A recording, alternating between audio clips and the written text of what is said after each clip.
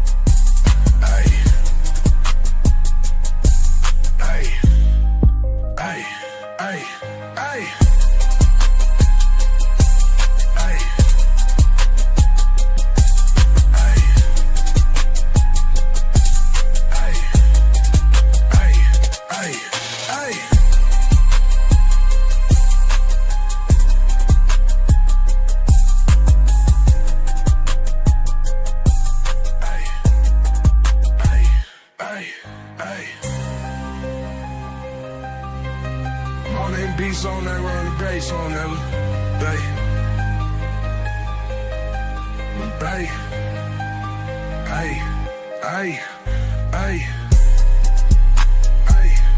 Hold on, I'm in my brain. Hold on, I'm paying my bills in the brain. Hold on, I'm paying my bills in the brain. Hop out the bitch on the level I'm paid. Hop out the bitch on the level I'm paid.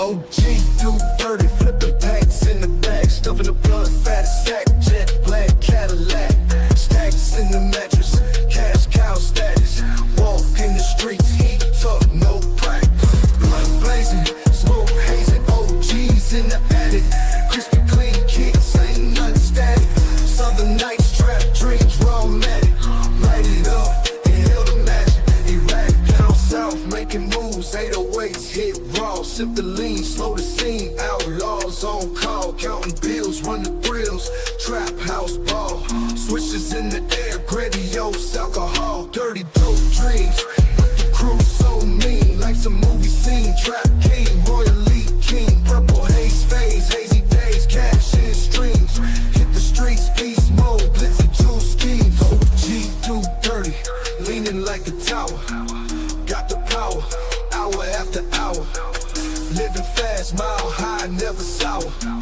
Came up from the grid, dirty money flower. Blood blazing, smoke hazing, OGs in the attic. Crispy clean kicks, ain't nothing static. Southern nights, trap dreams, raw magic. Light it up, inhale the magic, erratic. OGDoDirty, leaning like the tower. Got the power, hour after hour. Living fast, mile high, never sour. Came up from the grid, dirty money flower. Blood blazing, smoke hazing, OG. Nigga, wine. Check your boy out, man. Tune in. Man, welcome to the telling about the Gunline Boss, man. It's the weekend, you know what I'm saying? You know how we do it Friday, Saturday, and Sunday, telling about the Gunline Boss.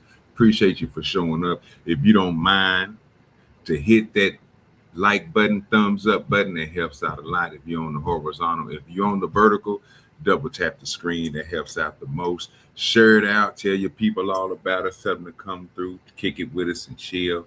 I'm in the process of dropping everything now to the Discords, so that way people around, they know where to come to and kick it if they want to, you know what I'm saying? We are chilling. Let me put live now on this one. Make sure we're good. Let the people know we are live now. They can come through if they won't be, if they feel they can. Copy this real quick. send everything off, man. Welcome yourself on there, and I will be getting to the chat here shortly. Just give me a second. I just got to go through here, hitting the untouchables up, telling them, man, hey, man, we are live now. They are able to come through if they want to. If they done with their show over there, they are welcome over here. You know what I'm saying? You can come and kick it with your boy, come chill with me, all that good stuff. I guess I drop it over there with my boy Wrestler too. You know what I'm saying? And go and drop that thing over there on Wrestler side of the game. You know what I'm saying? And definitely got to go holler at the Beano Nation. You know what I'm saying? If you in the Beano Nation, tell them boys come over and holler at your boy DoDirty, man. Let's have some fun today. We're gonna try to have a great show. In the meantime, between time, everything that's being dropped. I just got to do one more thing, and it's drop on Facebook, which I'm about to do right now. Get that Facebook crowd popping. Salute to those that's over there on Kick, man. Appreciate you for be coming through, showing out, doing your thing. Those that's on Rumble, showing up and showing out. Y'all keep on doing God's work. Keep on coming through, blessing your boy OGDoDirty. For those that ain't been showing up to the shows, please stay away. You know what I'm saying? Because the show's been doing good without you. We don't need you here. We don't need you here. You know what I'm saying? The shows has been pretty goddamn good. You know what I'm saying? So far, bro. I ain't been having nobody report a nigga, put no hate on me, none of that. You know what I'm saying? So obviously we had got the riffraff out of the building, and I'm prospering in life. You know what I'm saying? Get this negativity rubbed off of me. You know what I'm saying? Got to get that negativity rubbed off of me. So you see a difference, you know what it is. It is what it is. You know what I'm saying? But yeah, I to bless me the best. You know what I'm saying? I just hope all that riffraff stay away. You know what I'm saying? But if you're here to enjoy yourself, if you're here to use your own brain, you know what I'm saying? That's the most important thing. Using your own brain over here. No matter if it's good, bad, indifferent, stupid, smart, it don't matter. Just use your own brain. If you come up here with other talking points that use two talking points, what other people were saying, echo chambers, we don't do that around here, man. This is a quality show over here. We use our own brains, we have conversation, and don't forget we cut up a little bit because it is telling about the gun line boss. So I did drop that over on Facebook. Salute to the Facebook people, man. We reaching on Facebook. So salute to y'all. Make sure ain't nobody sent me nothing. Uncle cousin Terry sent me something 2 days ago. We just already been took off Facebook, so I ain't got to worry about that. You know what I'm saying? But appreciate everybody else. You know what I'm saying? And for those who hit me up on the email, appreciate y'all. And if you really wanted to do some things, if you guys want to kick it with us and learning how to grow things, vegetables, all the way to marijuana, you know what I'm saying? Hit your boy up on the email. I will send you all the information for you to join the classes. I usually don't promote them on YouTube because there's no reason to, because I get riffraff of people I really don't want in there. But if you do feel like growing, you do want to take it, if you do want to take your growing to another level, or if you just want to just be a first starter grower, you want to just start off, you know what I'm saying? Email OGDoDirty, let me know. I'll let you know when we have our classes, when I can fit you in that, and hopefully you'll be able to come through and, you know what I'm saying, be a part of the crew, you know what I'm saying? Salute to everybody over there in the Giraffe Club, you know what I'm saying? Everybody who fuck with the weed strands and all that, man, appreciate y'all for always coming through and select few that still been coming to the classes throughout this 2026. Appreciate you guys. We don't promote it over here. Like I say, I don't really talk about it like that. There's no reason to, because I don't want that to be, I don't want to mix business like that, YouTube business and real business. This is something different right here from what I'm doing in real life. But if you do want to intel, if you do want to just, you know what I'm saying, start off with the basics, if you want to just learn about soil amendments, if you want to just learn about just growing, period, hit me up on that email. I check them twice a week, or in between that ODdsTV, or let me know something, and you know what I'm saying, put me on game where I can get in contact with you. I will send over everything that you would need and what it will cost to be a part of it, you know what I'm saying, to start the classes and all that. So if you want to be a part of that, hit me up on the email, oddstvnetwork. We can make that happen for you. Besides that, we here for YouTube, man. So we here to have a little fun, talk about the gun line boss, go through these subjects, give our commentary, react to some things. You know what I'm saying? Oh yeah, Salute out to everybody over there on Rumble. You know what I'm saying? I think I'm already at the 250, so that's great. We're on our way to 500, like I said, and the next step will be 1,000,000 views over there on Rumble. So don't let nobody tell you that you can't do it. Don't let nobody discourage you on your growth in YouTube. People done told me plenty of times that my channel would never grow because I don't show my face on camera and all that. All lies, people. You know what I'm saying? So you continue to do your great work. I continue to try to get new people over here and great people over here that want to join these conversations for somebody with an avatar. Hey, we're going to be good to go. DJ, in the meantime, between time, DJ, give me my theme music so I can roll up a blunt and we can get this thing popping and get it on the road. Salute to everybody who showed up last night. That was a great turnout show that we had last night. Appreciate y'all for coming through, adding to the conversation. Everybody just showed up. I thought it was a good interview with Brandon Tatum. Salute to Elliot Colin. Hold on. It's Elliot Connie. Salute to Elliot Connie, man, for that great interview with Brandon Tatum. We got another interview for y'all today, not with y'all. We got another interview today with activist Danny Collins. If you ain't never heard of Danny Collins, man, he is an activist. He had a little prison stint. He's out, man, but he's doing great work. I like the way that he's going to say this. I didn't have enough room to put it at the top, so I wanted to put white fatigue at the top, but I couldn't, so I just had to put interview with the activist Danny Collins. So we definitely going to be going over that. And then I got a couple of things that people sent me, so we're going to go over those two. What's good with you, Lord 80? Yes, we got Daniel in the building.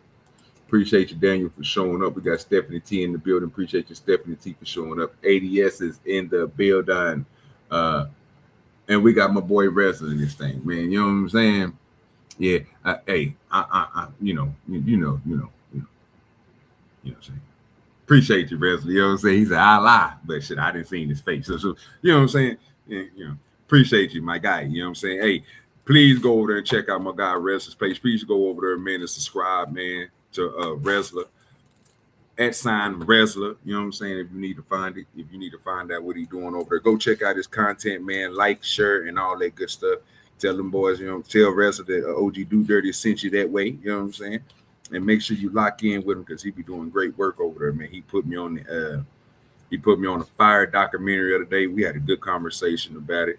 So, man, y'all got to go over there and catch up with Wrestler because he's doing great work over there. Appreciate you to my guy.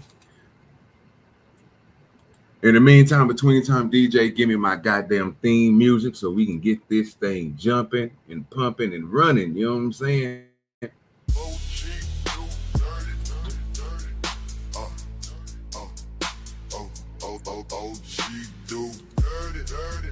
John the Baptist. Lord ADS. That ain't bad. The spoon with the big end. With the big end. Yeah, we back on that porch talk. Porch talk, trunk knock, whole block lean. Say Whole block. Everything, nothing in between. Scrolling through the lies on the left blue screen. Everybody thinks they phone routine. Porch talk, trunk knock, whole block no. If you hit the panel, just a hole. They don't know You good. can go Chitlins don't smell. You cook 'em. Running that show, but we still press play. Let the real Yeah. unfold. OGDoDirty got the cup, half mud, half flame. Talking about the old heads running up, bang, bang. When you really had to move it on the low. Not post your little play for the live stream. John the Baptist on the rail, trying to say these folks. Quote a verse, then he laugh, crack everyday jokes. Call him holier than thou, kill that vibe. But when trouble really hit, he the first outside. Porch talk, trunk knock, whole block lean. Whole block. Everything, nothing in between. Scrolling through the lies on the little blue screen. Everybody gangsta in they phone routine. Porch talk, trunk knock, whole block no. If you hit the panel, just a hole. You can go from the book to the blick, both keep us bold. Either way, When we speak, You ain't gonna listen to me anyway, but they don't stink when you cook them. Too high, bragging on his nights like a fool like a fool ass child. chasing all the poison. Call it love, call it lust. Whole crew shake they head, say he They doing too doing much. too much. Phone with the big end, slide up, no cap. No cap. Say he killing all lanes, they addicted to the app. He invested in the grind, they invested in the fake. He the reason that the comments say this real, we'll wait. YouTube rumors, Express, Facebook fights, Rumble rants, running long past midnight. Everybody say the truth, everybody pick a side. When you ask them face to face, you just get quiet eyes. Porch talk, trunk knock, whole block lane. Say everything, nothing in between. Strolling through the lies on the little blue screen. Everybody saying they phone routine. Porch talk, trunk knock, whole block no. If you hit the panel just a hole, you can go from the F's to the F, crutch, right that code. On this porch we the code, let the mask unload. Porch talk, porch talk, trunk base, where the truth get told. Porch talk, porch talk, trunk base. Yeah. Cut that thing down, cut it down. What's good with your ADS in the building? What's good, OGDoDirty? Did y'all say y'all had a new song for me or something? Tom do, sir, not me. I don't make up the songs. That's Tom. Whenever he want to display the new song for y'all, he can on his time. He just can't do it on my show. Okay. But he said I heard he got some fire on deck. I'm not gonna lie to y'all. He literally was presenting them to me the other night, and the motherfuckers is fire. He got some shit on deck. I ain't gonna lie to you. I'm just waiting for him. I don't wanna take the man's music, you know what I'm saying, and push it on my stream, bro, when he ain't even played it on his yet. You know what I mean? I think that'll be some whole ass shit on my end. You know what I'm saying? For me to just peel a nigga work and say it's mine. You know what I'm saying? Like, nah, I don't do that type of shit. I can understand that, OG. I can understand that. That's reason. I can understand that. Bro, you sound like you having a nice time right now, boy. But where they at, ADS? I know they're around you. I smell it. Yeah, I smell it, boy. I know they're around you, boy. This pool closed within the hour. And let me tell you, I'm going to take my butt home. I'm going to take me a shower, and I might need to take me a nap, bro. Oh, you been cutting up today. Yeah, that boy, Oh, yeah. Yeah, you been cutting up today. Yeah, that boy got to get a nap. He been cutting up today. Yes, sir. Just having a good time today. And probably having a good time tonight. Plan on it. Ain't nothing wrong with that, ADS. And we just supposed to do, sir.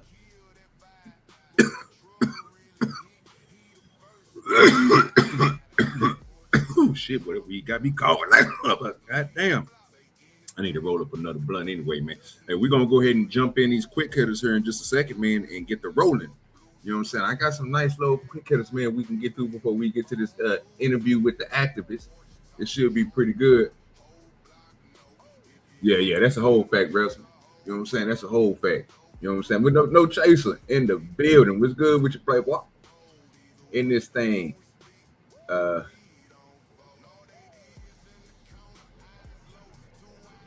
Oh, well, he'll be all right. Yeah, he'll be all right. What is it, man? I don't know what the hell this nigga talking about. Okay. Well, yeah. Take it how you want to take it. I don't give a damn. It is what it is. Like, at this point, bro, I'm just like, fuck it. You know what I'm saying? This shit is getting wilder and wilder, man. But like I said, man, I appreciate everybody that's here, bro. Everybody that show up, bro, to my shows, bro. Show support, you know what I'm saying? Because I don't ask for much. I just ask you to hit the like button. If you're on the vertical side of the game, make sure you double tap the screen. That helps out a lot. If you're on the horizontal, just make sure you hit that thumbs up button. That really helps out a lot because that keeps me in the algorithm. I got my first feature page on Rumble. Never thought it'd happen.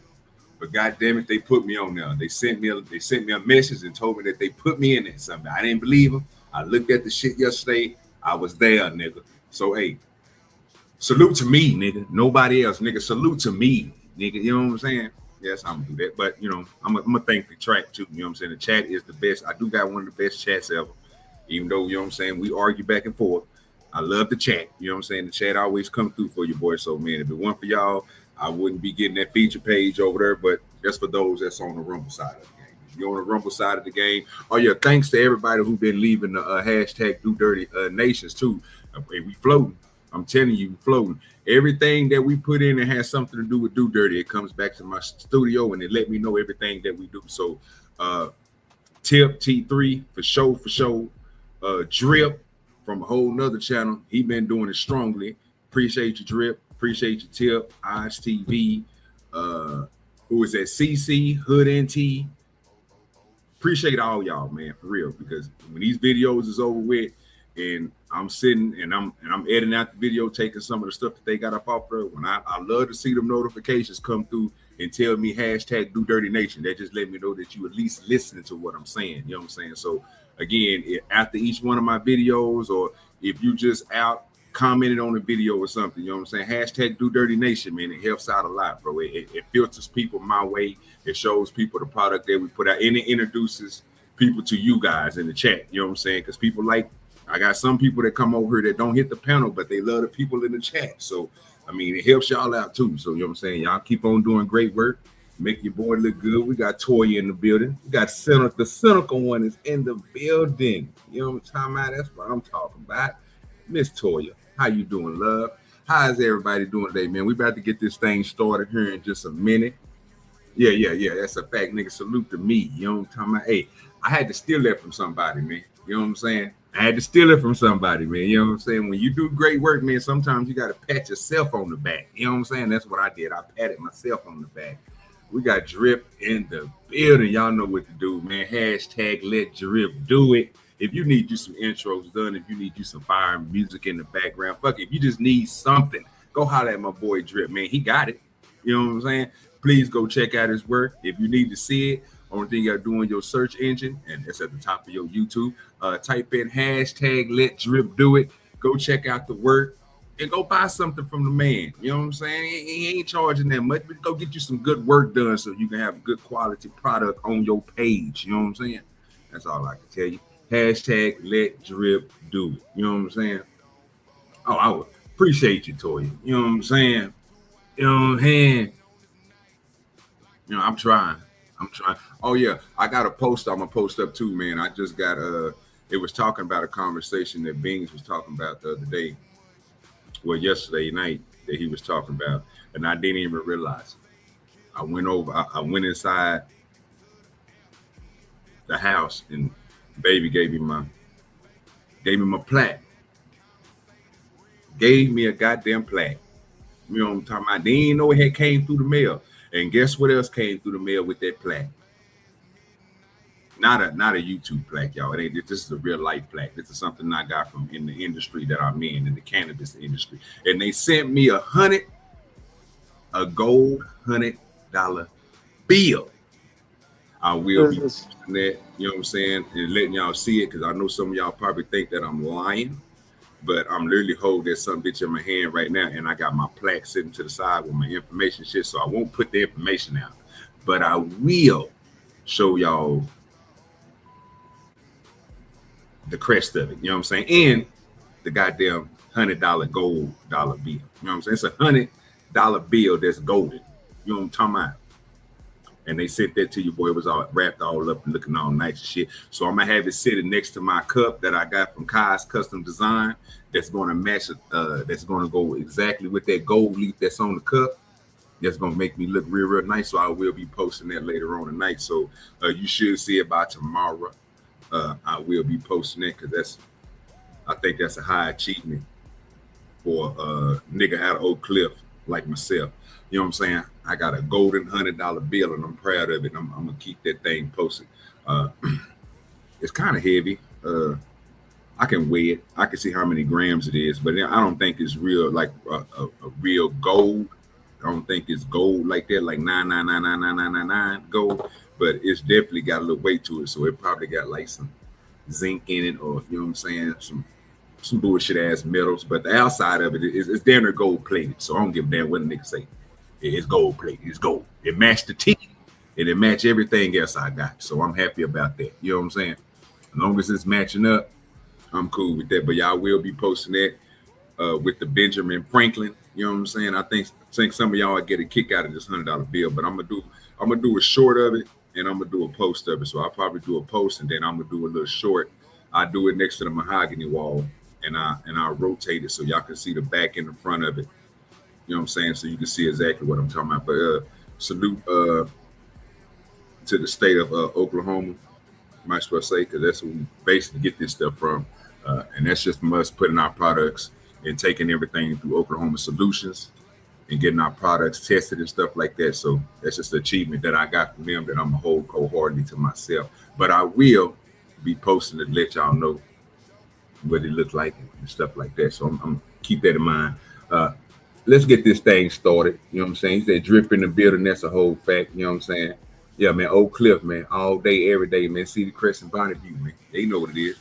I'm a Roosevelt graduate. You know what I'm talking about? Straight out the D. You know what I'm talking about? What they know about that? You know what I'm saying? But remember, I only got a 3rd grade education, so don't ever think the OGDoDirty smart. 3rd grade education. This ain't.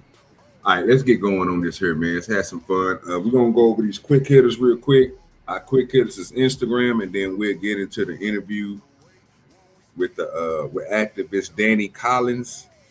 I think y'all might like that interview. Some of y'all not gonna like it, but hey, we're gonna play it. But we're gonna definitely go over these quick hitters real quick and have some fun with those. Stackbot supposed to be putting up on it, so he gonna slide through in a little bit. He had to do a little something, but he told me he was gonna slide through. I think he got something for us too tonight. Oh, if you got something that you want to talk about, if something that you want to go over, something that you want to review, and you think it's cohesive for the show, man, hit the link, come on up, kick with me and ADS.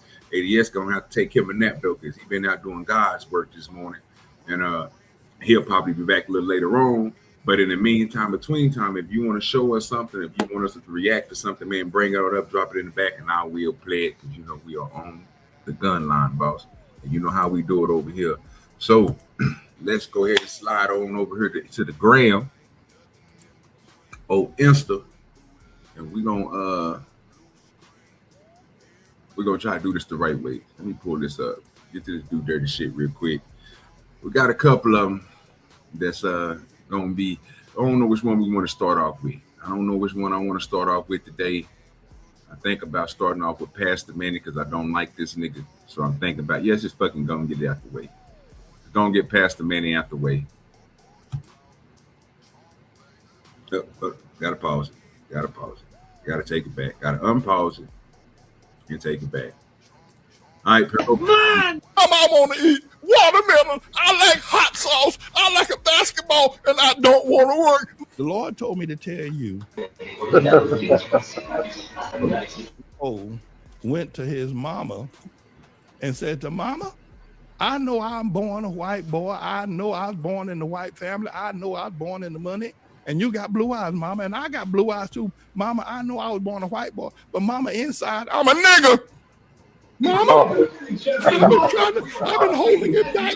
I've been reading and I've been on the line. I know I got blue eyes. I know I got blonde hair, but Mama, inside, I'm a nigga. I want to be a nigga. Mama, I want to be a nigga. Mama, I want to eat watermelon. I like hot sauce. I like a basketball, and I don't want to work. Mama, I'm a nigga. I'm a nigga. I'm a nigga. I ain't no white man. I know I got blonde hair, but Mama, I'm a nigga. I was born a nigga. Can you take me to the doctor? Can you take me to a doctor? I want to be a nigga. Mama, I'm a nigga.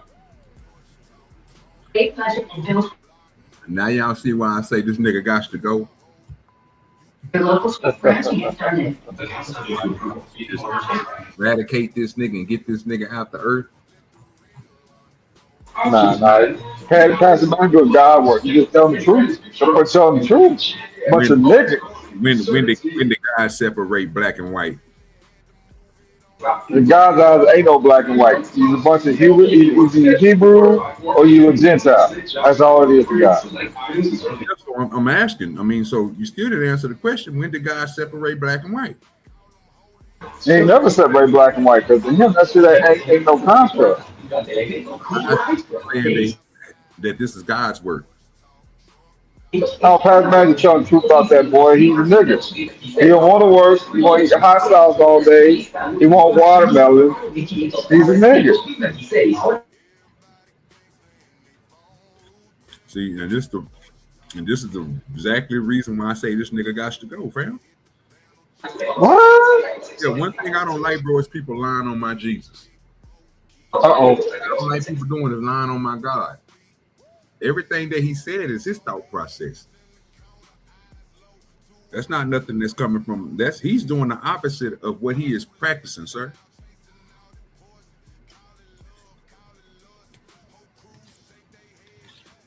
I wonder if Pastor Manning is even aware that the pictures you see of Christ are actually Christ, the Jorge Borges, the guy who painted the pictures of Christ. I wonder if he's aware of that. But yeah, you know, hey, he wants to be a nigga. He wants to eat watermelon all day. He wants hot sauce on everything. He don't want to go to work. You know what I'm saying? Only thing missing, you know what I'm saying, is the weed. You ain't missing the weed though. So I guess that's not the qualification to be a nigga anymore. But yeah, that man he's a nigga. What do you want Pastor Man to do? Lie with you? You want to lie? Niggas a nigga. Hey, what's good with you, Smitty? Yeah, the problem I have with it, bro, is everything that Pastor Manning said that this nigga is, right? So you basically telling me that you agree with everything else that the world puts out, because this is what he's doing. He's mixing the world talk and the world views with his own view and projecting it into a narrative to people. He's literally telling people that this white boy wants to not work.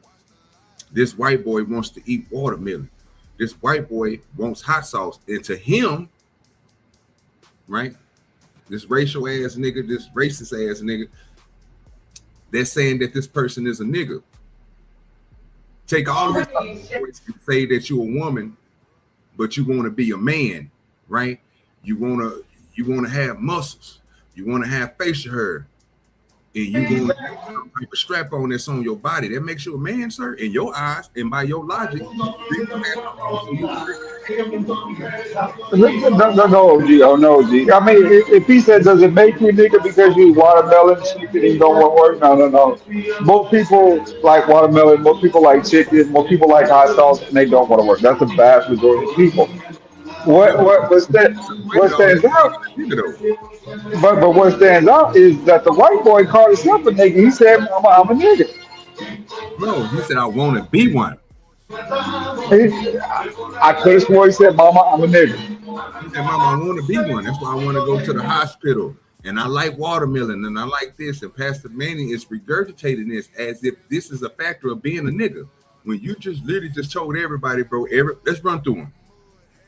Who is the most consumer of hot sauce out of black and white folks? Or white people, hands down. Who is the most consumer of watermelon, white or black people? Or white people, hands down. So these factors, these stupid ass factors that he's throwing out is making somebody a nigga, right? He's trying to stereotypically qualify or quantify the young white man expressing his niggerdom.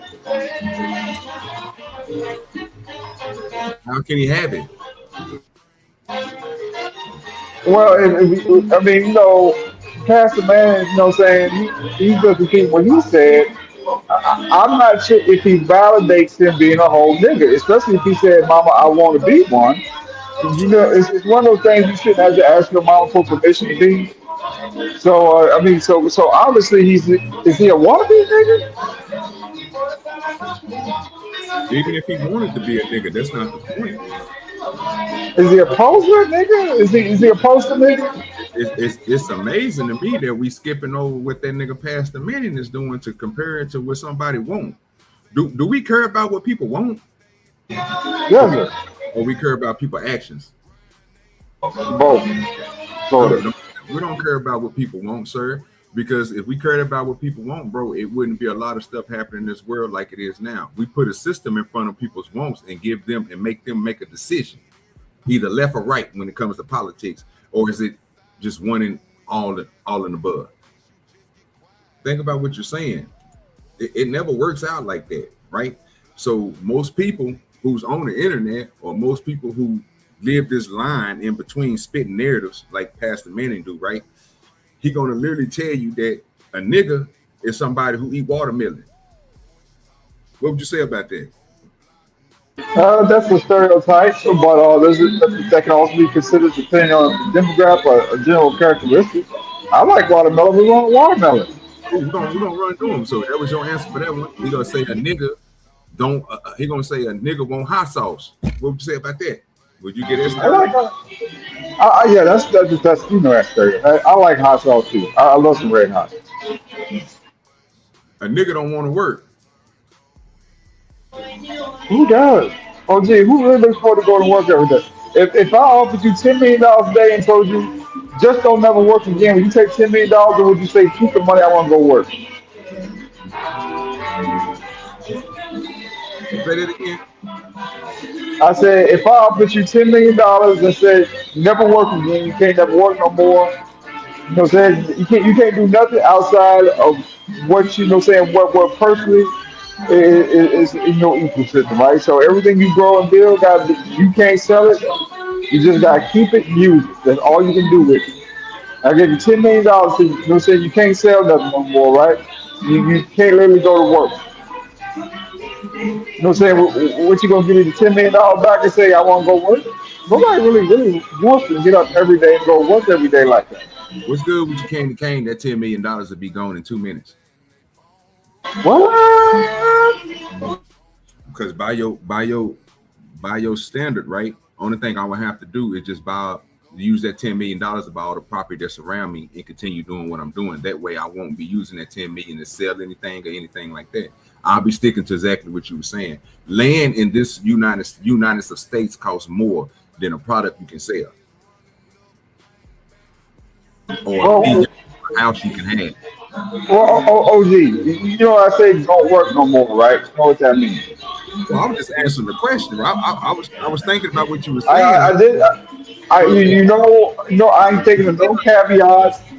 I ain't taking no saying no deviations. Just only thing you do is plant your little garden, or you're going to plant a 2x4 weed, or 10 by 10 a weed, and that's gonna be that. But you can't sell this. You can't sell no more. You know what I'm saying? I don't want you know saying your blood pressure get above let's say 81, 82. That means you ain't really doing shit on it. But here's $10 million. That's the catch, right? The caveat. You can go to the gym, you can work out, but you can't do anything outside of no kind of that stuff. Versus, okay, if I told you that was the deal, would you just turn around and give me $10 million back and say I won't work? That's all it was. It make sense? No. Okay. I get what you're saying though. I would think that person, bro, they'll just be, depending on what they do with that money just be sitting there accumulating because they wouldn't want for nothing unless they steady, unless they go out and buy stuff that you don't consider is helping them with their growing of their product. You know what I'm saying? Which is they vegetables and stuff, and they living. So if they living straight, they just gonna hold on to the money. And there's nothing they will do with it because they should be financially set. If you got a little garden shit and it's just you and your family, then you straight. You shouldn't be buying shit. Fact. Unless you hammer it off and start giving it to everybody else, right? You should be straight. Yeah, you can pull a darling and go around to Walmart and tell them niggas you gonna pay for everybody's stuff, nigga, and they're gonna kick you out. Fact. Yeah, man. Easy, this is crazy. Easy, you don't know nobody that eat watermelon, bro. He's like, oh, I don't know anyone who doesn't eat watermelon. Okay, that makes sense. Okay, I thought you said you didn't know nobody who eat watermelon. I'm about to say, what? Nigga, that's crazy. Everybody and their mama eat watermelon. Ain't a person on earth that probably don't eat watermelon. Well, it probably is. There's some people out there that probably don't do it. But you hear everything was very generalized and very stereotypical. Pastor Manning is being the asshole, but he's doing it for the right reasons. He want to wake niggas up, right? So keep right back, OG. I need enough last time. I run it all. We're gonna run it all the way back and let it run through and let this nigga spill this bullshit that he should be dead for. They should just go ahead and put this nigga in the casket, get him up out of here. Ain't nobody gonna miss him. Motherfucker. I want to eat watermelon. I like hot sauce. I like a basketball, and I don't want to work. The Lord told me to tell you that a white boy, 11 years old, went to his mama and said to Mama, I know I'm born a white boy. I know I was born in the white family. I know I was born in the money. And you got blue eyes, Mama, and I got blue eyes too. Mama, I know I was born a white boy, but Mama, inside, I'm a nigga. Mama, I've been holding it back. I've been reading and I've been on the line. I know I got blue eyes. I know I got blonde hair, but Mama, inside, I'm a nigga. I want to be a nigga. Mama, I want to be a nigga. Mama, I want to eat watermelon. I like hot sauce. I like a basketball, and I don't want to No, he said, Mama, Mama, I'm a nigga. He said, Mama, I want to be a nigga. I know I got There you blonde hair, go. but Mama, I'm a nigga. I'm a nigga. Take me to the You doctor. misconstruing the words though, because you doing the same thing that Officer Tatum be doing. That nigga was talking about last night. You're not taking the conversation. It is. He's saying that because he's putting that into it. He's really telling you what the nigga's talking to his mama about. The whole thing was he had a conversation with his mama, and he's trying to repeat what the little boy said to his mama. What is the most important thing that he said to his mama? That he a nigga or he want to be one? Oh, he said he was a nigga multiple times. See what I'm saying? We'll never get there. Can you take me to a doctor? I want to be a nigga. Mama, I'm a nigga. Just did. I told you. He just did that shit again. You may not like that, but that's what the Lord told me to tell you. Really? There you go. Really? And this is why I said what I said in the beginning, bro. Don't nobody God tell that nigga that shit, because nigga don't distinguish nigga black and white. If you can find it in the Bible where he did it at, nigga, bring it to the congregation. Fact. And this is how I know this nigga is lying, and this is how I know this nigga should be up out of here. Because of where he just got that blasphemy he just got through saying about the Lord.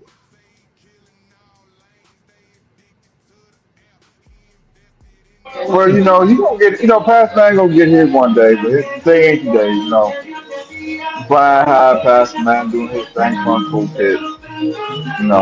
Him and what's his name?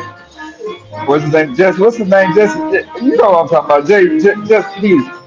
That old crow there.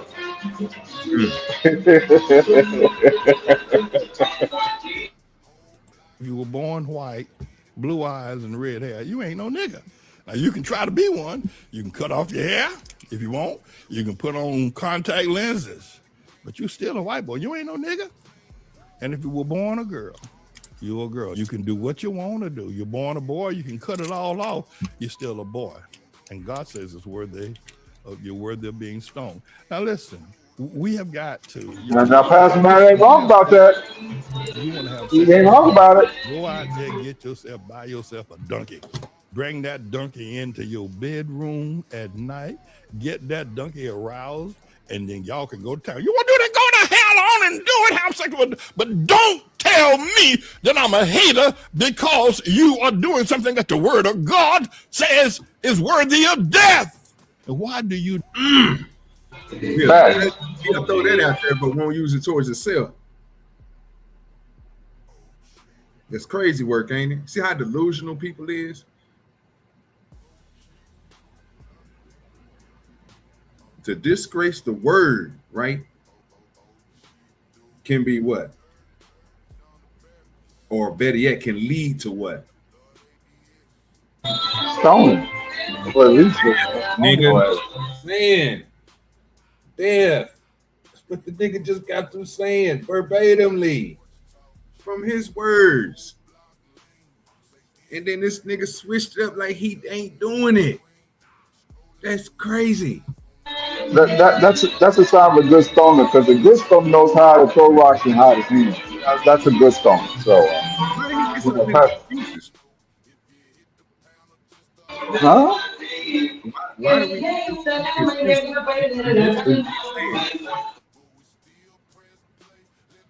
Because he passed the man and he been doing it for 50 years. He ain't like that, Pastor Manny. He been doing, OG, he was doing it before you was here. Wait a minute. So you don't hold a nigga for his actions at the time. You hold him for his past doings. So if a nigga was doing great, if a nigga believed back in the day, 40 years ago, that he had a different mindset and he had the same mindset as yours 50 years ago, and now in the present time, 40, 50 years later, he has a different mindset. You revert back to what he is saying from back in the day instead of what he's saying right now. It's the same thing. It ain't never changed. How they never changed? You listen to what he said back in the day about black people. Pastor Manny been doing it a long time, nigga. It's chaotic truth, brother, right here, little buddy. So you know what I'm saying? I looked at a little bit of Pastor Manny. What we talking about? You think I ain't gonna give that nigga, bro? If you want it, I'm gonna tell you right now. Anybody that y'all put in the same stance as Pastor Manny, and let me just go ahead and throw this out here for you, for some people, so they won't be upset and be all bobbled up in their motherfucking panties and shit and all that bullshit. First of all, nigga, if somebody who wasn't me put you in the same sentence as Pastor Manny, and they said that you niggas are one of a kind or one of a like, or the same type of people, nigga, you should die too. You should be sent to the grave just like this nigga. That's just the way. You don't really believe that. No, nah. Fam, I don't rock with people like that. I just want to go and throw that out there, bro. So if you want to put that nigga, and it wasn't me who did it, so let me just go ahead and throw this out there. It wasn't me who put one of y'all favorite content creators in the same sentences as Pastor Manny. But since it was OG, stop it, OG. Just stop. No, don't come on. Go back on mute. And since I ain't the person that put that nigga out there, guess what? Nigga, you gotta go too. And you can come over and talk to me if you want to, which I know you're not gonna do anyway. So you know what I'm saying? We done already tried this before. You can't black shame me. I ain't like the rest of these niggas, so I ain't too much worried about it. I'm uneducated. I ain't got no money. I'm ugly as shit. I'm overweight, nigga, and I live in a tent. Come fuck with me. See how far they get you. What's good with your stack bot?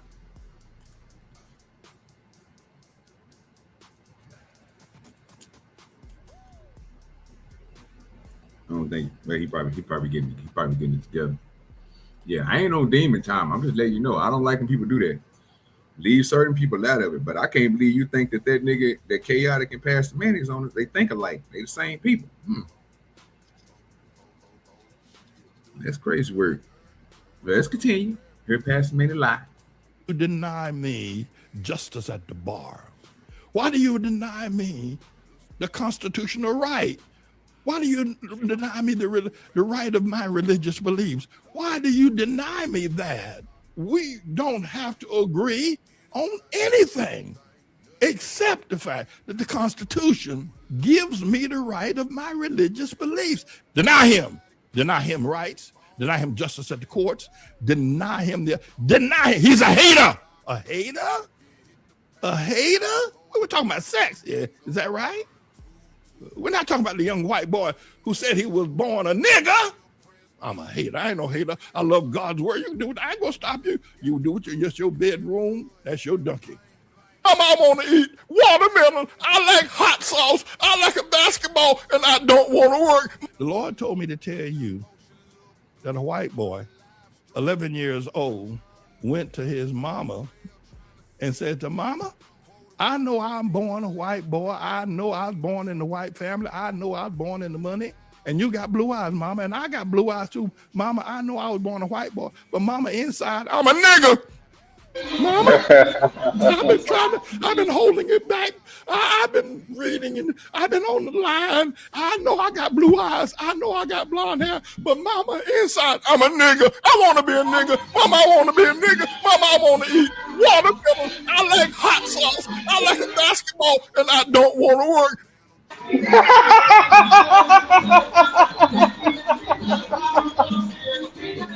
think he said he like watermelon. he like hot sauce. He got basketball, and he ain't want to work.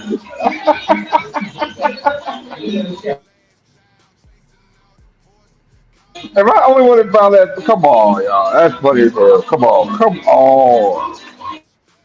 Why would we laugh at that, bro? When we know that shit is unrealistic. It's just like the crazy part about that is what I was trying to tell you earlier. Then the nigga will switch it up.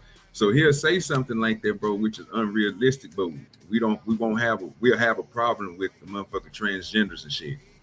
It's weird as fuck to me, bro. So I don't see that's the part. And you're right, no ego. I don't know why people still do this, bro. I mean, it's weird to me, bro. If it was funny, it'd be funny. Pastor Manny has said some funny stuff. When he was with Queen Flip, he said some funny stuff. I even laughed at it and said, but it wasn't nothing racial or nothing like that, right? But what he doing right now, I want to be a nigga. I mean, so I guess some people, let me say it like this. I guess the reason why I don't see it as funny as that because I am one. And I don't consider myself nothing else. Uh-oh.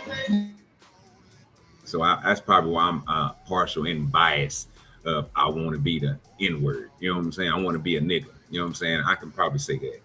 I think that'd be a better assessment of it. You know what I'm saying?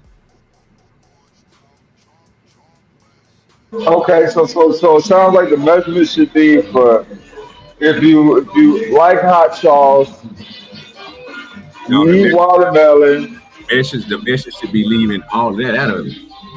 That's the whole point. Okay. Like that didn't even, because basically what you're doing is you go into stereotypical stuff, right? Which is going to Yeah. have people's minds thinking what? Can you palm basketball? You know, they're gonna be thinking racial.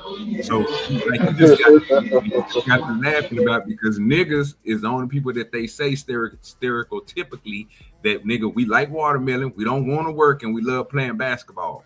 Think about what you're listening to. We need to hear one more time to be sure. I played it all the way through twice. It was 3 times. Let go. Yeah, we definitely not doing that. I can't stand past the minute that much, bro, to keep on giving this nigga space on my platform. I just like to call out his bullshit, and I think I did a pretty good job of that, bro. Especially when he got to talking about what they said in the Bible and what his Lord told him to do. That's just a goddamn lie. But you know, if y'all believe that the Lord believes in that way and thinks that way, then we shouldn't be crying about any wars or anything. This stuff should be preordained inside of us, and we should just be, you know, it should just be a feeling of enjoyment to go over there and blow a nigga top off and get rid of people and still say I still love the Lord. Just remember that.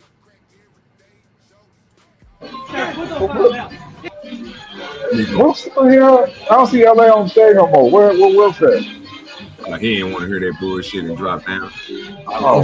lost a half a goddamn a good shit 12. I had 15 17 people in here. Start playing that bullshit. That shit went down to 3.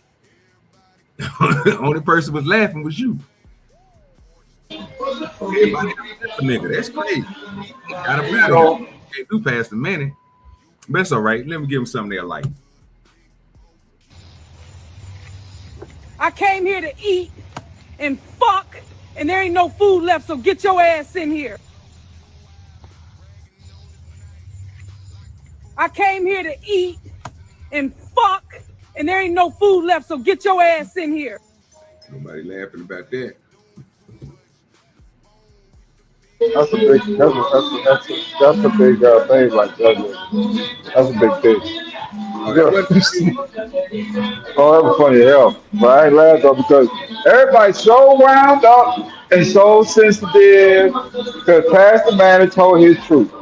Niggas wanna eat watermelon,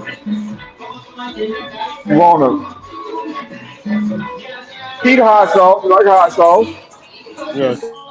Can you hear me now, OJ? Yeah, I can hear you, bro.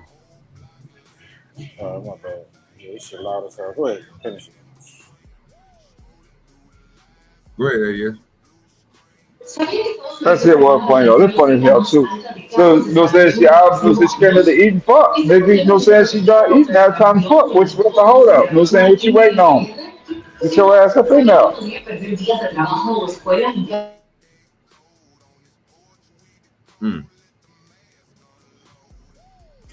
Let me play this one more again and see if I can get somebody to laugh. I came here to eat and fuck, and there ain't no food left. So Let's go. get your ass in here. I came here to eat and fuck, and there ain't no food left. So get your ass in here. Get your ass in there. She does ass in there. Cat ragged, nigga. She about to put that stomach on you, nigga, and she about to tear you cat ragged.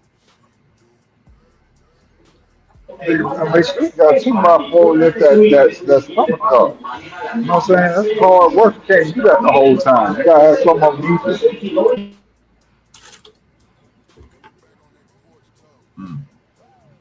We got some more quick hitters. Let's see what else we got for y'all. We go here. We're gonna go. I was waiting on Spoon. That's a fight. I don't want to see that. LA, have you seen this right here?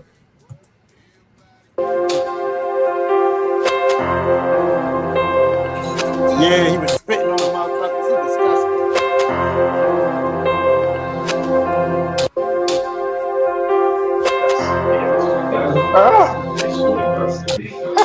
Yeah, I don't know what Whole fact that nigga spit on both hands in the back of her neck. Is she blessed? That just let me know. No, she just nasty. That just let me know that we need to find people who gonna give us the bag, because apparently you can find anybody to let you do whatever. Like we gotta step our game up or something. No, that's a fact. I done seen people get rolled up in a tortilla and get shit pulled off on them get barking like a dog. Like, there's so much shit out there that people willing to pay for. We just got to figure out how we got to find these people. I keep asking, where the fuck do we find these people at? But nobody ever tells me. I don't know if y'all trying to hide it from us, but we need y'all to send an email or a message or something to me and OGDoDirty and let us know where we can find it from so that we can get this money. I roll somebody up in a tortilla and pour some sauce all on them. I'll do that. That nigga spit on. I don't even know what does that mean for somebody to spit on both hands in the back of your neck? What is that? Nasty. That's what that shit is. That motherfucker, he should be arrested. That shit was nasty. Yeah, send me some. Let me see. Hold on real quick. Yeah. This nigga say he done lost 30 pounds. Nigga, that boy probably look totally different on me. You hear me? Let's go to this next one. I got several more, man. I got all types of, I got some nice little clips over here today. I say, oh, they done came together. They done came together. Let's check out some of this. Fuck, I'm waiting for Spoon probably. I'm waiting to the last minute to play that one. Fuck, we do that. Sinners should be disqualified from the Oscars because it is anti-white and thus anti-American. I watched it. Yeah, okay. Movie where only bad people in it is white people.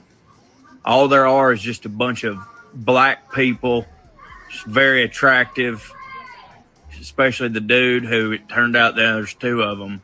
And you start thinking weird thoughts to yourself, and you're like, is this Satan? Is this what they want me to do? Is this movie trying to get demons into my soul to make me think about them two identical chiseled black men making out with one another? Is that what this movie wants? If that's what this movie wants, I ain't gonna. Go ahead.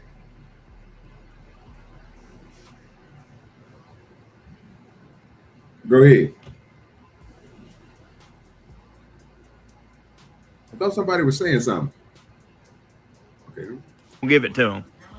Sinners should be disqualified from the Oscars because it is anti-white and thus anti-American.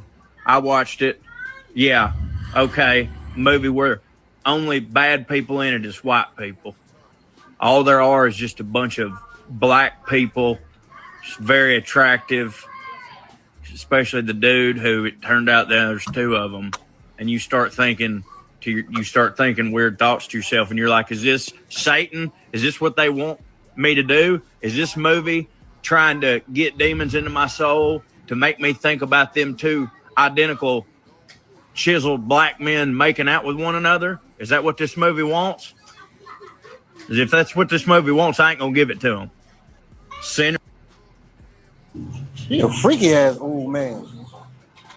The fuck? You know what I like about this though? Like when white people talk about like that shit like this, it's weird to me because for years, and this is early in the 1900s, they did blackface for years, mocking black folks, man, doing all types of stereotypes. The niggas had to just take it. Ain't nothing they could do about it. And this shit was on national TV for everybody to laugh at. Everybody has their turn. I don't understand why people get offended. You get what I mean? Like, nigga, like, what is the problem? Yeah, it's stupid, but everybody do it. Remember, they used to do it to Chinese people. They used to have the big teeth. And they used to, they used to do that kind of shit. It's weird, man. Fucking weird. It's America, bro. It's just how we everybody get their turn. He started talking about black people kissing each other. He's a weirdo, though. Yeah. He was wild. He was wild for that. He said that boy was chiseled. He said that boy was. I ain't never told nobody that. That must mean he was staring. OG. The crazy part is he watched that whole thing. He ain't turned that channel either. Freaky ass. Little nasty ass nigga. Get your shit together, boy. Nobody trying to do that nasty ass shit you doing. All right, let's fuck past a minute. Let's go to this crazy ass nigga. Let's go do the one LA sent him.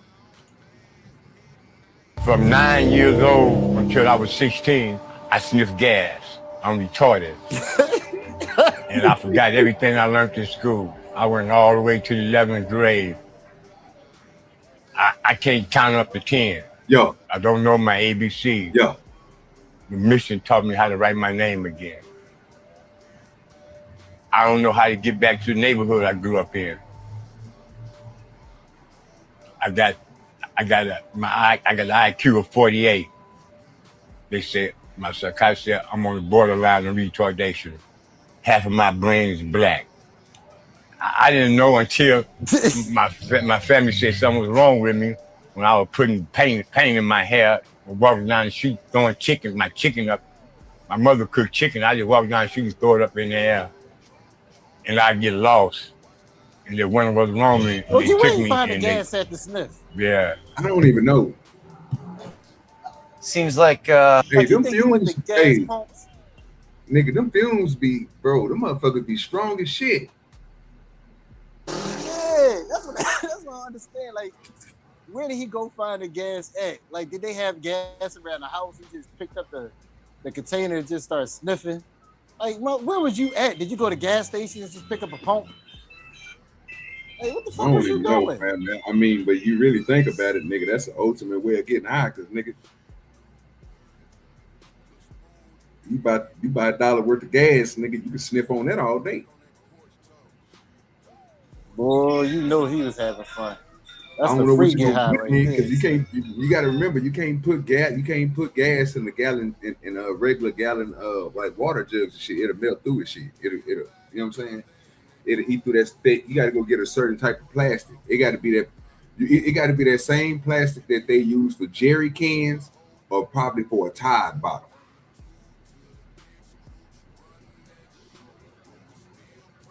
The same plastic that the bottle top, like the bottle tops, the bottle caps is made out of. That's the type of plastic you got to put gasoline in. If it's that thin plastic, like just a regular gallon jug of water plastic, yeah, that shit gonna eat through that quick. Because I remember when people was trying to when we was going through the gas scarcity, people crazy ass was trying to put gas in plastic bags and try to put gas in water jugs, and that shit was just emptying out in the back of their trucks and before they even left the goddamn gas station. They didn't realize that if you put gas in a container, it has to be a certain type of plastic container, something that ain't gonna degrade.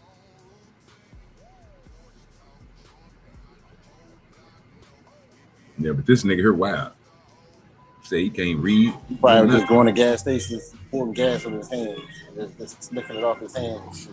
I mean, technically, he wouldn't even have to do that. He should just be able to go up to a pump, lift that hoe up, nigga, and that hoe ain't got to be on. The fumes are still gonna come through. Soft white underbelly is shit, bro. That's fucked up. Yeah, them niggas there, bro. Show, they hold on, let's see what else this nigga say. Unimaginable. How do you keep going?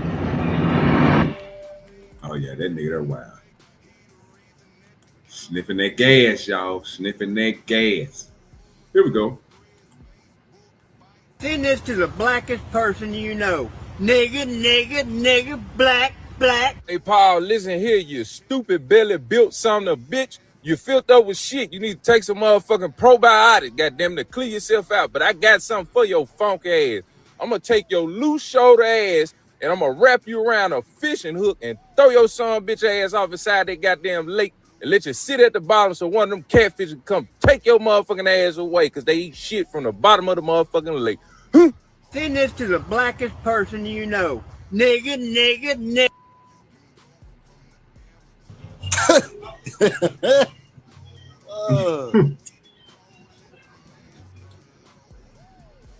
I miss that good old fashioned racism.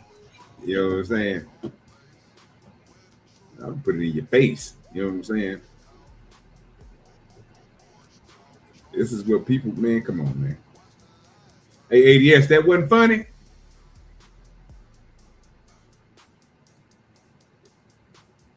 Oh, yes, you know he light skinned. He get his button. Little freaky ass. He like that white man who's watching the black kids. And they were laughing at Pastor Manning when Pastor Manning said that about the little white boy want to be a nigga. This is what that little white boy turned into. That right there. I got another one for you. I don't fucking drink water because I'm not a bitch. I drink Pepsi and semen, and that is all. I don't fucking drink water because I'm not a bitch. I drink Pepsi and semen, and that is all. It does my heart well to see degenerate white folks. They try to hide this shit. Oh, like OG say, America is nigga, man. They love to show black folks being degenerate, man. Let's not go ahead, man. Just keep it even. Let everybody know who all fucked up. I tell you that all the time, bro. For every one video you gonna find of a nigga, you gonna find two more niggas. I'm telling you, they out there. You just don't. People for some reason. I think people overlook these videos, bro. I think they don't want to see it in their algorithm, so they don't play them. I'm telling you, they don't listen to the type of shit. But I mean, I see it all, fam. If it's funny, it's funny. If it's not, it's not. But come on now. It's out there. The internet is undefeated, sir. Undefeated. I don't fucking drink water because I'm not a bitch. I drink Pepsi and semen. And that's a whole fact. That's a whole fact. Ain't nobody gonna see nothing wrong with that. God bless his heart. Yeah, nobody ain't gonna see nothing wrong with that.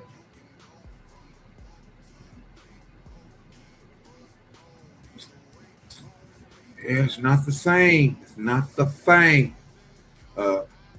Let's get to fuck it. And look how he gonna Fat fuck Trump, if you listen to this, you listen good, because what I'm getting ready to say is what a lot of people in this country speak for, who I speak for. And I speak for a lot of fucking people. You hear me, you fat asshole? This is what we believe. You're right. I got Trump derangement syndrome. I hate the motherfucker. And you know what? I don't want to get rid of it. I don't want to get better. I want to get worse. I want to hate him more. I pray to God in heaven, God reign the righteous reign of Trump derangement Somebody syndrome. need to Pray call for me, Pastor Lord. Manning. I'm your vessel on this earth. Pray for the people that listen to this. We want more. We want to hate the son of a bitch so much that we can't see straight. Fat fuck. Think about that. I keep saying white folks hate that man more than black folks everywhere. That shit is wild. I don't get it. Ain't nobody gonna show you this. Now, some people don't think this stuff exists.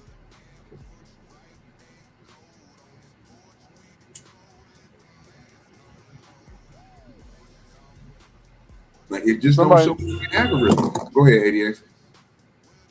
Somebody need to call Pastor Manning. Oh, Pastor Manning is gonna be with him. Cause he's a white No, man. Pastor Manning gonna be. He love Trump. You know what I'm saying? Like even if he loved Trump, so you mean to tell me Pastor Manning will go against a white? Yeah, for Donald Trump. After he big up the whites? Yeah. Think about what y'all saying.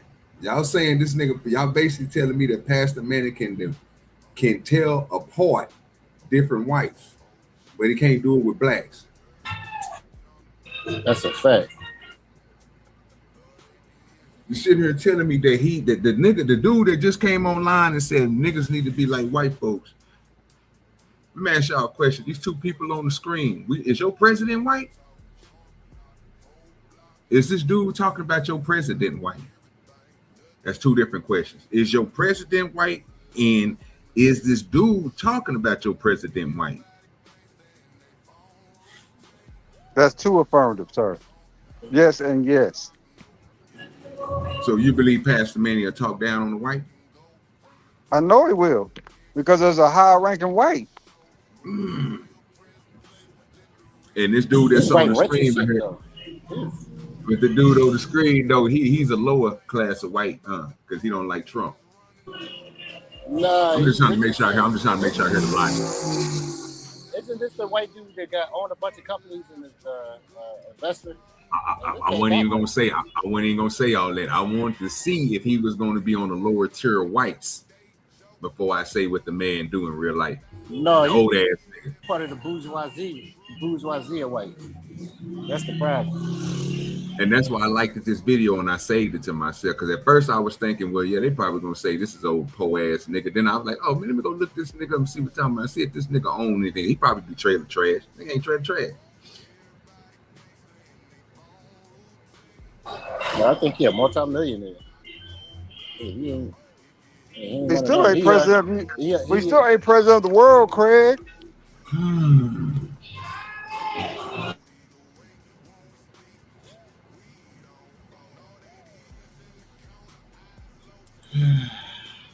He still ain't president of the world.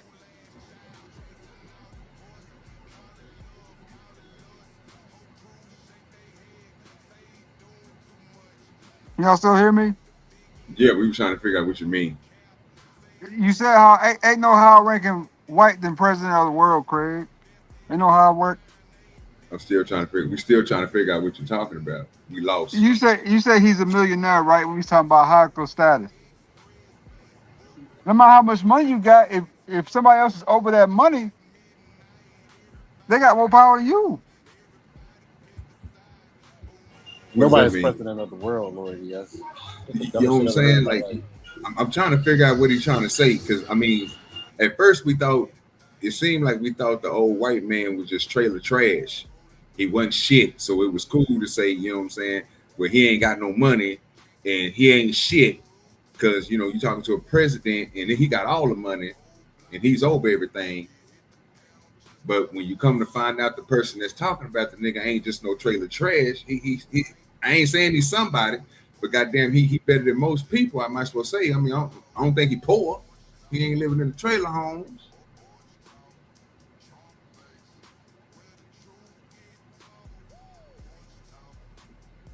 I mean, I go talk trash, no millionaire. Start with just drop a rip. You know what I'm saying? So, I mean, yeah, you right about that. He got way more money than I do. But there's a hierarchy here. Even for him, right? Oh, Even for Bill. Yeah, it's a hierarchy.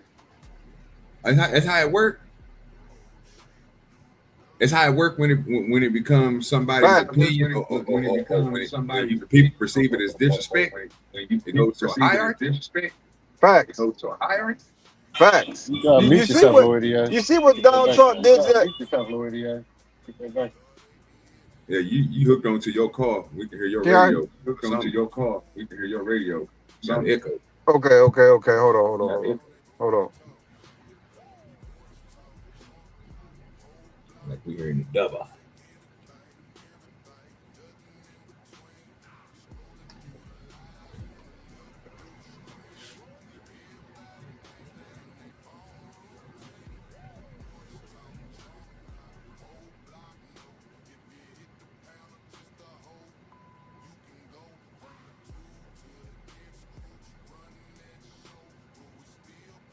Give it a little minute, he'll be back.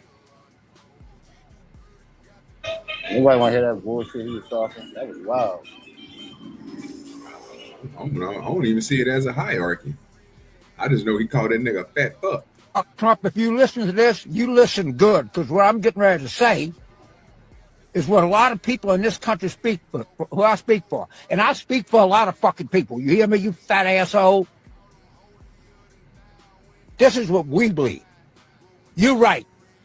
I got Trump derangement syndrome. I hate the motherfucker. And you know what?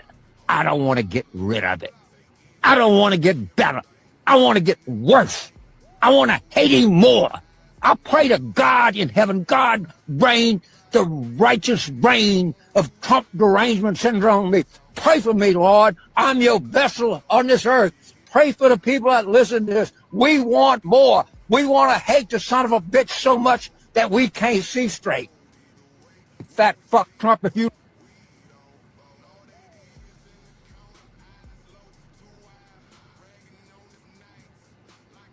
I like that nigga. He talking about should be y'all president. I got that one on save. I'm gonna let you know that now. I got it on save, so I can go to it at any time. My name's the Morbid Crow. I'm coming straight out of the 423 from Harrogate, Tennessee. I didn't grow up here. I grew up in a little holler called Fresh Off a Motherfucker's Ass, and Peanut's making me homesick. I tell you what, Peanut, I'm calling you out. I was looking at that pole. It ain't that fucking hard to climb those. My wife used to climb one for years down there at the Mouse's here in Knoxville. My name's Dylan Hall, but on August 15th, when I step in that ring, you're gonna know me by Peanut. And I ain't no professional fighter. I'm a power liner. I build the grid that keeps your beer cold and your ex-wife's trailer lights on. August 15th, come get you some. I tell you what, Peanut, we get in that ring, I dare you to try to knock my motherfucking teeth out, bitch. I'm calling you out. Johnson City, Tennessee, August 15th. When these wings roll through your city, my last goddamn name is all you're gonna hear. Come on!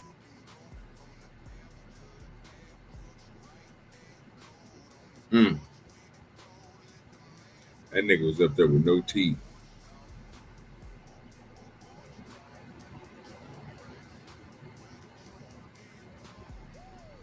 I don't think y'all. Oh, get you some. My name's the Morbid Crow. I'm coming straight out of the 423 from Harrogate, Tennessee. I didn't grow up here. I grew up in a little holler called Fresh Off a Motherfucker's Ass. Called Fresh Off a Motherfucker's Ass.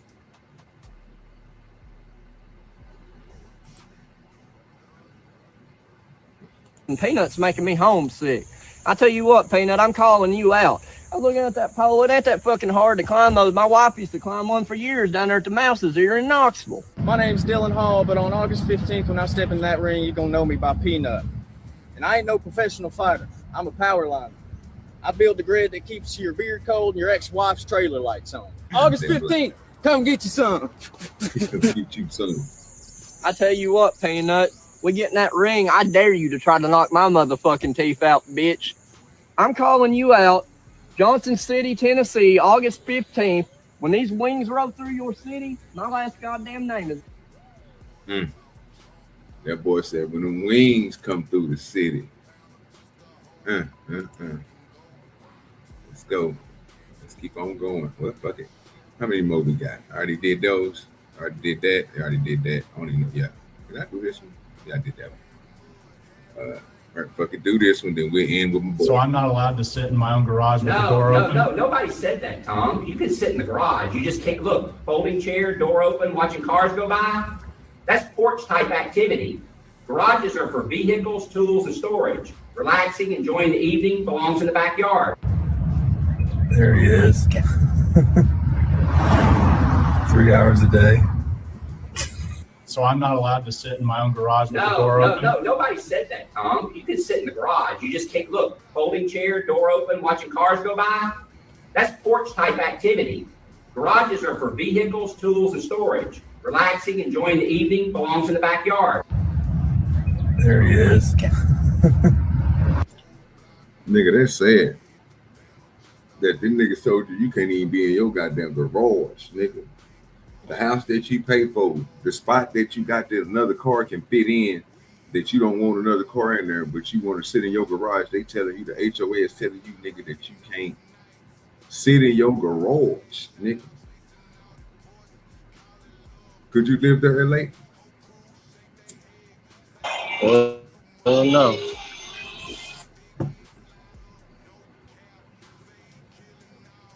How many of y'all want to check can live in that area right there where they tell you that you can't even be in your goddamn garage? They said if you want to be if you want to do all that, nigga, that's called porch time. That means you got to go sit on your front porch. You can't sit there with your garage door open and a lawn chair chilling, waiting for getting away from your goddamn household. Just a little spot you can chill at. They saying that you can't make your goddamn garage your man cave. Ain't that crazy? That's the HOAs. But I seen so it's this is kind of a genius idea. This dude took the storage places. They got a bunch of the different units. Yeah. What he did was he took one of them, and this is a multi-million-dollar industry. And what he did was all the storage units are man caves that the people can design themselves. And it's like 50 of them. They all packed. There's a waiting list. And these dudes do some crazy things with it, man. I was like, damn, that is a good idea. So the dudes go there every day. They get to chill. They got bars there. They do barbecues there. It's like a big-ass lot with full of storage units. They just turned into man caves for all men. It was a dope-ass That shit sounds smart. Because you know them motherfuckers behind gates. Industry, man. Yeah, them niggas behind gates. Nigga, can't nobody get there and fuck with your shit. Yeah, it was, when I tell you, man, when I seen it, I said, damn, that's a genius ass idea. And I think he charged him like $500 a month for it. And they set the things up the way they want. Yeah, he definitely he's doing real good. I think this is the last one, y'all. I believe, this is gonna be the last one. Then we're going over to the interview with the activist Danny Collins. If I artificial inseminate a relative, does that make me a incest? Because I have a cousin and she wants a kid. And I was like, I tell you what, if I give you my donation artificially, it's fine, right? Because we're not sleeping together. The only issue is that she's scared of needles. Because when I put my, sperm in the needle, they give a shot in the arm and then she gets pregnant. But once she's over that fear, we're going to be able to do that. But it doesn't make me, my question is, does it make it weird if I get her pregnant by artificially donating my sperm to her if we're not sleeping together? Me personally, I don't think it's weird because we're not sleeping together. So what I did, I pumped up about 8 bottles and she's in the bathroom right now. So if I order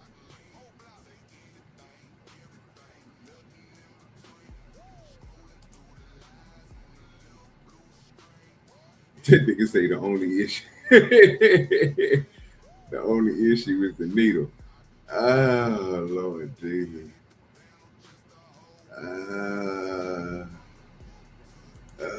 Dude, this nigga smart, bro. I said this the other day, bro. I don't know, bro. I said this nigga's a fucking mad genius, bro. He's a fucking mad genius. He had me and B Baller laughing so goddamn hard last week. And when I heard this one, I say, boy, this nigga, he still got it. This nigga still got it. Did you hear what this nigga said in LA?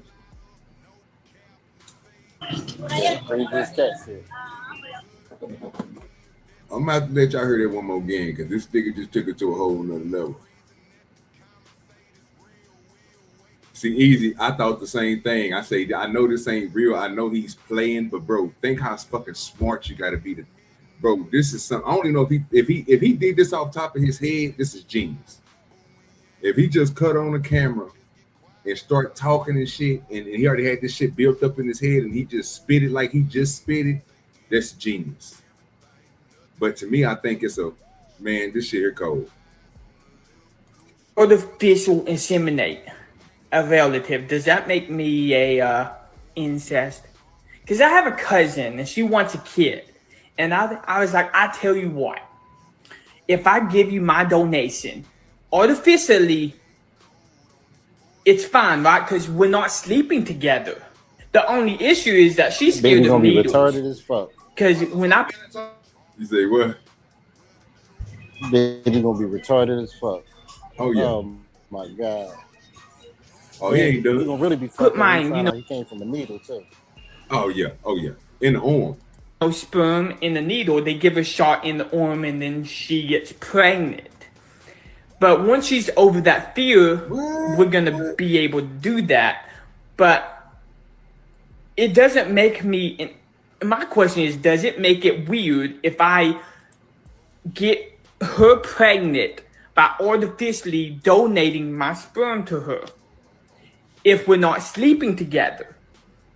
Me personally, I don't think it's weird because we're not sleeping together. So what I did, I pumped up about 8 bottles and she's in the bathroom right now. So if This nigga's genius. You can't beat his creativity. His creativity is on a whole nother level. It's on a whole nother level. And I like it. It's genius. Genius, people. That's all I can tell you. But that nigga hairline is atrocious. It's atrocious. Put this over here. Matter of fact, before we go on and get ready to go to interview, you got any ones from Instagram that you want to present to us, sir? I know you be having that fire over there.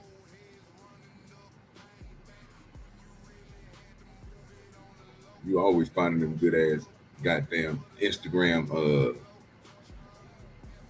videos and shit. I keep on running across he dropped down. I keep on running across that one that LA showed us, man, with the dude with the little legs and the little arm. He was sitting in the chair, but his feet was turned backwards.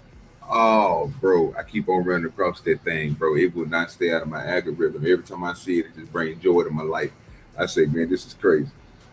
This is wild. You know what I'm talking about? So we're going to get this thing going. We're going to keep it going. It's about to get ready to start that interview time. Interview with Mr. Collins. And then we'll move on from there and keep on pushing, man. We'll try to get it in. We had almost at 1:30, so it's pretty good timing to get this here interview started because it's gonna be around about the same time. I think the interview is like an hour or something like that. You know what I'm saying? But if you ain't never, I think he's gonna give us a little background and stuff like that while he's talking, so you should hear a little bit about him and all that good stuff. So. Hope you guys enjoy the interview with Collins, with Danny Collins. We're about to get into that now, which is the main thing. And then we'll, you know what I'm saying, do like we always do, skip around, probably find some other stuff to do. You know what I'm saying? Probably find some other videos to watch, look at some content creator streams and stuff like that. You know what I'm saying? Do what we usually do. But in the meantime, we definitely gonna go over this Danny Collins. Just like we went over that Brandon Tatum yesterday, which was a very good interview. You know what I'm saying? I'm just gonna tell you that right now. That was a very good interview done by Elliot Connie. He did his thing over there on that interview. I hope they have another one. I hope he can get him to have an interview with old girl, but you know how they go. Brandon Tatum don't want to take no L's. He don't want to lose nothing. So hopefully we can get that together. We still got the people in here. Appreciate you. No ego. Salute to Easy. Salute to everybody in the chat, man, who's still here rocking with us. You know what I'm saying? Hopefully I'm keeping y'all entertained enough that we can keep it going. Salute to the chat. You know what I'm saying? You know how we do it. Salute to the chat. We're going to pull this video up and get her started.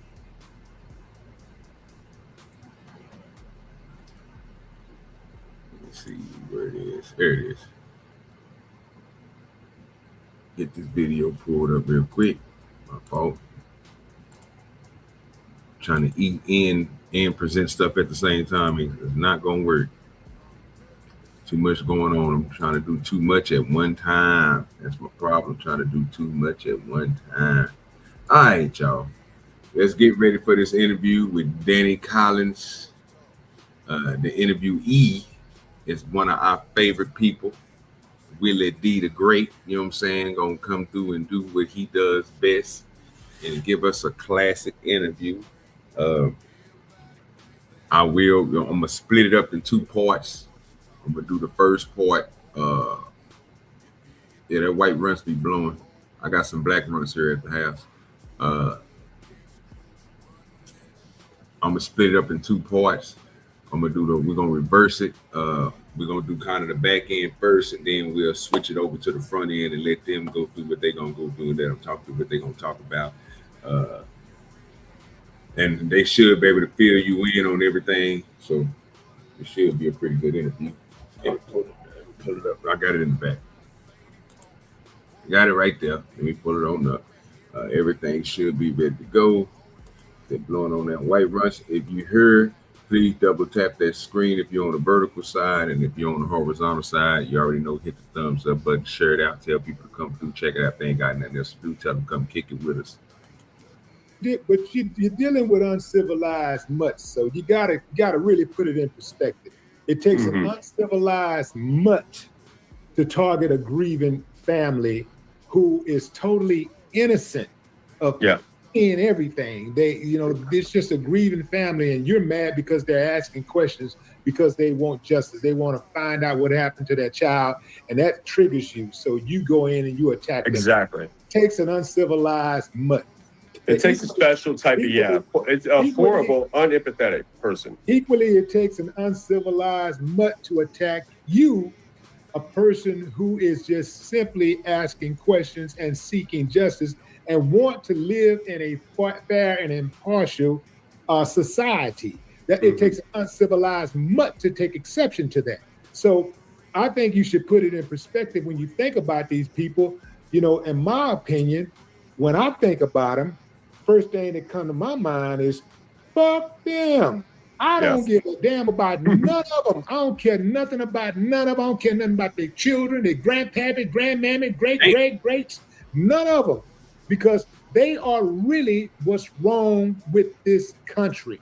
They are the worst of the worst that this country has to offer. It's not even close, man. So if I'm you, I'm gonna keep on moving the way I move. Oh, I have. I did want to say this though. You mentioned earlier, you was saying, like, when you was talking about when you was on the MAGA side of things, right? And you had this mentality that, well, that's those people, not me. They commit the crimes and they're inherently criminals and all of that kind of stuff. This is what I try to understand with white people who think like that, and you no longer think like that, but at one point you did. Like, I'm trying to wrap my head around, how do you reconcile seeing the history of white violence around the world, right? every war that we've ever been in, a white man started the war. Every single war we've ever been in, a white man started the war. For everything that's wrong with this country, you can point to our politicians who are mostly white. Most of our politicians are white, especially in Congress. 85% of our Congress members, I believe, are white males. You know what I'm saying? So, so when you see most of our serial killers are white. When you look at the statistics, you said you had to look at the statistics before you could really wrap your head around it. You finally looked at the statistics. What took you so long to look at the statistics and really understand no, man, I got it all wrong? What changed me was reading that book and obviously the advent of social media, because social media gave me a lot more access and exposure to different viewpoints and perspectives that I had never been given. A lot of times we're insular. We're taught a whitewashed version of history. We've got a governor in Florida right now that literally made it part of the curriculum that Black people benefited from slavery, and they should be grateful for slavery because it taught them trades. And if had not you been enslaved, you would have never been able to learn trades. And that's the narrative that is taught in many white homes, that it was like I thought they said that didn't happen.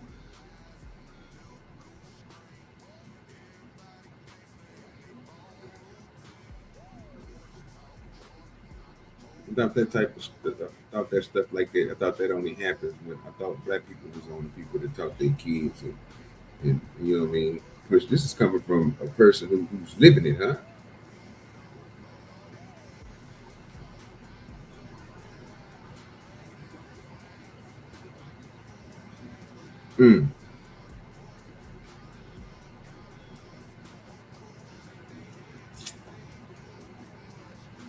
That's kind of crazy. We're gonna take that back. See what he says. That's her amount. Let it play through. We're insular. We're taught a whitewashed version of history. We've got a governor in Florida right now that literally made it part of the curriculum that Black people benefited from slavery, and they should be grateful for slavery because it taught them trades. And if had not you been enslaved, you would have never been able to learn trades. And that's the narrative that is taught in many white homes, that it was.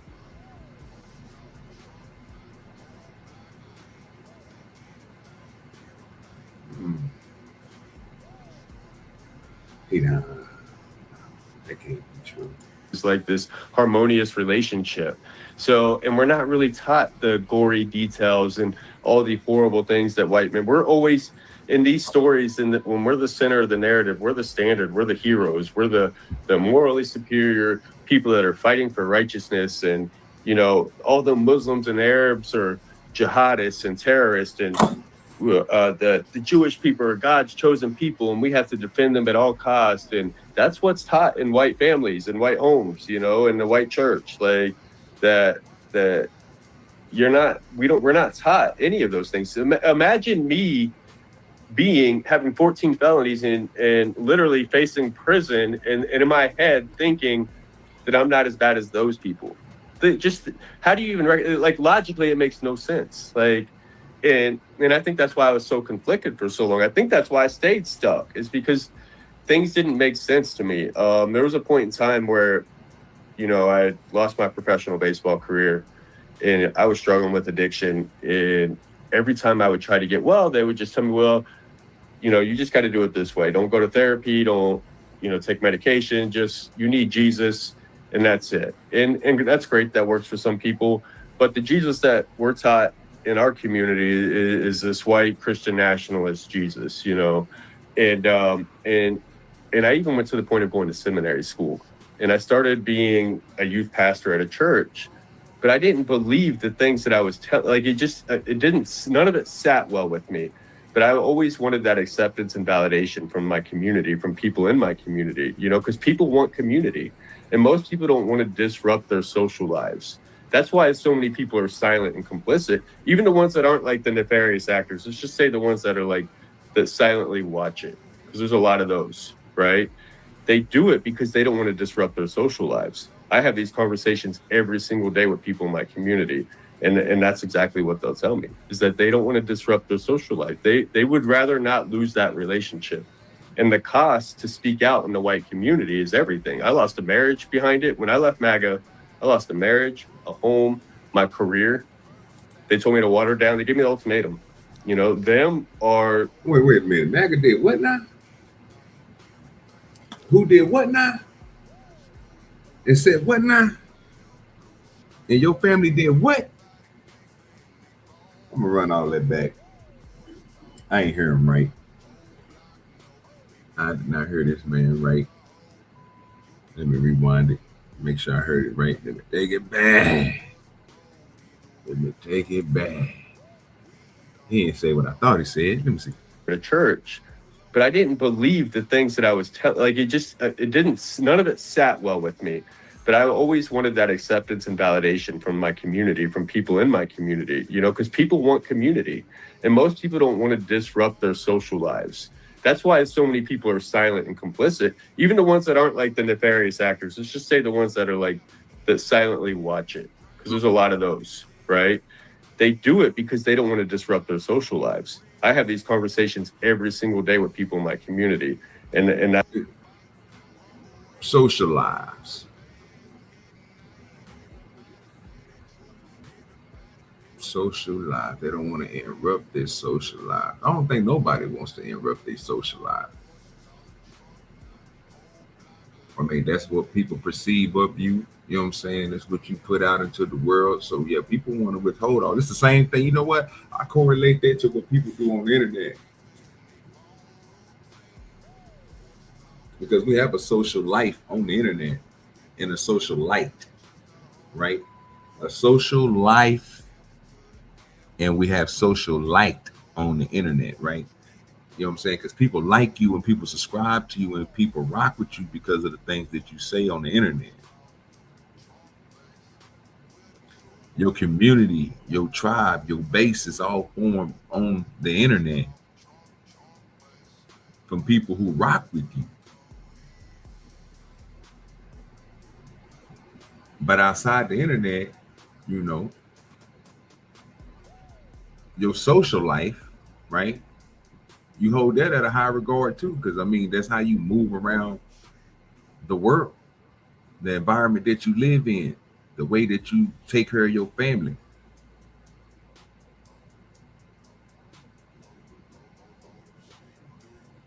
I don't even like Officer Tatum. Officer Tatum is a scumbag. But appreciate you. You know what I'm saying? For thinking that, Jim Wilson. If you think I believe Officer Tatum, I argue about the nigga. I argue with the nigga every time I heard the nigga talk because I think he on some bullshit. But that lets us know what side you on. And what side and who you like to kick it with. You must love Officer Tatum too. The only thing I can tell you is put the dick down. You know what I'm saying? Let it go. Take it out of your hands, because Officer Tatum is not that one to follow. We literally been showing that every day I come online. If it's an Officer Tatum interview, I'm gonna show it. And I'm gonna pick apart his interview because he's on some bull. What's good with you? Roguish is in the building. And he thought that nigga Jim thought he had somebody on that one. He thought he was gonna come through and be like, "Oh, he like Officer Tatum." No, nigga, you love Officer Tatum. You sound slow. You might want to pick your jaw up off the floor. You know what I'm saying? It's sad, bro. That's crazy. You gotta do better than that, bro. You gotta come with hard facts. You gotta show me what time have I ever took his side?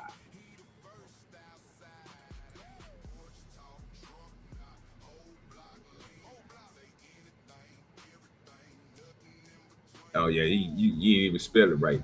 It's spelled K-N-I-G. This is how you spell it, sir. For YouTube purposes. Maybe if you get that part down, you'll figure it out. You know what I'm saying? But you know, one of these days you will get there. You know what I'm saying? First you got to start with your spelling. You know what I'm saying? You got to learn the YouTube rules.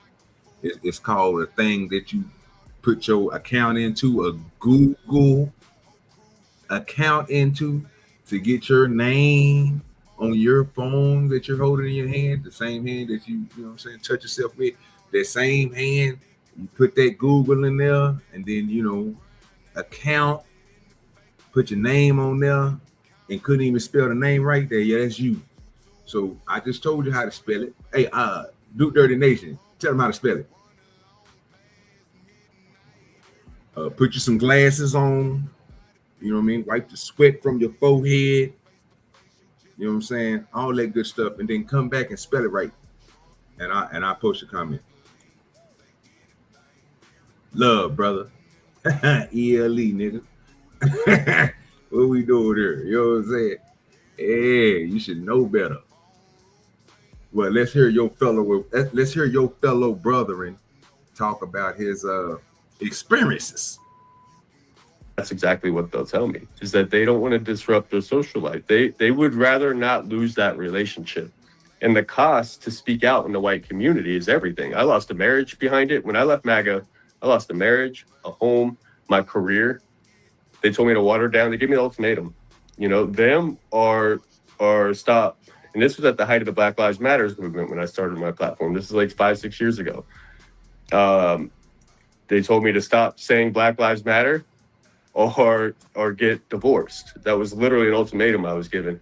Same thing with my career. Water down my message. Your wife told you to stop saying Black Lives Matter?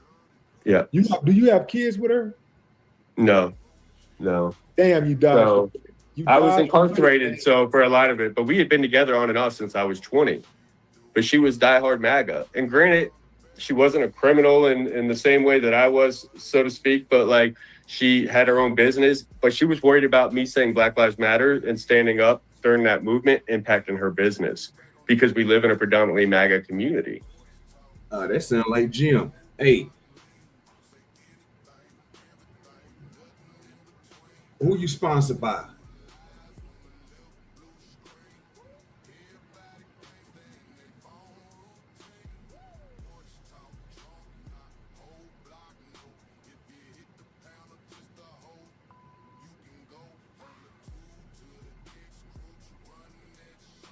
Most of her clients were MAGA.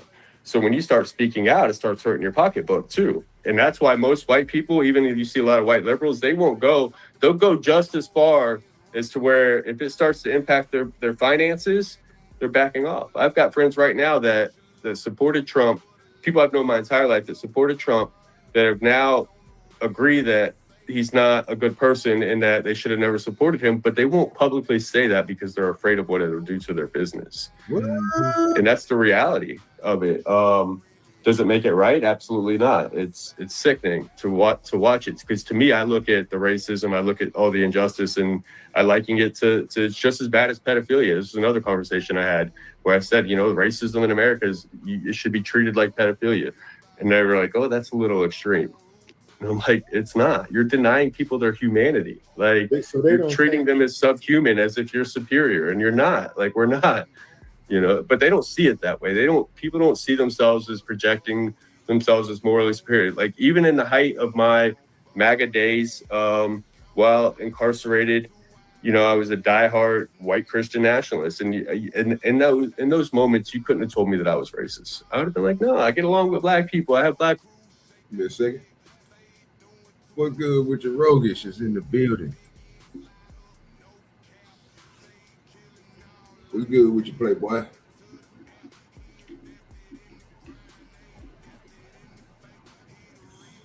Mic check. You good, bro? What you sounded like? I can't hear anything yet. Can you hear me? Hear me now? Can't hear you, dog. What's going on? I don't know what's going on. Can you hear me now? You might have to drop down and come back up if you can't hear me. You know how StreamYard is. They can be bullshit. Hold up, I'll see what's up. There you go. All right, let them figure it out. We're going to slide over here to this little bitty screen so we can make it look presentable. Friends, you know? It's just, why can you have black pride and brown pride, but I can't have white pride? That was a big thing I would say, right? And I didn't understand that the core of white pride was literally birthed out of the oppression of black people. because I didn't know the history. I didn't study the history of it. And then when I did, it was like it was a faraway thing. You know, it's not that bad. I didn't own slaves. I wasn't like that.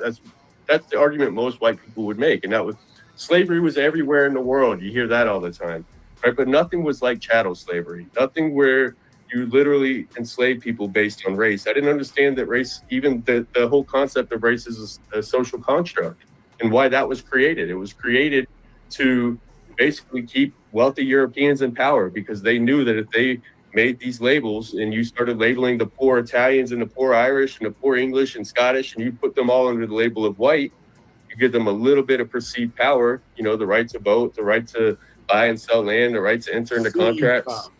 Perceived power, the crumbs, but it looks like you got power. You give them a little bit of whiteness became a social currency, and it still is for a lot of people. It's a social currency. It's what gets them in the clubs with the big dogs, even though they're not the big dog. They can every once in a while join the event, or they get the attaboy, you know, the thank you for your service for being a cop, or thank you for your service for being a military member, you know, because look at the vast majority of people who enlist. It's white boys, young white 18-year-olds in the South, you know. You know, look at law enforcement. You had cops, you know, long lineages of Italians, long lineages of Irish, you know, being cops. Families, generations and generations of it is because they got a little bit of perceived power. They got a little bit of social status. And then the newer generation, people like me and people that are coming after me, to me, there's no excuse now, especially with the advent of social media and the internet. There's too much information at our fingertips. Like, there's too much out there. And once you see the truth, you can't unsee it. But I don't want to make excuses for why I thought the way that I did, but I was just really ignorant. I was uneducated, but I did have a hunger for truth. You know, like I genuinely wanted to be a good person. I just at that time didn't have the tools or the information and the education to be that. And it wasn't until I stopped seeking that validation and that acceptance from those social groups to where I didn't care if I have to stand alone, if I don't have any friends, because you become an island.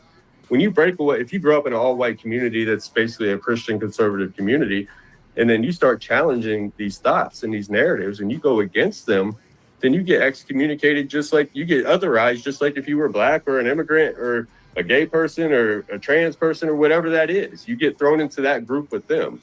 And then it impacts you in every which way. It hurts you financially, it hurts you.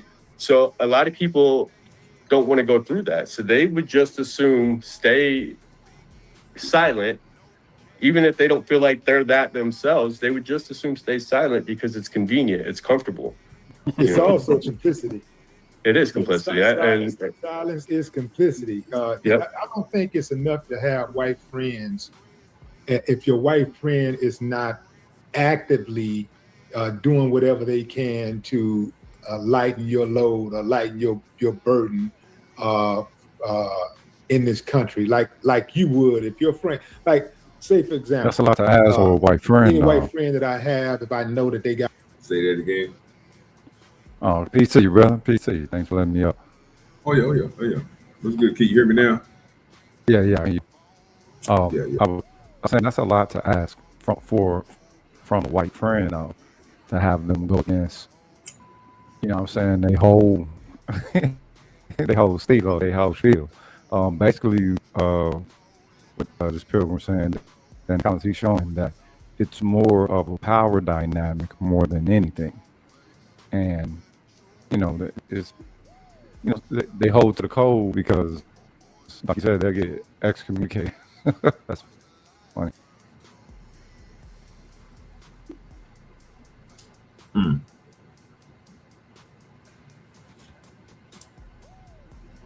I don't think it's broke. So I see it differently, bro. Right? What I noticed is people who do see it the way that he see it, bro, they don't try to do anything. They just do, fam. So, like, you know what I'm saying? Certain businesses I done been around, bro. Certain people I done helped, bro, different states, right?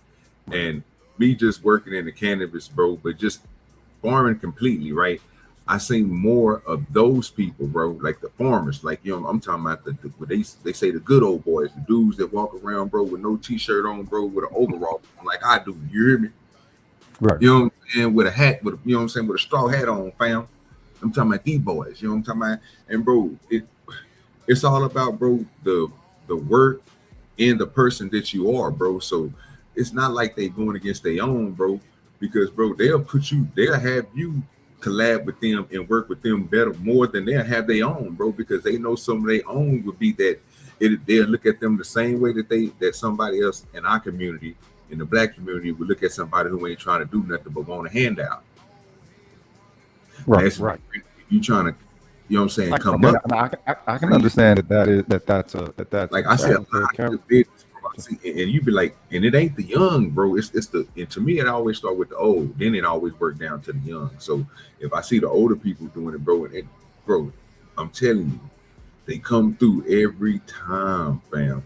And no matter, and all of them is cool. For some reason, we got a lot of veterans, you know what I'm saying, that's around here and stuff, bro. So they family, you know what I'm saying, if you didn't been somebody in your family and been in, you know what I'm saying, some type of military, they rocking with you, fam. It just is what it is. But even if you ain't, bro, you know what I'm saying, and you ain't got nothing to do with that, like me, because I ain't doing none of that, right? They still rock with me. I ain't nobody special, bro, but I do the same. If I got extra eggs, if I got extra meat, you know what I'm saying, from a slaughter, or we got, you know what I'm saying, whatever we can, extra watermelons, extra onion, whatever, bro. I get it. That's at the local level, but what we're facing is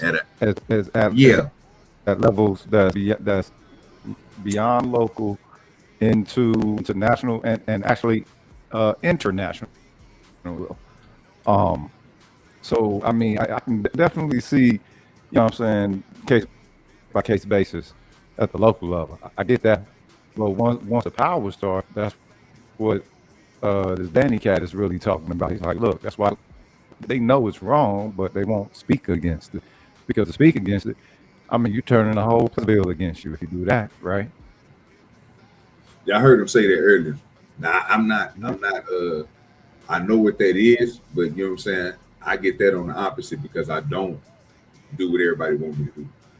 I don't want to do like all the rest of it, you know what I'm saying? What they call it, the proper blacks and shit, you know, leave everybody behind and all that other shit, you know. I don't care about none of this shit, bro. Nigga, if you in the process of doing it just like I did, bro, people got to get a chance. So I let it go out of your work ethic. You busting your ass like I bust my ass. We both out here sweating, bro. I fucks with you. And you ain't doing what I'm doing, bro. You just skating on by and you think you gonna get it. Nigga, that's kind of how it is though when you're in the military, and then you realize you got to deal with the bullshit in the military too. Yeah, I heard you say that before. Yeah, you know what I'm saying? As far as I'm concerned, when you hear people talk about being incarcerated, how things are like separate, and in some ways they're together, in some ways they're separate. It seems like there's some parallels with that. For me, you know what I'm saying? Government issues. It seems. But they say it's almost whites are. White people don't hate black people like that. We're all just people. Okay, but then why you got all these other examples like what Danny is presenting, and with stacking them up, not just people, person to person. He's talking about a system. But right now, he's talking about dealing with the system while trying to fight against it. You know what I'm saying? And why people don't do the things that they do because they is on that side of the system, right? They on that MAGA side. And that's the part that threw me out because I ain't never heard nobody. I heard people say this shit, bro. Don't get me wrong. But this nigga, you know what I'm saying? He's supposed to be an activist, bro. He's supposed to be out here in these streets working with, you know what I'm saying, people and everybody and shit. And I'm like, bro, if this nigga didn't been to prison, people he didn't talk to, then I would have looked the nigga up. I did a little research on him. I ain't do a lot. So I can't tell you what all the nigga done. But yeah, he done some, instead of just Willie D shit, he done some other things where he done said some stuff. I was like, okay, I don't agree with it, but you know what I mean? That's a line. Like at that point, I was like, I kind of aligned with you, but he took it to a part of him, you know what I'm saying? That's talking about family and you know what I'm saying, what you stand on. Now he stand on business. Mm-hmm. That's the difference. His what I come to find out on the other one is, before I found it out on this one, that his wife don't stand on no business. But you'll find out here in just a minute. Okay. Got a particular burden, I would try to lighten that load. I would try to erase that burden because that's my friend. So and I would take exception to anybody that's got a problem with this guy because this is my friend. I vetted this. You know what I'm saying? I don't know about the rest of them, but this one right here, this is my partner. This is my dog. You know what I'm saying? So if I call somebody a friend, that's my friend to the end, for real. It's not enough, in my opinion. It is not enough that, my girlfriend is white or my boyfriend or my husband is white. If they're not actively doing what they can to fucking dismantle this institution called racism. If they're not, and I'm not saying everybody got to go out and throw up the fist and hold a sign, but there are other ways that you can contribute to the movement, and that is by what you doing, like what you're doing right now, speaking out. Educating people. You can do it by joining causes or donating. You can do it by, if you're a manager or a supervisor, you give that black person that come in there a fair shot at getting the job, the same fair shot, same fair opportunity that you would anybody else. You don't look at a person's name and throw that application in the trash can because it sounds black, like a black sounding name. And if somebody do it and you know they're doing it, you're supposed to say something. You see something, you say something. If you're a police officer and you see another, if you say you ain't about that life, you ain't like them, well, prove it. Don't let them abuse people. Don't let them tread on people's civil liberties. Okay. Just make up the legislation. Hey, your mic cutting in now, but what you say? That's all they got to do is just set up the legislation. If they set up the legislation, then you know what I'm saying, we can really get the ball rolling. But they won't set up legislation. That's the first way. We talking about power and how power works here. Yeah, shit. The legislation, get it cracking. Make a law, and then there you go. That's it. They won't do it. They've had time and time again. We've seen them get legislation for everybody else. All these beautiful black people that love this motherfucker. Nope, they ain't worth it. Huh? All these proud black Americans. No legislation. Then you have to be active. You got to activate that. You can't just be saying, well, I'm cool. I'm not like them because, I don't use the N-word or I don't go out of my way to try to harm black people. I don't want to see them get hurt, but if they do get hurt, I'm not going to say anything about it because, I don't want to lose whatever little piece of position that I have, in my friend group, So that's a big problem to me, It is. Yeah. If you had, let's say you were in front of investigators right now, what would you tell them to investigate about Bout? Well, definitely the social media post. Why would he say this? I would investigate the family and the ties to the governor, and that's going to be tough because you're going to have an independent investigation of law enforcement that's not up underneath him. You would need almost like FBI involved in this. And even then, you got to question that a little bit because of who we have currently in office. So, these ties run deep, and I think that's all intentional. I think we have a movement in this country that's trying to take us back to that place in time. And it's obvious, but I would definitely be questioning Bart. I would want to see his phone. I would want to know why are they not taking polygraph tests? That was another question that Nancy asked. I would want to know about the CETO call.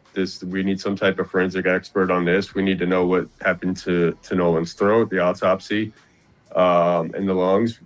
And then even allegedly that was leaked to Chris Cuomo, who's a right-wing conservative talking head. You know, why would you leak autopsy results to him to where he could start to construct a narrative as well? But so yeah, what happened to Chris, man? What happened to Chris Cuomo? What happened? I don't know. Is it Cuomo? Cuomo. It's Cuomo. Cuomo. C-U-O-M-O. Cuomo. Yeah, see, I know how to spell it, but Cuomo. I think it's Cuomo. Okay. What I happened? could be wrong. You know, he seemed to come off he seemed to be all right a few years ago, but then I think he got fired, and then after that he started working for somebody else, and then after he kind of just went off the rails. What happened? Yeah. Well, I think you see a big push in the media right now that I think there's a big fear with these media conglomerates of this. They're using this DSA, the Democratic Socialists of America, as like harmful fear-mongering rhetoric, and I think you're seeing that with media where they feel like they're under attack, and they also fear Trump. You know, so I think a lot of them are trying to stay in line, because they care more about profits than they do people. They care more about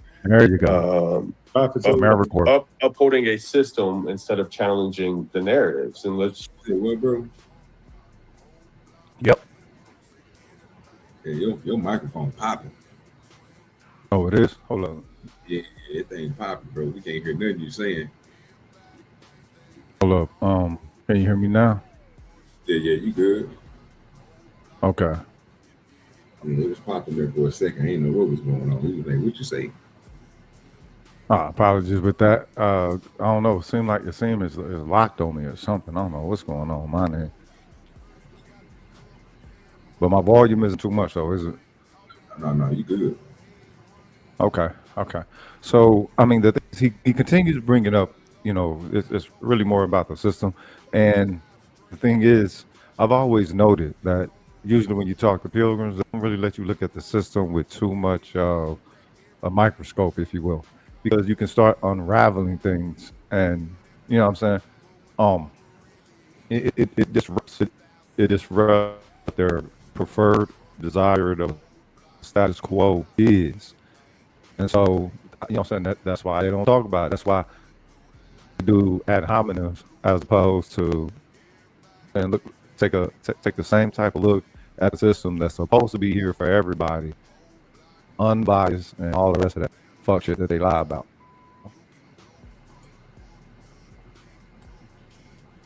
All right, say something now, bro. That shit here. Check. My phone check. That shit. I'm trying to find out what I want. Hold up. I'm all about him, and you know what I'm saying, spin a block. Yeah, just drop down and come back real quick, bro. I think that'll get it, because I think StreamYard fucking up. But I'm trying to figure out what in the hell is going on. Let him slide out real quick. Let me flip this other screen up real quick until you get back. Yeah, this shit here wild, man. This nigga still can't. I'm gonna let him keep on going real quick. You know what I'm saying? Until bro gets popped back up. Explore ways to make this world better for everybody, make this country better for everybody, and if that includes challenging our current economic systems, then let's do that. Like, why not, overturn every stone? And I think that there's a lot of white people in power right now, especially mediocre white people, who couldn't make it on merit alone, that are grasping for that power. And they know that if opportunities are started to be given to everyone else in the way that the tide started to shift briefly before we got Trump again, and now we've just seen a rollback all over again, they know that there's a lot of white people that are going to lose their positions of power. You're talking generational legacies of, generational wealth that they've accumulated through exploitation and oppression. And when you start to break up some of these, dynasties of families and that are controlling all of these institutions in small towns across America, this is a perfect example of another small town where, white families have all the power and the influence, and they're affluential and they're doctors and judges, and and they kind of control the narrative, and they control even how things are investigated, how potential crimes are investigated, how, you know, deaths are investigated. Like this, it's wild to watch it play out, but you know, we're seeing a lot of that. And I think you said something about like actively speaking out. I remember that when I met my friend Rashawn in prison, to me, he was like no other person I'd ever seen. He had been in prison for, you know, almost 20 years at that point. And since he was 16 years old, and he stood on his own 2 feet, he was just you just watch him, he's such a solid person, right? And he didn't get caught up in the prison subculture. And, you know, and I did, you know, I was caught up in all the BS in prison as well, and doing everything that I probably shouldn't have been doing. And I was really like, I would watch him move, and I was just like amazed that, you know, here's this person that's been in prison pretty much his whole life. You know, he didn't get to graduate high school, he didn't go to prom, he didn't get a driver's license, none of that. And I told him and I became friends, and I told him, I said, well, I was getting out before him. And I said, when I get out, I'm gonna keep in touch with you. And he was probably like, yeah, right. You know, right. Well, he did tell me that, because, you know, people say that all the time. Right. And I did. And then I raised money for him to get a lawyer for an appeal, because his brother had an appeal. His brother was on the case, and he was granted commutation of his sentence. And his brother was far more culpable than he was. But they just happened to have 2 different judges in our circuit. And the judge that Rashawn got didn't give the same benefit of the doubt that the brother got, even though the brother was the one that was more guilty. The brother was older, and he was the possessor of the weapon in the charge, which nobody got hurt. There was nothing physical, nothing happened, but there was a weapon involved. And Rashawn was just kind of like the lookout that stood outside of the car, and he didn't get the commutation of sentence. And they did an investigation on the judge here in our circuit, in the 19th Judicial Circuit, and all the data showed that like black defendants were getting anywhere from 4.5 to like 6.5 times harsher sentences than white defendants for same exact crimes. My counties, I don't know if you ever saw the thing circulating the internet where there was a white kid and a black kid. The black guy's name was Lamar Lloyd, and the other guy's name was Chase Leidinger or something like that. And they both had armed robberies. They both had the same exact score sheet, the same exact points, the same exact previous history. The white guy got 2 years, which he did in the county jail. And then the black guy got 26 years in prison. I'm talking about the same judge, same courtroom, same score sheet, same month, like the same time too, like all in the same year, same month, same courtroom, same exact to a T, to not even a point off of the score sheet, what you score out for prison that they use, as well as y'all believe that? Do y'all believe that?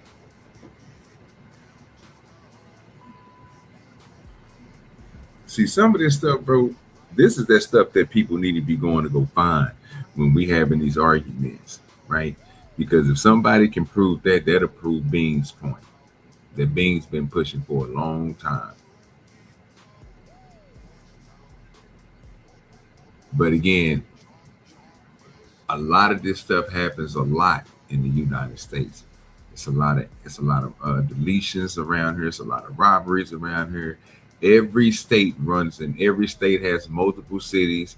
Every state has one capital, but you got to think about it. Some of these cities is growing to almost bigger or even the same size as the capital. So some states has cities in capital that has a large amount of people that's living there, and they got 2 different police departments. They got 2 different everything. Everything is tripled and doubled up. Houston, Dallas, Austin, San Antonio. These are all different spots, but look how big they are. Then you got the sub areas, and bro, it's a lot of stuff that go on in the United States. But to find out little stuff like this, like something like that could happen, you'd be like, oh, it's just one time, and that's only. But it's. And that's just in his little area that he in. You can probably find this all type of shit everywhere. It's the same thing I was talking about yesterday and the day before that when we was on the fraud section. And I was telling y'all, like, nigga, if you just think everybody keep on thinking that these Somalis is the only people that got $9 billion off the United States, and everybody made that into a big deal. That same time we was going over there, my whole point about that is, nigga, if they can do it, it's other people that's doing it, and it's a whole lot of money made. OG, they're the only one that caught ringworm, brother, through STI. That's how they got caught. Yeah, but they got caught.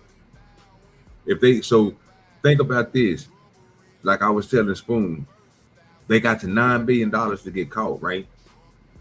When they was at 300 million, when they was at 700 million, when nobody seen that shit because it wasn't even 9 billion. This is the small fraction amount, right? How many more frauds was going on? A whole lot of them hoes, nigga.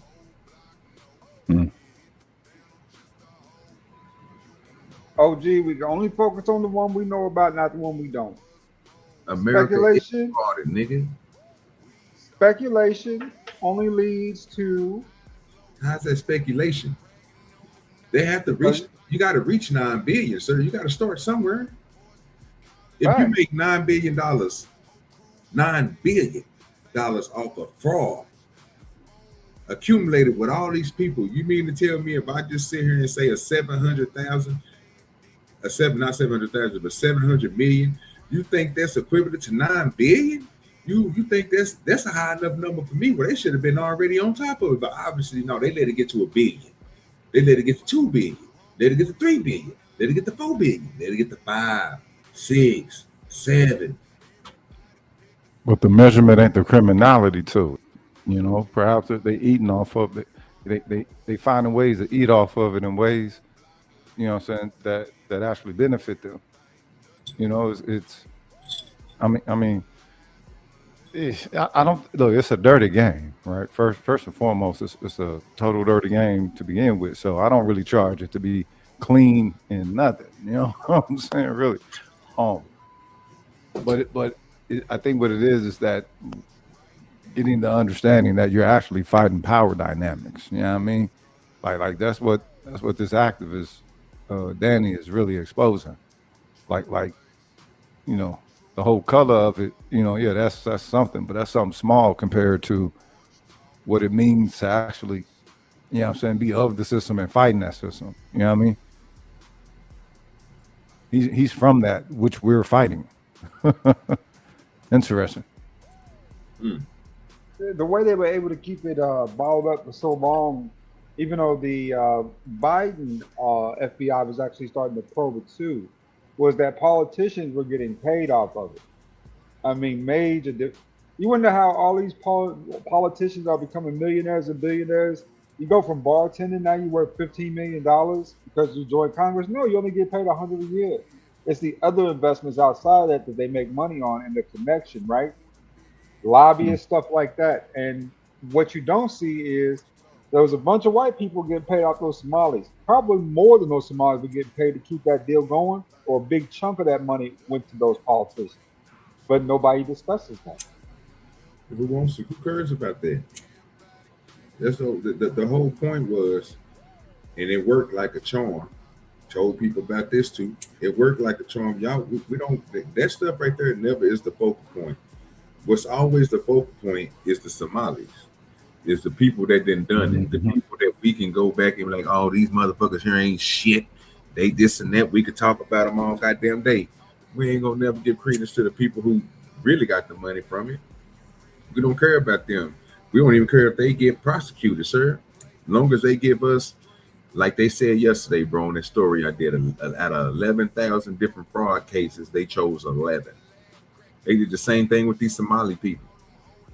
Out of all they got to do is not be us, though. I mean, that's the thing that shows you that it's probably something personal. It'll never help us, bro, when they steady continuing the fraud, because the fraud keeps their pockets filled. But think about that with the fraud, fam. Think about all these non-white folks who are able to be here, you know what I'm saying, doing some hellified fraud. You know what I'm saying? So it's like, is it really a racist type of situation, or they just got some kind of a specific issue with us? Because they ain't gonna let niggas do that kind of fraud. Fam, the fraud is all a compass of them being a whole team. That's what we're talking about. We're talking about the ADS just got through saying right? And you just got through putting it together, right? That these people made this money, but it's people that's allowing them and passing this shit and doing things that's getting their pockets filled up. How much money do you think they are making? So he made the point of these people only making $100,000. It's their paycheck. How the hell they come out $1.5 million? It's the other side of the business. These niggas they know who to go in business with, this line in their pockets with this money.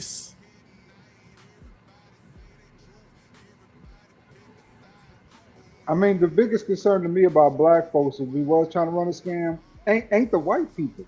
As long as they getting paid, they ain't gonna say much. You know who be my big concern if I was running a scam? Black a bunch folk. of niggas, the niggas. Yeah. Fact. Because somebody ain't gonna like it. Somebody internally gonna hate it. Somebody internally gonna find something wrong with it. Somebody gonna go to church and tell. They just gonna tell the outright dry snitch. It's gonna be all types of shit. Yeah, go to church and dry snitch.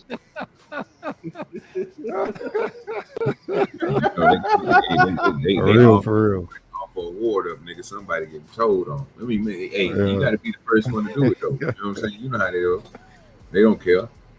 That's why you don't tell I've been everybody. to church so long. I forgot about how church work. Yeah, that's real talk though. You know what I'm saying? You know how they get Did you show our good brother down here? And by the way, brother, I know we've been 4 minutes.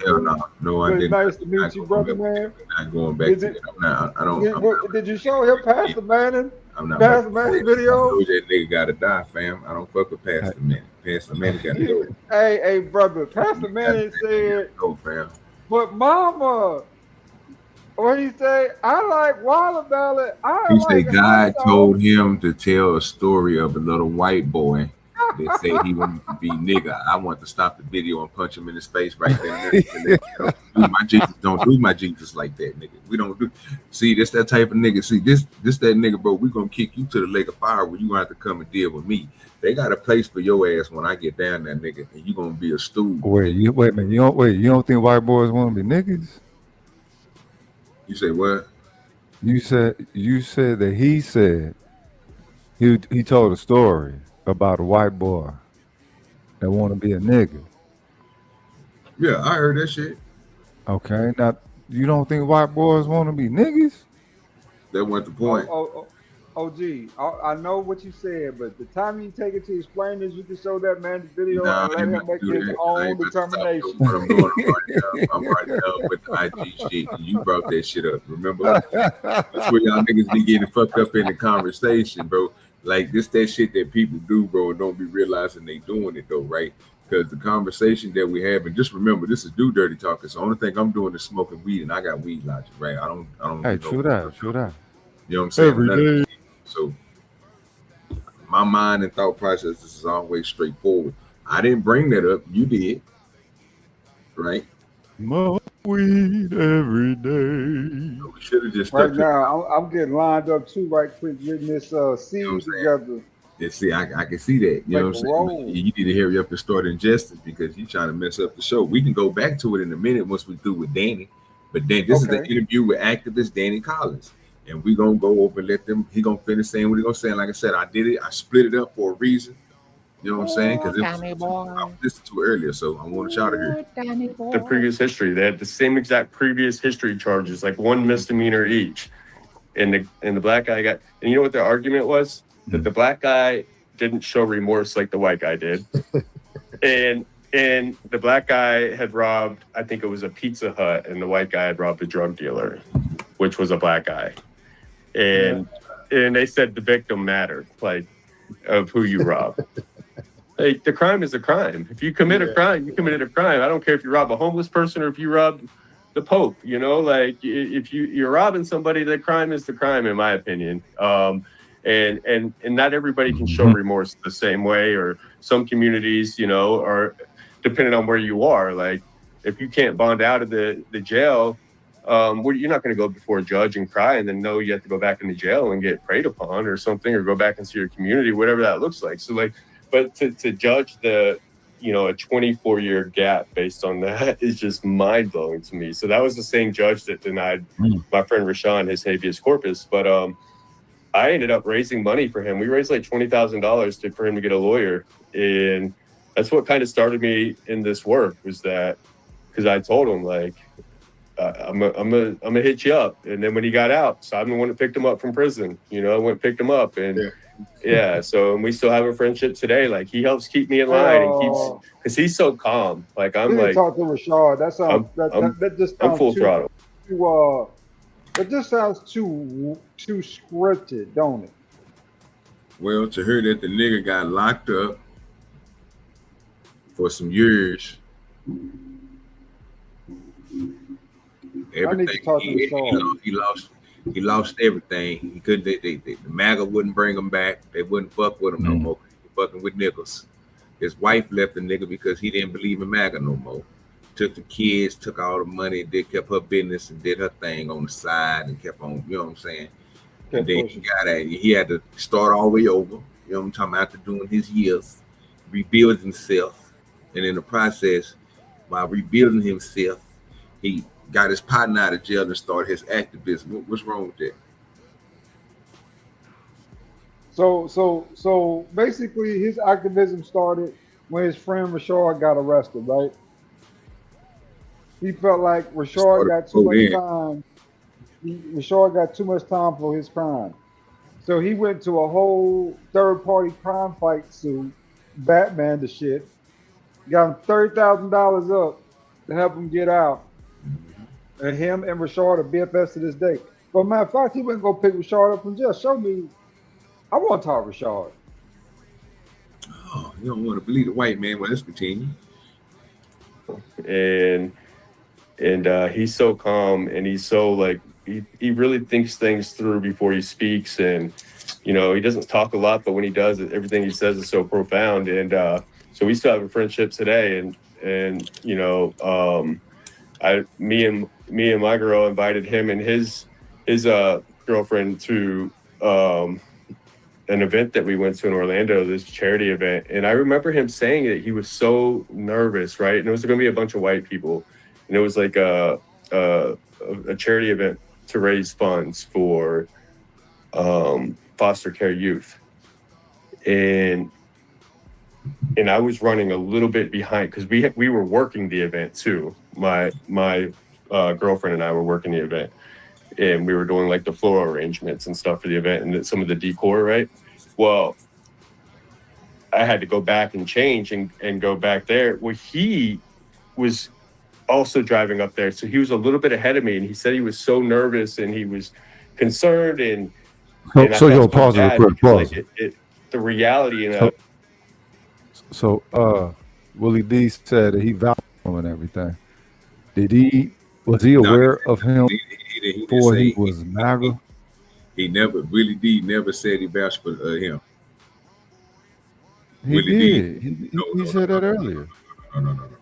Willie D did not say that he vouched for him. He said that Willie D was explaining to him, like, I have a friend that I vouched for because I know that he's solid, and I've been knowing him for a long time.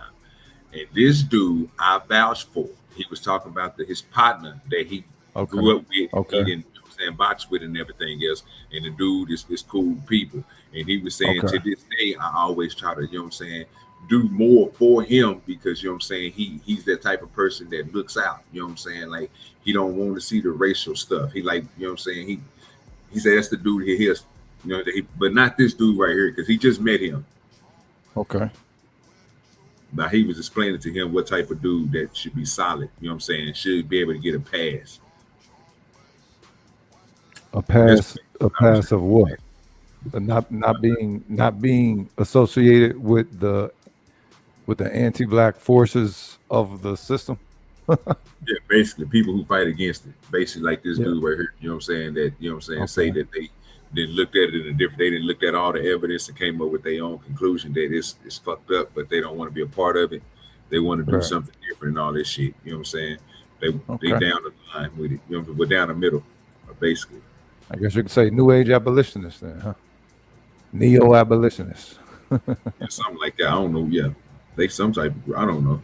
I mean, but it's like I say, Willie D said he followed the nigga, You know what I'm saying? It's a lot of other people that follow nigga. I just seen this earlier. Like I say, most of the stuff that I've seen, bro, it's because, bro, I was working. You know what I'm saying? And at the same time, I was listening to podcasts, and you know how YouTube is. When one cut off, another one pop on. And Willie D popped on since I'm subscribed, and I heard this earlier, and I said, "Oh, so I'm about to play this." I drove back to the house, loaded it up, and said, "Shit, we about to go live and watch it." He said he's a good one. Like, This dude is unverified. He's a good white. Yeah. He's a little unverified for my taste, bro. I mean, that's one thing we got to get better with is learning what an opportunist is, right? I think it's too many folk come down to our community looking for the dough, the bread, the neo. The Neo. The Neo, yeah. Wait. You think he had Neo? You think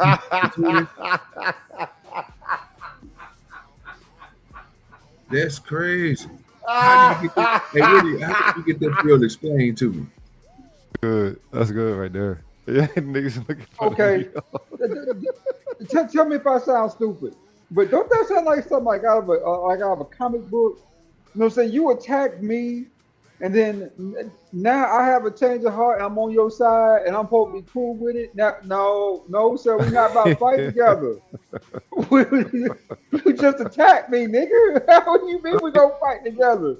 I mean, but the thing is, black people mainly want to be friends more than anything, though. That's the one thing that, you know what I'm saying, we tend to sell kind of short. Black people rather be more friends than enemies, unless there's other black people.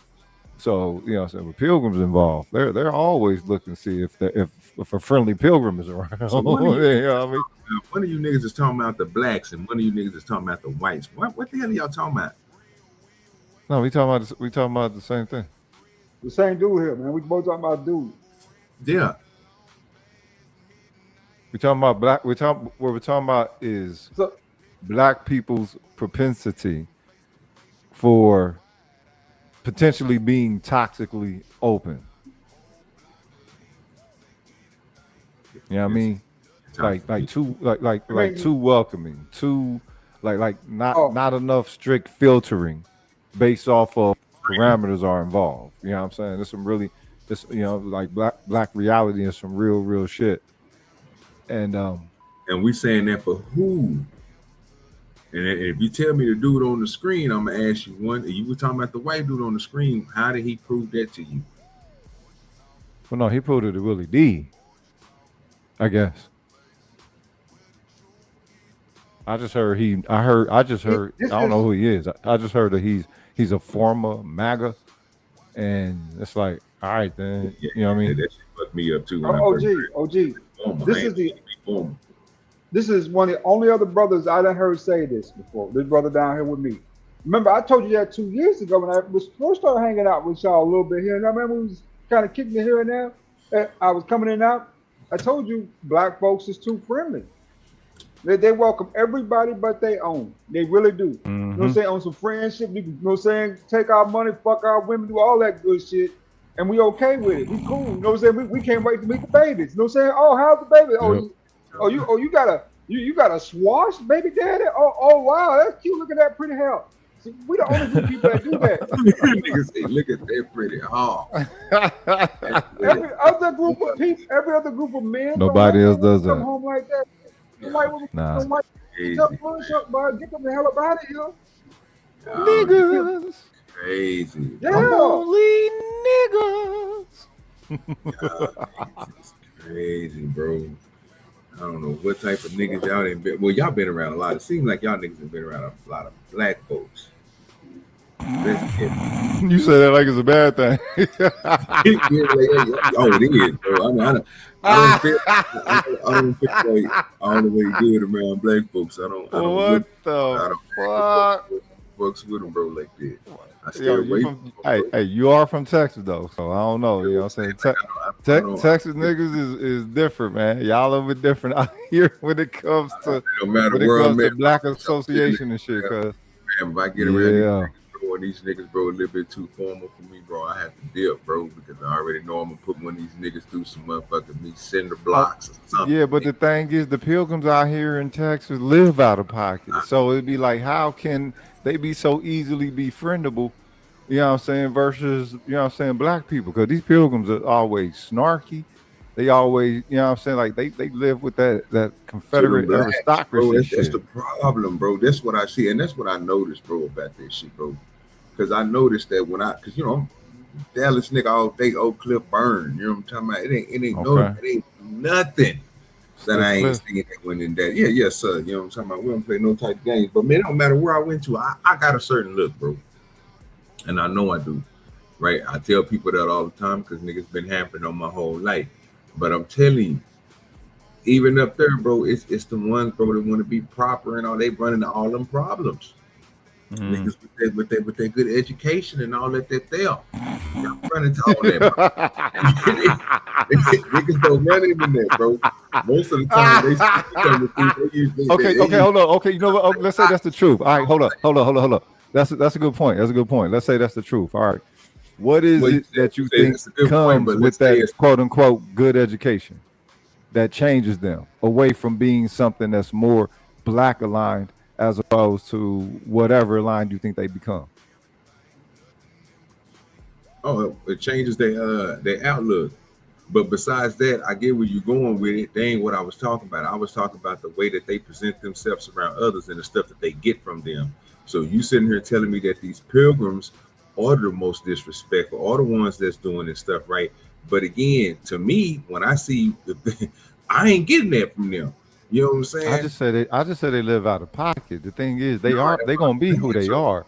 Yeah, but they are out of pocket to those they can be out of pocket too. Most people, bro, that people, it's the same thing he was talking about, their social life, right?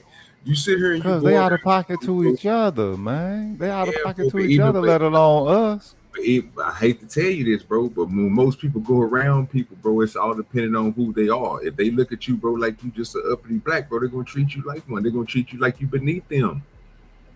They see you a nigga, but that's the whole thing. They can't treat an uppity black person like they're beneath them. That's the whole issue with them. They do it all the time.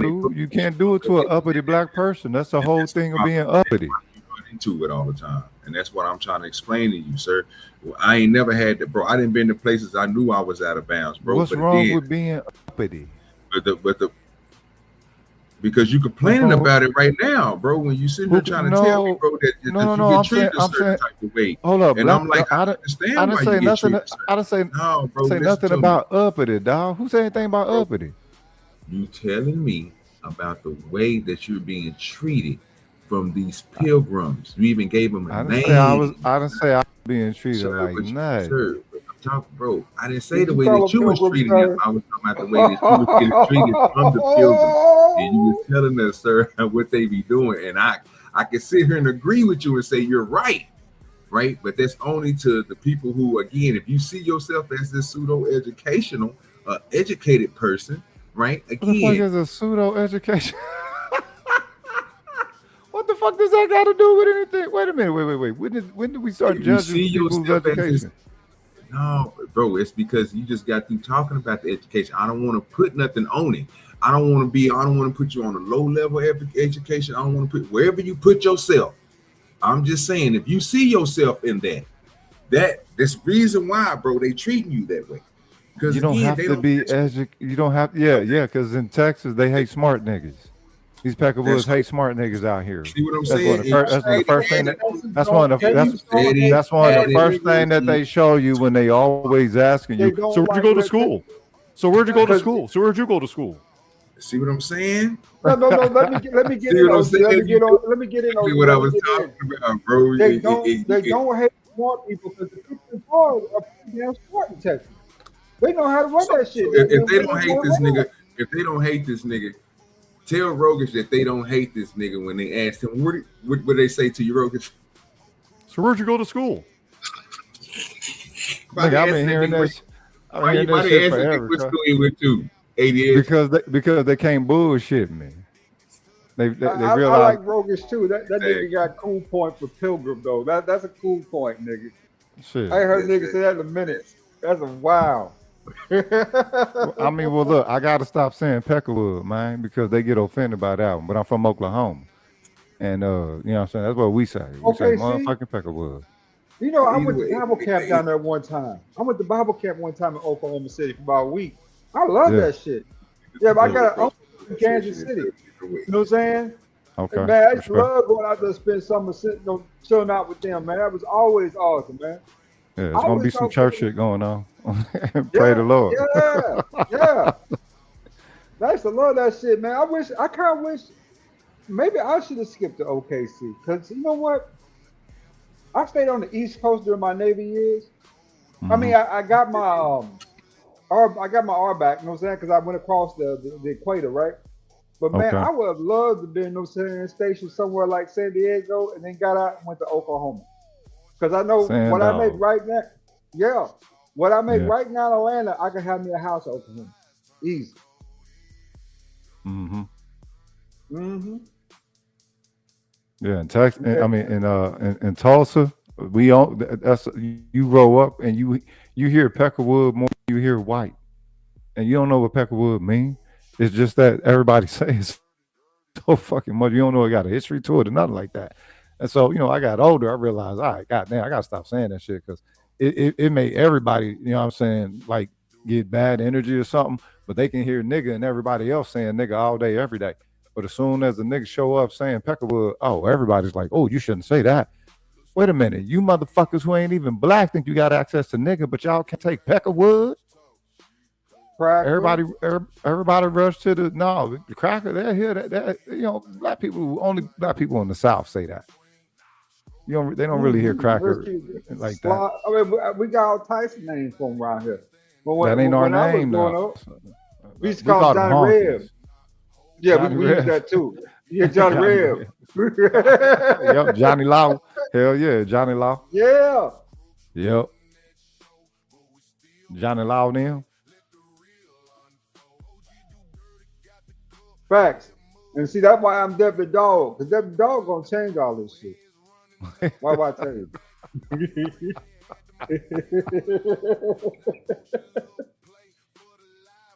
OG, you still ain't got back to Pastor Manning.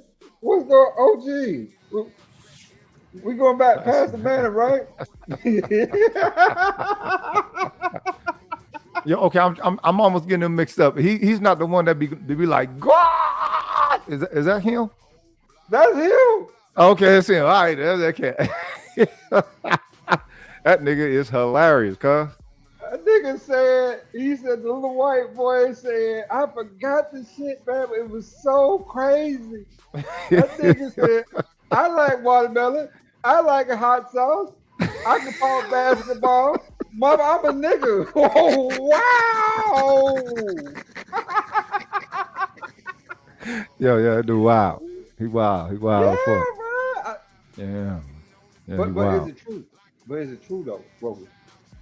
I mean, well, I'm a light skinned nigga, right? okay. So keep that in mind that they right now, according to the new black, I'm not black. According to the new black. According to the wait, according, who the fuck is the new black? the Kendrick Lamar version of blackness, right? That's where they got this shit from. You know what I'm saying? The Drake diss. You know what I'm saying? That all of a sudden light skinned niggas ain't black no more. After Kendrick Lamar made his little shit, right?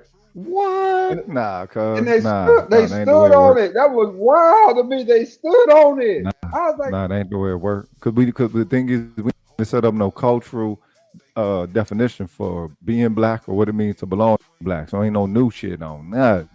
Oh no, shit. I'm everybody Huckleberry on that motherfucker for real. I'm you know what? I'm gonna let those niggas stand on it because I ain't want to be black anyway. How about that, niggas? Like that. What's wrong with being black though? Because everybody Who else really want to be black though. I mean, you had put it this Everybody way. want to be If you black. were going Everybody, back the through whole line, world. if you were going back through the line and they say, okay, you can go ahead and pick your new color, would you go Hell back yeah. with black? Hell yeah, nigga, I go darker, cuz. Are you kidding me? Venom suit, cuz. Please believe. Now, Please believe. I agree with you on that. I agree with you on that shit. I go dark too, 'cause I'm too light. So, Nigga, but I think we got superpowers being from our culture, dog. It don't matter about our skin color.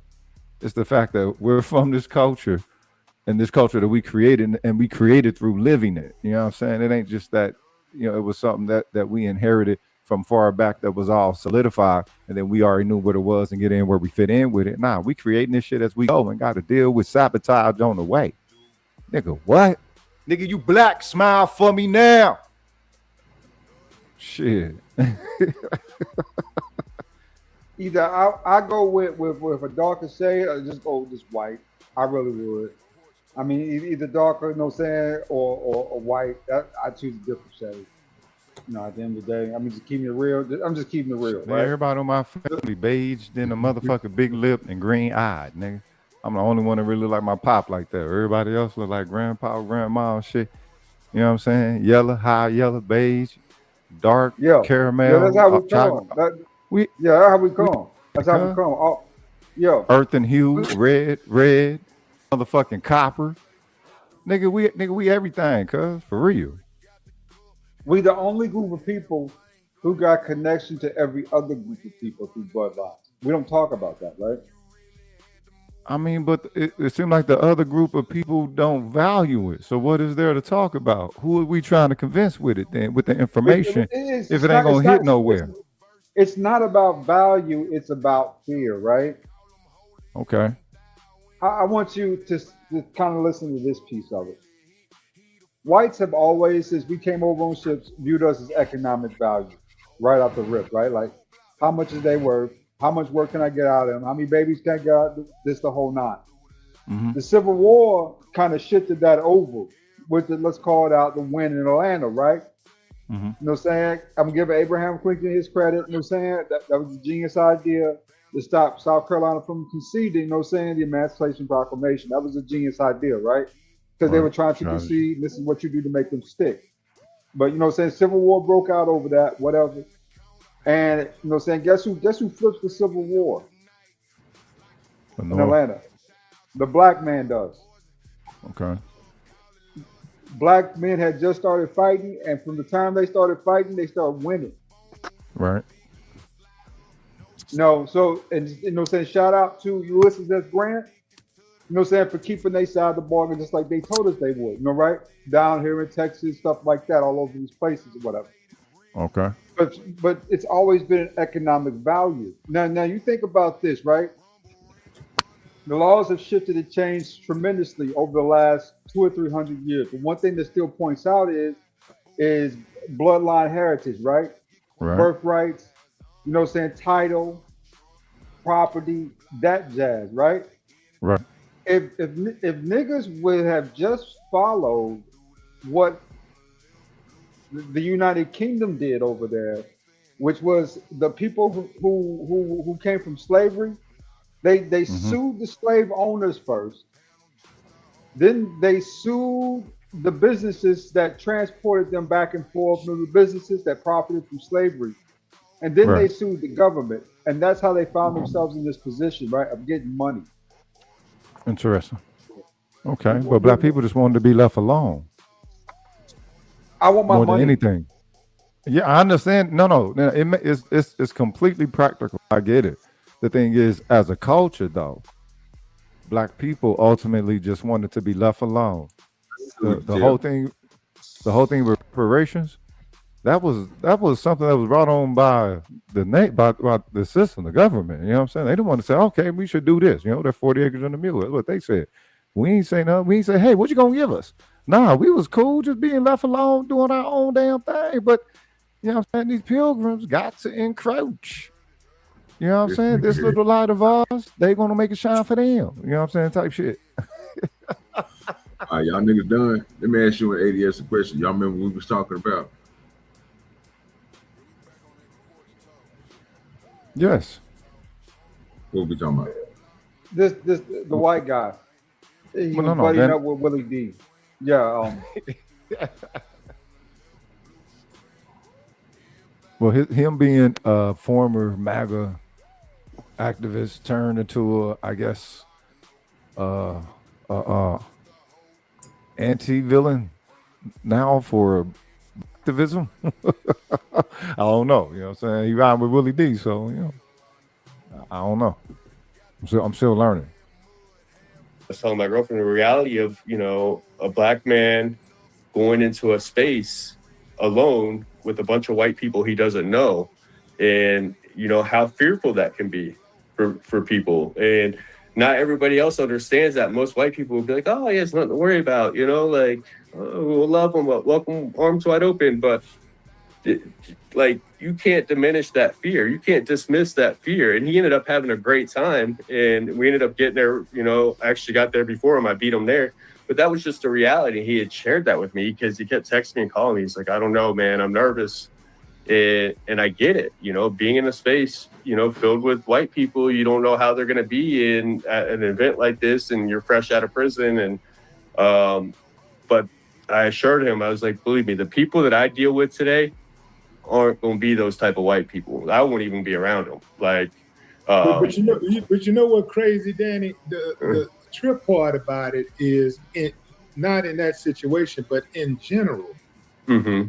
The safest place for a white person to be is in a room full of black people.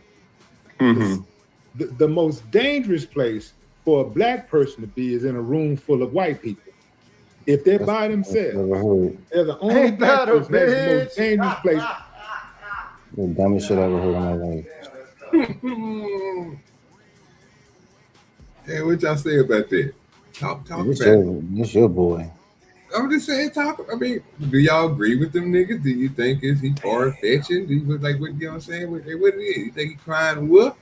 What about that, ADS? Instead of talking about that sorry ass Pastor man, the nigga should be 6 foot under. Can you answer that question? Is he telling the truth? This shit sounds scripted, bro. I want to talk to Rashad.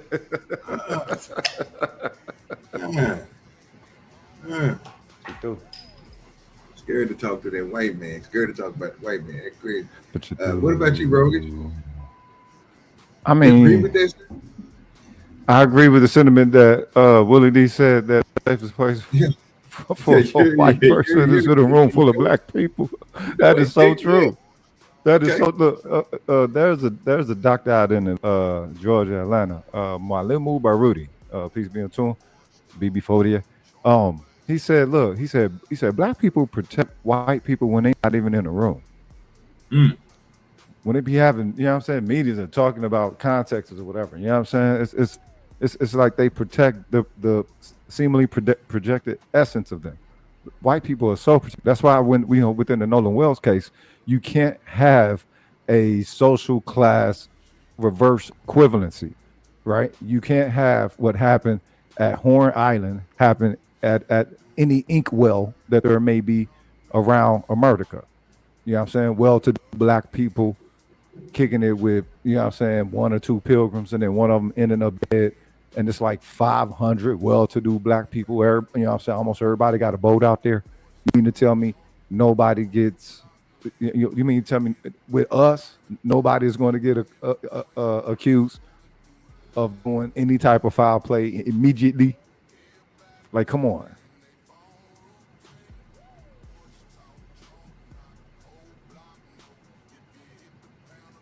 They know they dangerous. You know, if we were talking about unity, you know, I wouldn't have to describe white or black. I just should be able to say the word American, right? American justice, American system, American values, right? This is what we value in America versus black and white, which tells me that this is a publicity stunt. Bro, trying to get paid, man. You know, what I tell you? There's just too much white saviorism in the same sentence. Yeah, but he did it. We're not even talking about what he's talking about. You did the same thing you did on the other one. You're trying to switch the subject. We talking about is he's right about what he just got through saying. And the white dude's not even talking right now. We're talking about Willie D. So the question would be, is white people more safer around black folks? And is black people in danger when they're around a group of white folks, sir? You skip past all that and went to something else that is probably true, but ain't nothing that we talking about. You talking Oh, me? Okay, Talking yeah, I about answer Lord that. it is. that's a hard question, OG. That's not Because a hard question. That's nigga. Did you play it again, OG? Play it again. That's Man, a I nigga. shouldn't That's have an to. easy You lob. bro, this is the same thing that just happened 20 minutes ago. When I'm trying to explain to y'all, we can't get through a video or we can't have a conversation, bro. When we're not listening to. That's why I was asking y'all, do y'all remember what we was and what we was talking about, right? Because I'm trying to figure out if we listening to the conversation, the white dude is done. He let Willie D do his little thing, then he gonna come back and say something else, which is probably gonna make ADS right. But at this point, Willie D is talking about is white people more safer around black folks, but black folks ain't safe around white folks.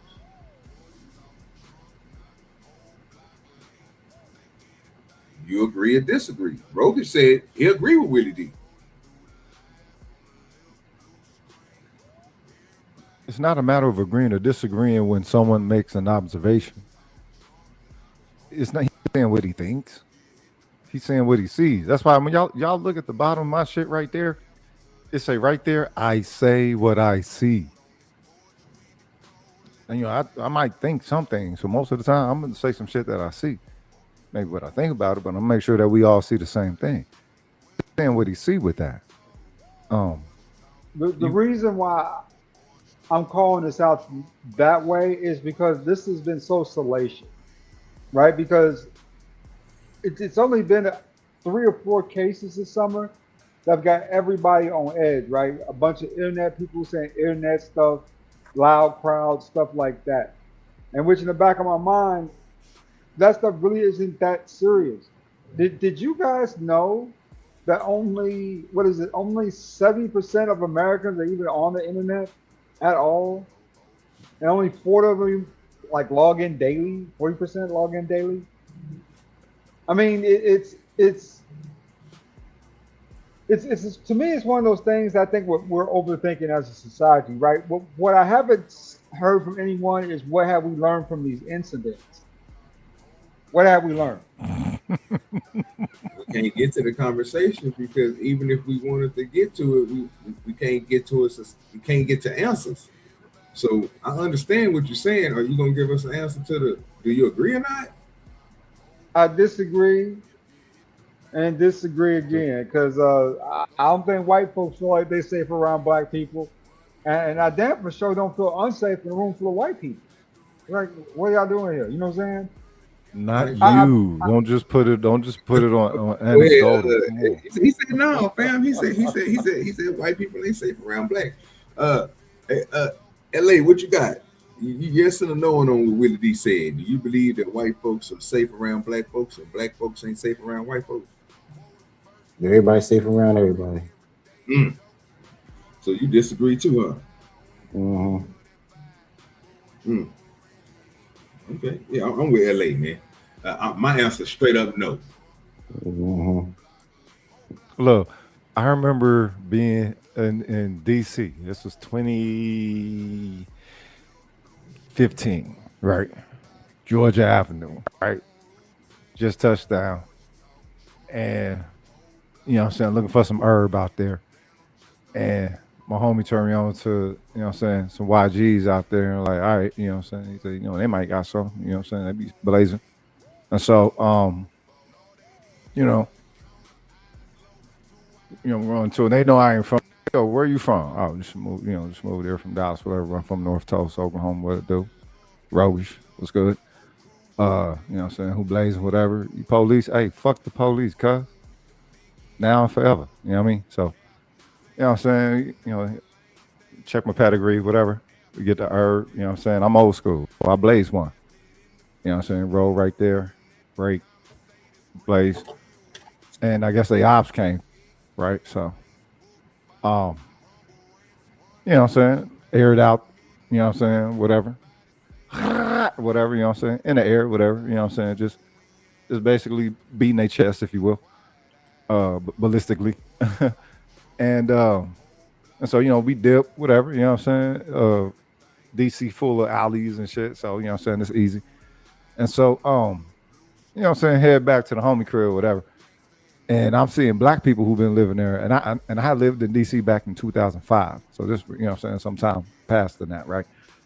And it was all black, you know, 2005 and before that, right? Whatever, Chocolate City, it is what it is. Nigga, I'm seeing the black people who live in the area do what routinely happens when, you know what I'm saying, gunfire set off, you know what I'm saying, 8 p.m., you know what I'm saying, 8:30, 9 p.m., whatever, 10. You go in the house, you know what I'm saying, you turn off your lights or whatever, right? That's how it's been since we were a little kid, right? Nigga, this motherfucking 11:30 at night, this bitch just get aired out. Georgia Avenue. Who you see walking dogs and babies in strollers? 11:30 at night after that bitch get aired out. Pilgrims. Peckerwoods. Georgia Avenue. Late at night. Walking babies and dogs. After motherfucking let off, you know what I'm saying, AKs and shit. If that don't show you right there what it means to live in those two different worlds of, you know what I'm saying, two Americas, as Martin Luther King Jr. and his team pointed out. Nothing else does. That was the time when they said, all right, yeah, let's, you would, if it wasn't nighttime looking at the pilgrims there, you would have thought it was motherfucking 10 a.m. in the morning.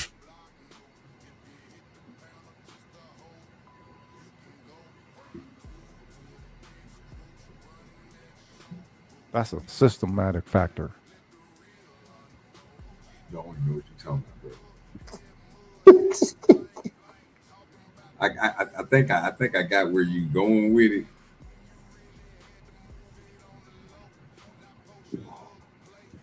I think I got where you going with it, but that's field research right there. You pulled the Jason Tatum on this. You pulled some of that reality neglect stuff or whatever you said yesterday. Nigga, you went there, because everybody saw that. Nope, that was not just my reality. No, it's what he did yesterday too. It was his reality. Remember, you know what I'm talking about? Reality is the facts. No, I wasn't. Hold up, I wasn't the only one on Georgia Avenue that night, dog. It was many more people. I got you. You for the same thing that nigga did. I get it. You know what I'm saying? You know what I'm saying? I'm like, okay. That's just convenient for you to try to throw that in there. It's all good. Yeah, you did kind of throw that out kind of smooth though. You know what I'm saying? You was like, hey man, you know, it was like, you didn't say that you did, but you didn't do, but you did, you know, and things happen. So I was like, okay, well shit, nigga, how many? 30, 40, 50, you know what I'm saying? Maybe 2, 3 clips. I don't know. You know what I'm saying? I ain't gonna go into your business. I'm just saying, but you told us.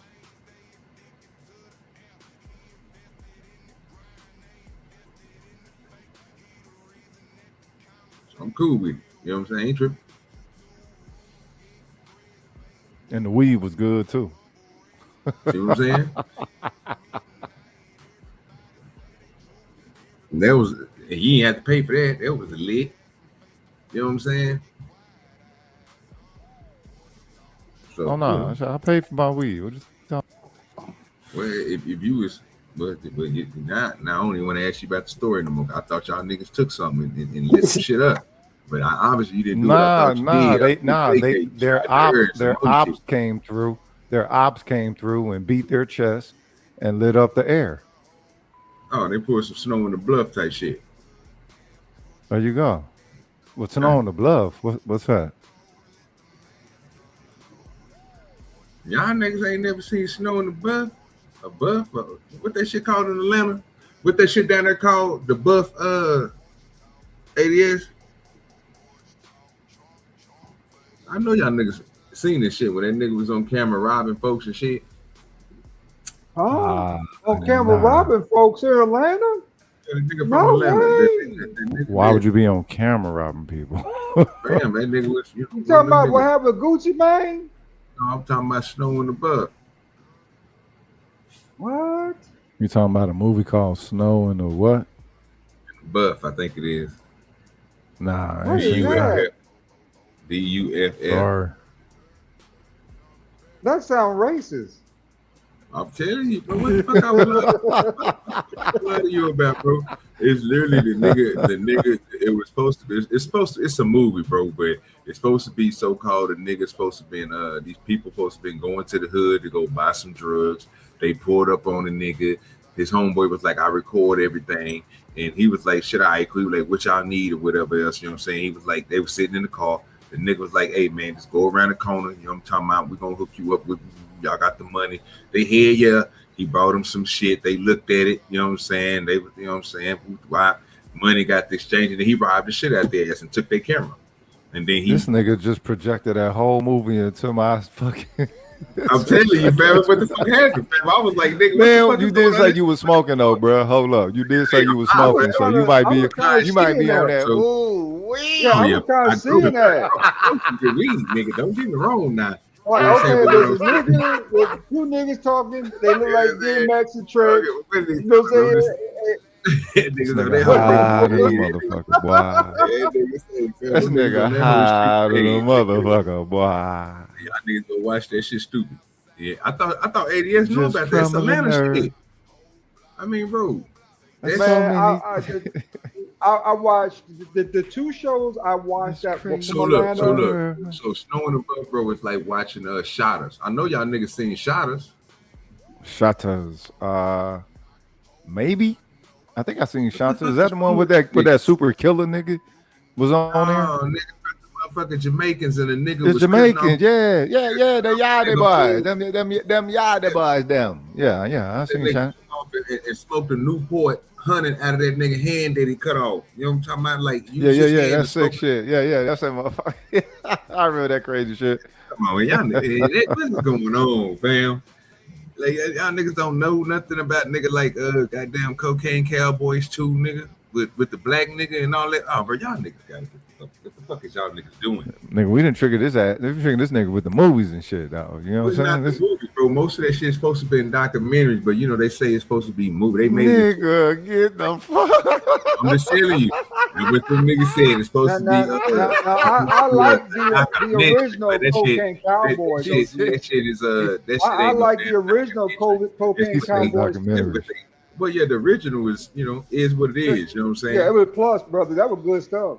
Yeah, but the second one is about Grisella Blanco and the black nigga that was moving the drugs with the white boys. The black nigga. White boys, the white boy, yeah, the black boy. You know, the white boys was getting their drugs from and he was the nigga that was facilitating that because he didn't want to die from the Black Widow. God damn. I mean, it's all supposed to be. They say, you know how they bullshit. It's all the rest, man. Hey, cuz you just gave us about 5 movies in about 4 minutes. I need a sack of whatever it is that you smoking, dog. You know what I'm saying? Right. Let me know your prices, dog. You got some good shit. Yeah, you go to the dispensary, you down here in Oklahoma, and they come down here and you get it all day. And this is all while giving us a description of a movie that I could picture in my head. I swear I saw DMX in Tretch on in front of an old school Camaro having this conversation the whole time. They definitely ain't gonna be on none of hey, gotta get it done. You know?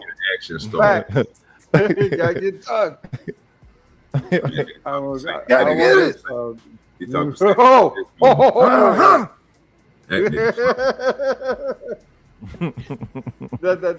That was one of my man. Let's just keep it real though. If you say you ain't love DMX, you lying. I love DMX back in his heyday. Yeah, man. This nigga, I mean, that nigga music was fire, bro. But come on now, that nigga couldn't act. That nigga trash. He did the same person. He was the same person in every movie. That's a lot of people. Look, a lot of people do that. A lot of people make a living doing that. So what's wrong with when DMX do it? You know what? Your dog can't act. You don't want the dog to act. This nigga retarded. Like I say, there are exceptions, but I'm saying the rule is you do not be the only black person around a bunch of white folks because you don't know who got it on their mind. Stop the video, OG. Some people are uncivil. He said that's the rule, ADS. Talk to the room, nigga. I'm surprised to hear this from him. I am surprised. He said, you ain't disagreeing with him either, ain't you? Nah, I ain't, but I'm surprised though, because most of the time he's been a fence rider a little bit. He's making a stand. Willie D making drawing his line in the sand and saying this is what it is. You know what I'm saying? We ain't going no more further than this with that. You know what I'm saying? And I like that about Willie D. Only problem with Willie D is he be pro-blackly black and his ad be wrong half the time about this type shit. Because he go about the wrong way. Yeah, you see it from his blackity black perspective. He ain't never been blackity black though. Billy, that's one thing with Willie D. He ain't never been no blackity black. He always been, you know, one of them total line type of cats, because, you know, he got, being a celebrity, they have allegiances and constituencies connected to a lot more than just the black community. And you can tell in how they speak. You know what I'm saying? All them cats that was black this and black that when they first started, nigga, now they sound like politicians, nigga. They need to, because more than black people love them as far as they consider. But there are people still going through the fuck shit that made them want to holler in the first place. You feel me? Politicians, they crazy. Go ahead. I mean, I rock with Willie D though. I really do. I rock with Willie D, bro. That's my dude. You know what I'm saying? But Willie D, sometimes when he be wrong, he be wrong. And it be like, well, damn, Willie. Did we have to go all the way with it, all the way black this way with this? Really, Willie? Damn, Willie. We have to take it to the black of the blacks. What's up? I think, look, this is a new leaf for him, dog. He ain't been doing this, so I mean, you know what I'm saying? If anything, it might be some growing pains or something for him. You know what I'm talking about? Yeah. Whoa. But I respect that though. I respect that. And they got a fixation with harming black bodies. We don't have that fixation about harming white bodies. We don't have that fixation. I've seen it time and time again. I've seen white dudes. I brought white dudes to the hood, and we went to the club in the hood or wherever, and you know they were a little nervous about going, but you know they were with me, so they wasn't worried about somebody trying to hurt them or whatever. But when they get there, you know, black people, we kind of like make it known that, look, we let it kind of be known that, nah, man, we don't do that around here, man. Like if we get on you, if you get your head beat in, it ain't gonna be because people just targeting you. You gotta do something to us. You gotta, like white people gotta really, in most cases, white people gotta do something to us. Do something. A lot had to have happened, yeah. To make us want to be violent toward them. For many Especially white people in this country, they have an inherent sense of violence towards black people. They got this thing. It's almost like they get initiated early on and say, okay, you're gonna have to hurt a black person if if you really want to be able to have the true white experience in America. It's your birthright to harm black people. It doesn't go like that. Yeah. Like, I'm just saying, it seems like you know what it is though? You're on the Oh, that nigga really be cold blooded, boy. That nigga said it's Yo, he's spreading them wings, man. He's stretching the muscles, dog. He trying. He ain't gonna never be no full-fledged black supremacist, but I mean, you know what I'm saying? He might be a doubly black powerish now or something. Bro, he definitely gonna flip on their ass, nigga. He gonna take that. He gonna take that little money and run, nigga. They gonna end that nigga career. He's just waiting to get a big enough bag. I'm telling you, they slick. Yeah, it's how they feel right there. That's what I'm talking about. Really stand on it now. Stand on it. Something. No, you know what it is that white people are almost conditioned to fear black people, and when we know what people do when they're fearful. When they feel like they're afraid of something, that's when they get nervous and they make dumb, decisions and do things. So it's not that they're so much taught that there are probably some families, you know, that teach their white kids to explicitly don't like black people, but I have white people in my community right now who won't date a white woman if she's been with a black man, you know, and that they're taught that's generationally gets passed down, right? And it's this fear, and that fear makes people do really dumb shit, you know. Well, like, what is the fear though? What is the fear that she dated a black man? What's the fear? What is the fear there? The fear is probably of being inferior, you know, The fear is that he opened it up too much, and now yeah, that's exactly what their fear is, and they'll say things like they'll even use terms like radiator hose, like so, and that's a real thing. That's a real thing. I just don't trust any white man to talk bad about other white people. No, that's not talking. A white guy who talks about radiator hoses, bro. No, just any white man who try to go too far and start talking about how white people do this and white people do this with black folks. I just don't trust them. Okay, but wait a minute. How else do they make notes that they are observant of some of the same patterns that we see? Do you trust any black person who talk bad about the black community like that? No, but he's not talking bad about white people. He's just saying what occurs. Willie D asked him a good question. That's a really good question of why would you turn away? Would you turn away a black woman that being with a white dude? I wouldn't. I don't think they got powers like that or whatever. You know what I'm saying? But they think apparently our residue, our nigga do, got some kind of powers within they white women after they done left us, or being with us and everything. No. Interesting. I have a different perspective and a different take on that, due to hierarchical value, right? The white man believes that the white woman that is with them are like the white women, right? Mm-hmm. And the white women who turn against them are, you know, saying kind of, you know, saying not clean, like dirty, right? Turn against dirty. Them. Yeah. So it's really weird to see in real time, but I have seen that before where white dudes will treat a white chick dirty, right? Like they don't want to be around her, they don't want to look at her.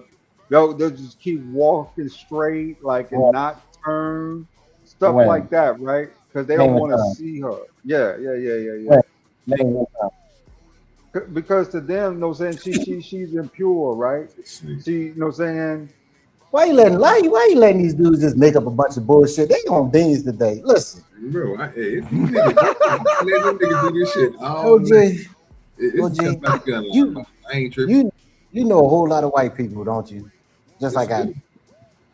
And have you ever seen a time where a white man would date a white woman who was a stone cold whore before and wife her up without a problem? Yes. And that's just her past, and she talk about it. So you trying to tell me that's acceptable? But if she slept with one black guy, all of a sudden now she's trash. That just don't make sense. That's the stupidest thing I've ever heard in my life. That's how they do. No, they don't. That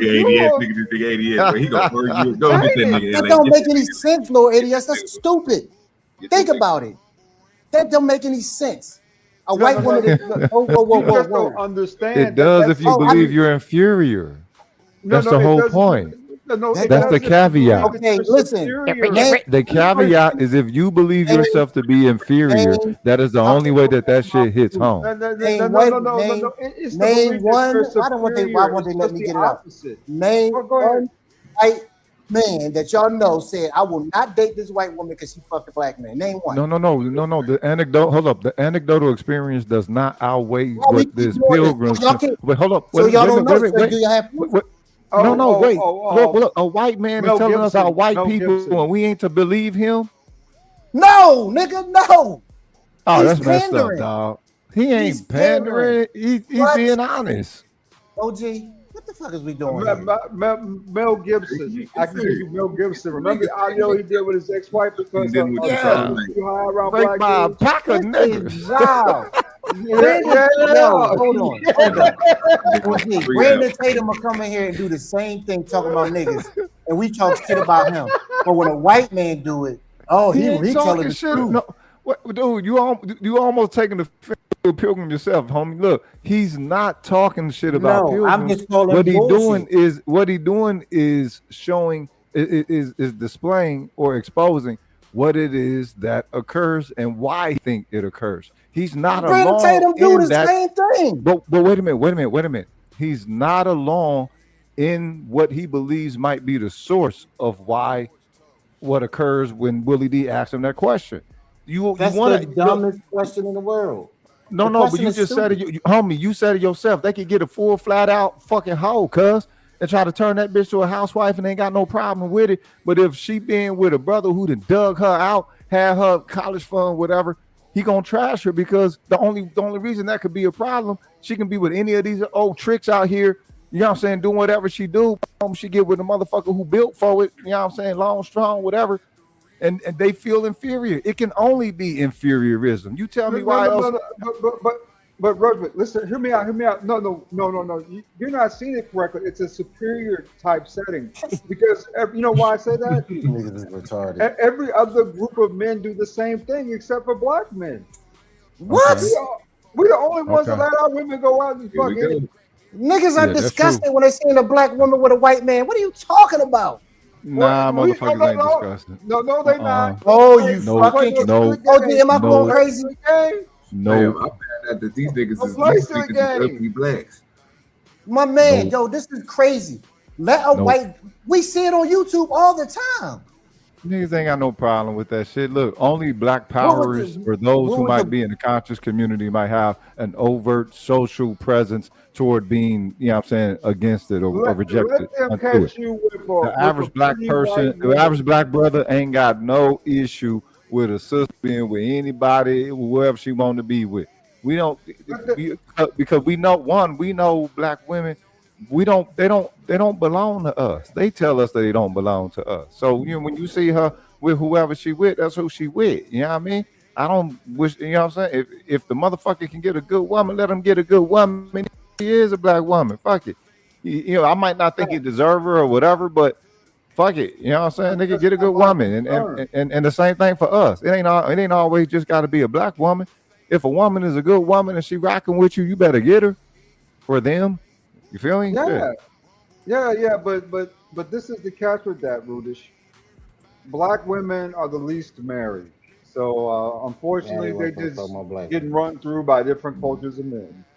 So now with that being said, though, other cultures of men are something that you don't understand because you have no sense of possessiveness, which is territorialism. They are territorial. Hispanic men are especially territorial. Right. Latin men are, you know what I'm saying? White men are territorial when it comes to their women. If they go outside that box and mess with you, they can't come back home. They can't come back like that. I mean, they might be able to find, you know, when have you seen it? Bro, it happens in society all the time, bro. When have you seen it? Why? OG, have you ever seen the Easter Bunny? No, sir. So it doesn't fucking exist? This is stupid as hell. Name a time where you've seen it or heard it besides this cracker. Oh, shit. Name it. I gave you Mel Gibson earlier, Wilkes. Mel Gibson said if a white woman sleep with a nigga, he won't fuck her. Yeah, well, did you hear the audio? Pull it up. Pull it up. It's getting ready to get dark, folks. Pull it up. You like to type any other time you do research.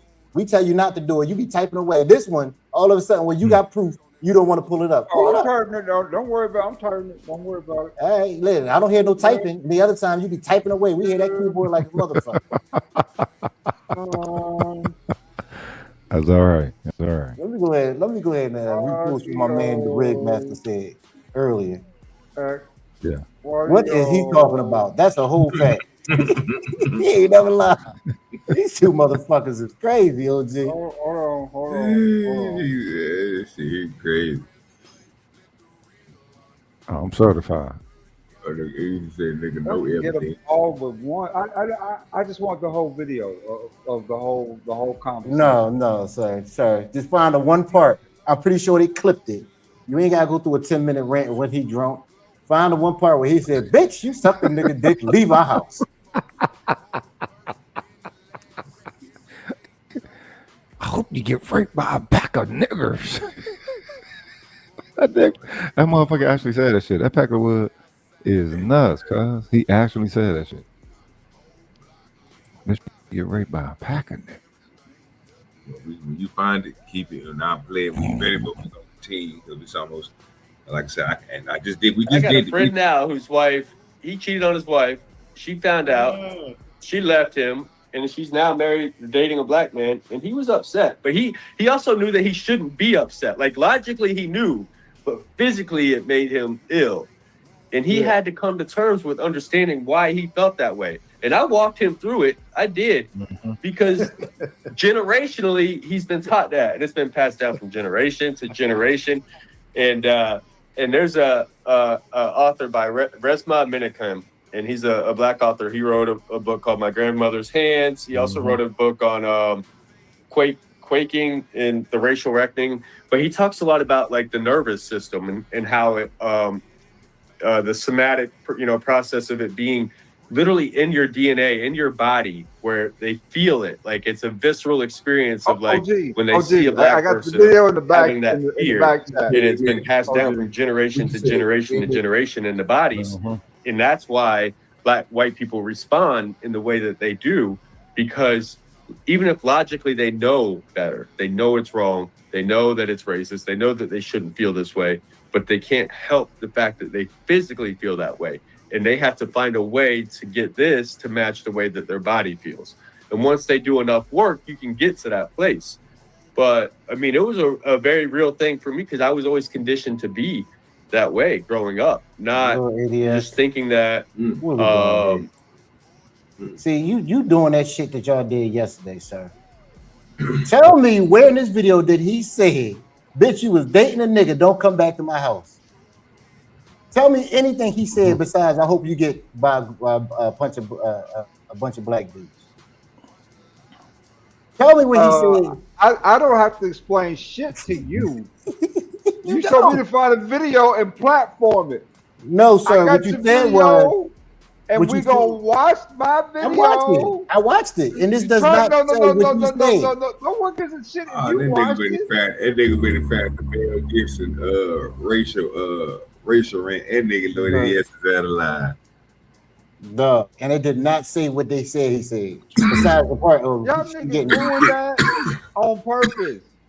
What you do? You say what? Y'all ruined that on purpose. That was supposed to be funny. But yet you two, you say that we the smarty uppity buppity smarty farty. No. You two niggas is the uppity blacks.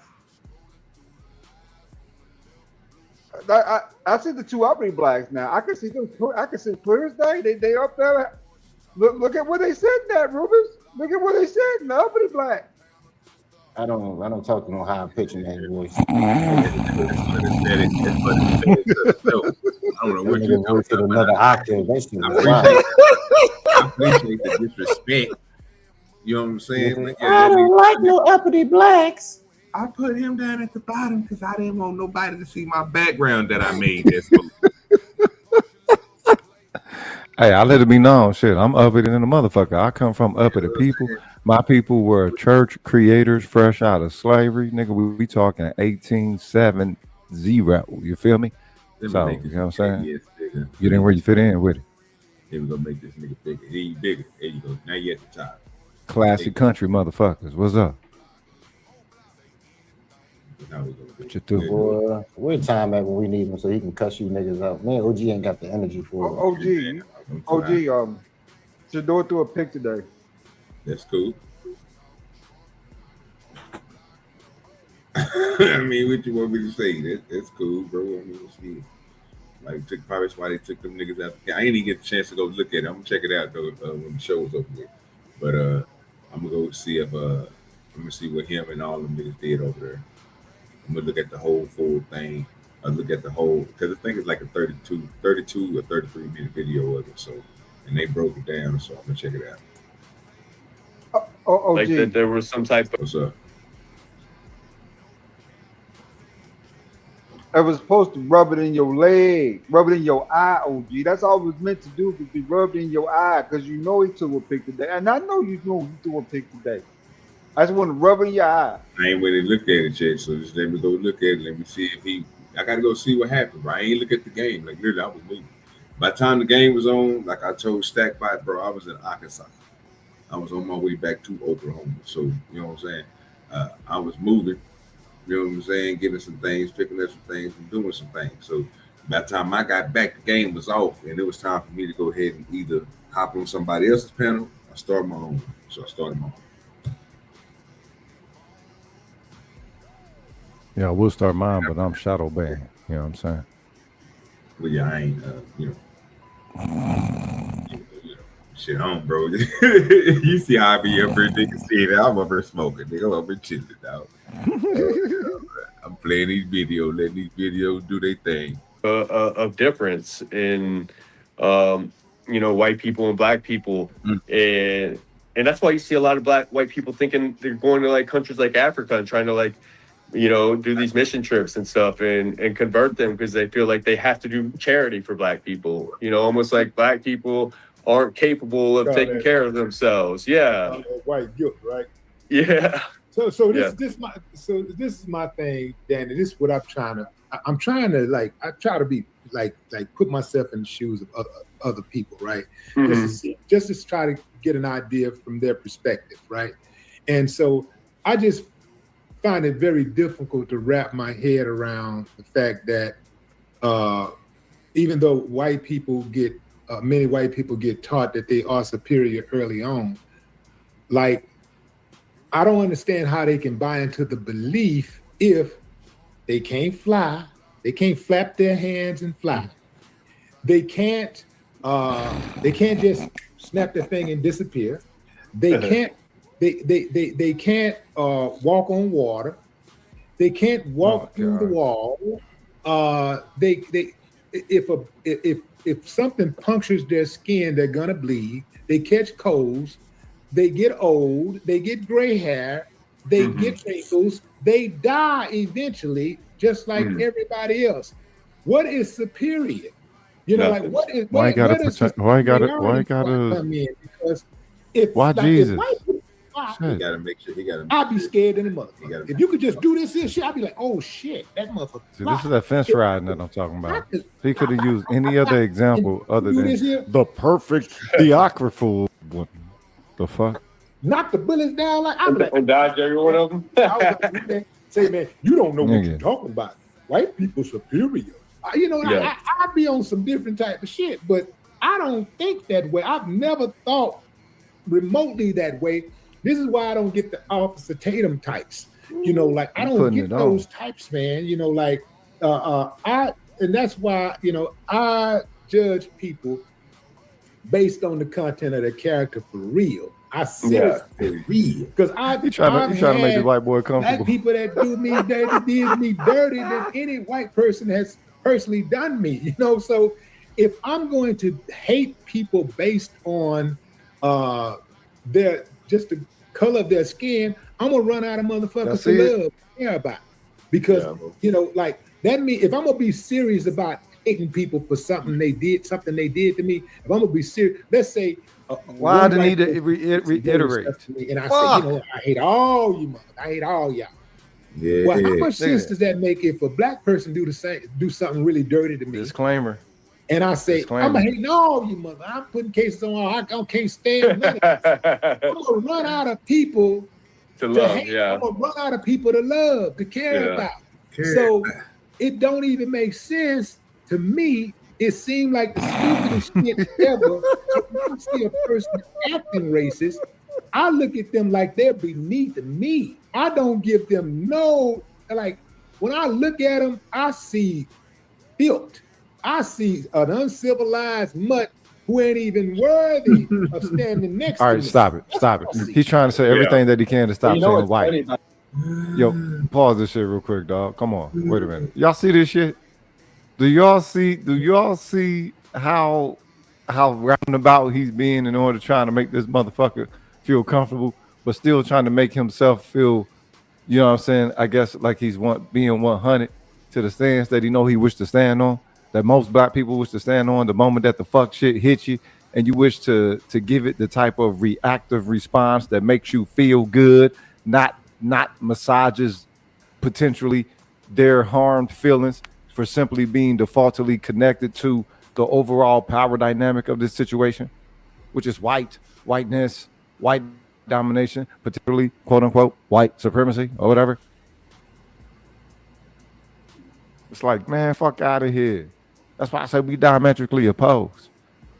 Because you can't just, you know what I'm saying, tell her how the fuck you want to tell her at a domino table, nigga. You know what I'm saying? He would never be this haphazard or beating around the bush at a motherfucking domino table if he kicking it with his folks to describe this shit. It'd be exactly what it is, and motherfucking I'm finna tell you what you got in your hand. That's the energy that I take it to these peckerwoods. For real. I give them the same energy that niggas give each other when we at our deepest motherfucking competition. Why the fuck should they receive something less? Because they got brittle spirits or some shit. As Dave Chappelle said. It's a sign of respect. Shit.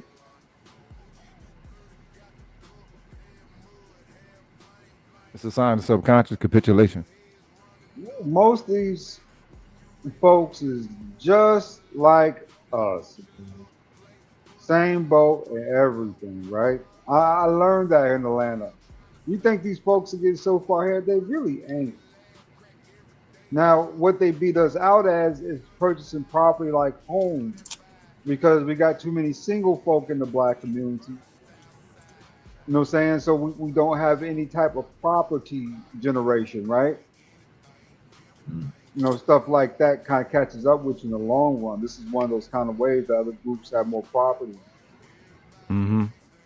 You know, so, you know, stuff like that, right? That kind of gets at you. But to be honest with you, I mean, it don't matter that much to me, man, because to tell you the truth, if you just choosing off women, I mean, you likely want to go with a white woman anyway, right? I mean, more long term makes better sense. You likely want to go with a white woman, man. Women, so no,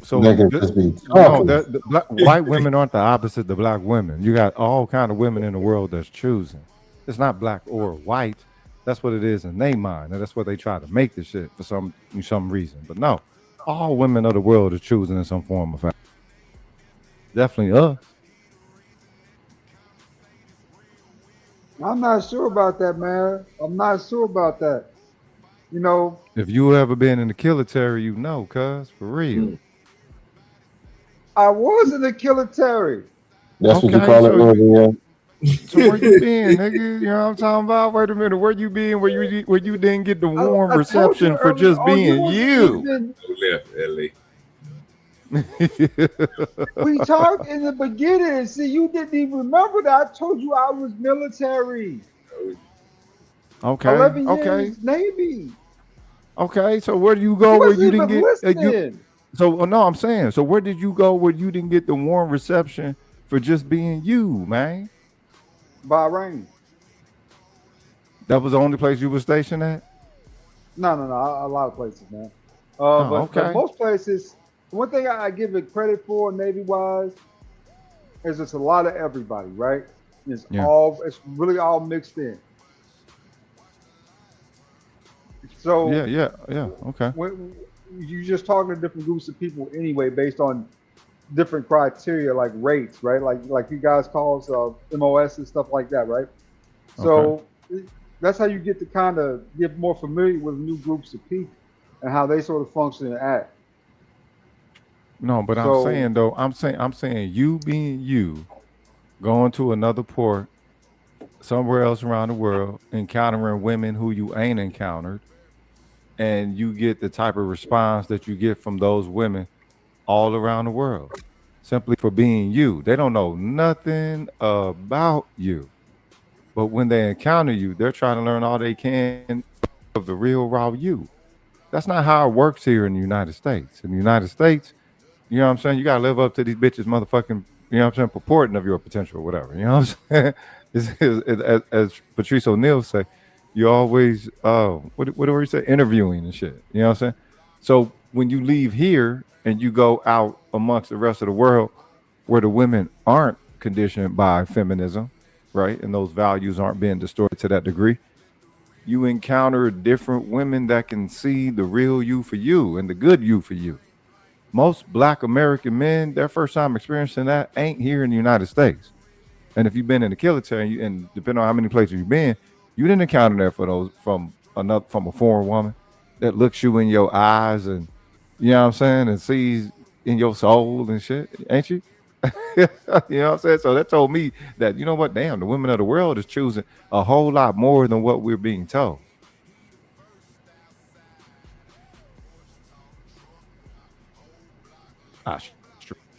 Singapore, Thailand, you know what I'm saying? Jebel Ali, Dubai, Bahrain, you know what I'm saying? Hong Kong.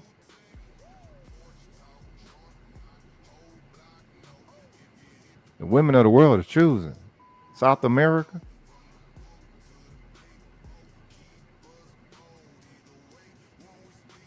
I know one thing.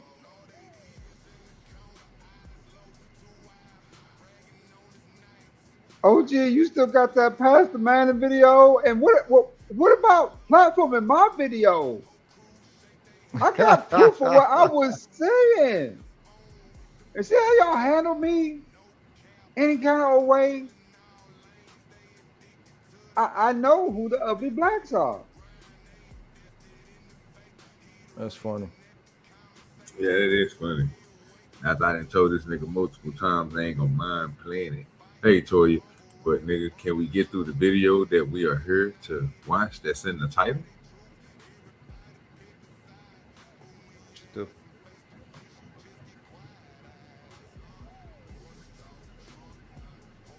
Can we get through that, then go roll? Can we format the show? Can we? Oh, yeah, just do what ADS wants to do. Okay. Pull up ADS stuff. Huh? Yeah, let's do what ADS want to do. Fuck OGDoDirty show. I ain't say that. I ain't say that. I mean, if it's already a format on the show and we already processing the format, we already did the IG shit. Now we on to the interview with the activist Danny Collins, and we can't even get through that. Can't even get through that because you want to pull this down and go straight to your video. You disputed and you said to make the point. I didn't say That's shit. what I did. I didn't say shit. In accordance to what was asked shit. of me to find the video, I did shit. so, That's the sir. first lie. That's the first lie. I did so, That's sir. The first lie. That's the first lie. Can't let you get away with that. That's the first lie. I ain't say shit. I bet you $20 I ain't said shit. I ain't tell you to look up a damn thing.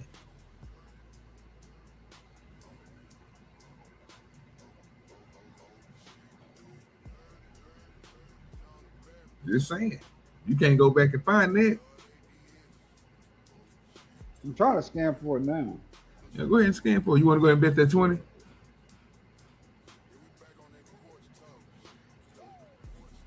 He don't want to bet no money. Hey, Toy. ADS up here. Tell the favorite trying to put smut on my name. Can't believe it.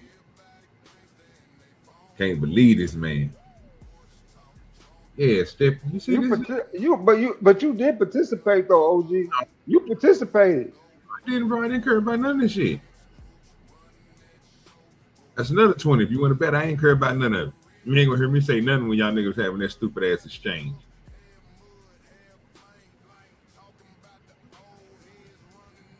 That'd be $40. Real quick, like damn, OG was quiet. You notice every time y'all niggas go on y'all little runs and y'all spills, I just get quiet. I fired my weed up. Y'all hear this look like I'm about to do right now. You hear this right here.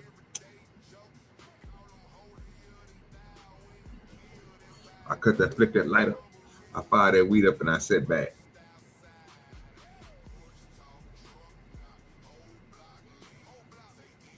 Now just let y'all niggas just talk.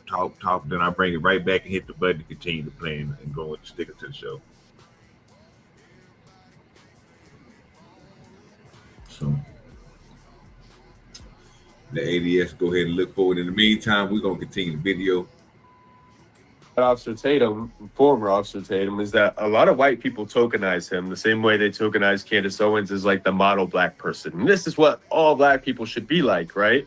And he buys into a lot of those narratives, those racist stereotypes. Like there's two types of black people. There's those ghetto ones and then there's the good ones. And he considers himself one of the good ones. He literally used the language ghetto to describe a black woman the other day. I was listening. Said that about Teslin.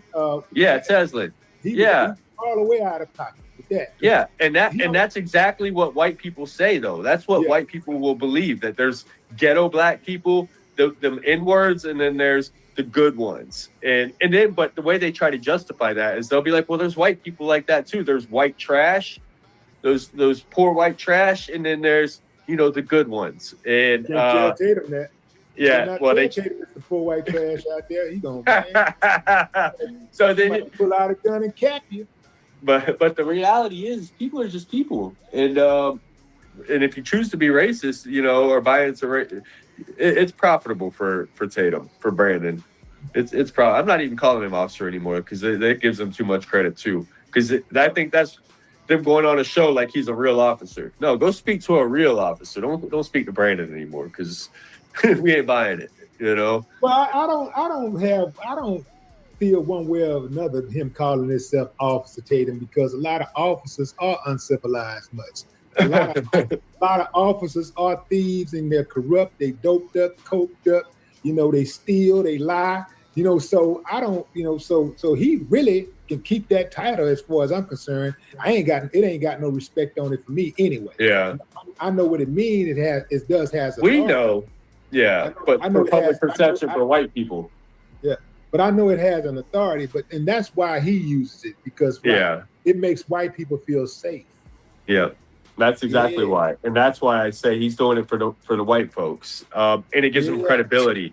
So and that's why I don't like it for this specific thing with Bart and the boys, Bart and the boys. There is that these men that are gonna be charged like men.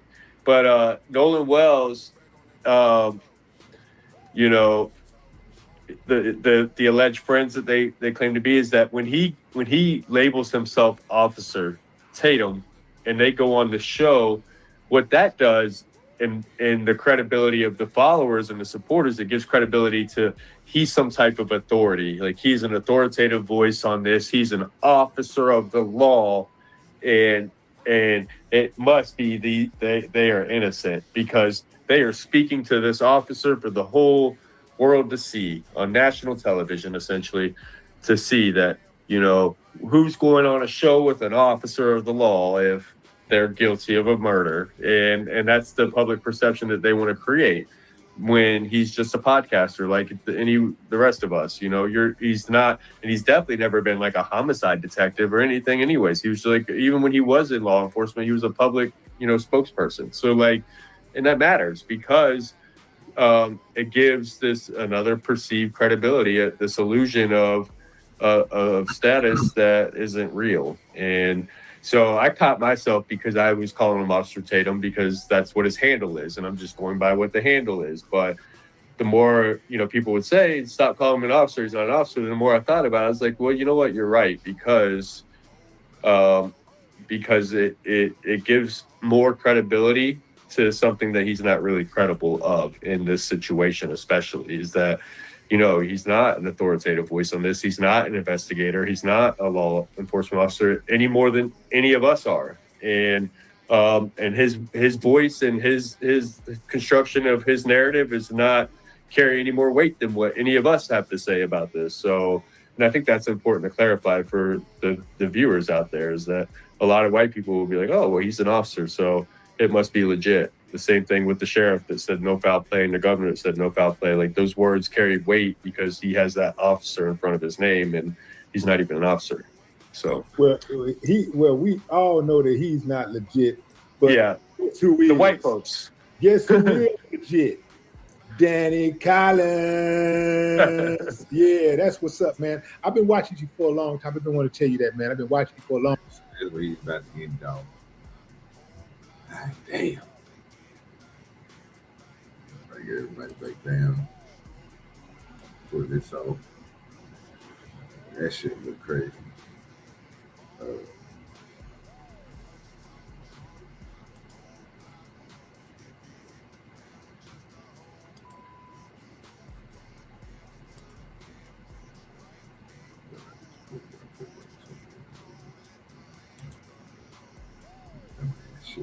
Oh, okay. I found the part where you co-signed the shit. Where's it? Take it back in the video. Looks like. Hold on.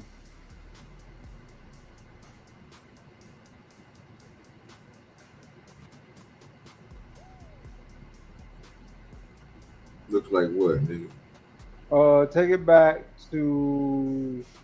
Take it back about 27 minutes.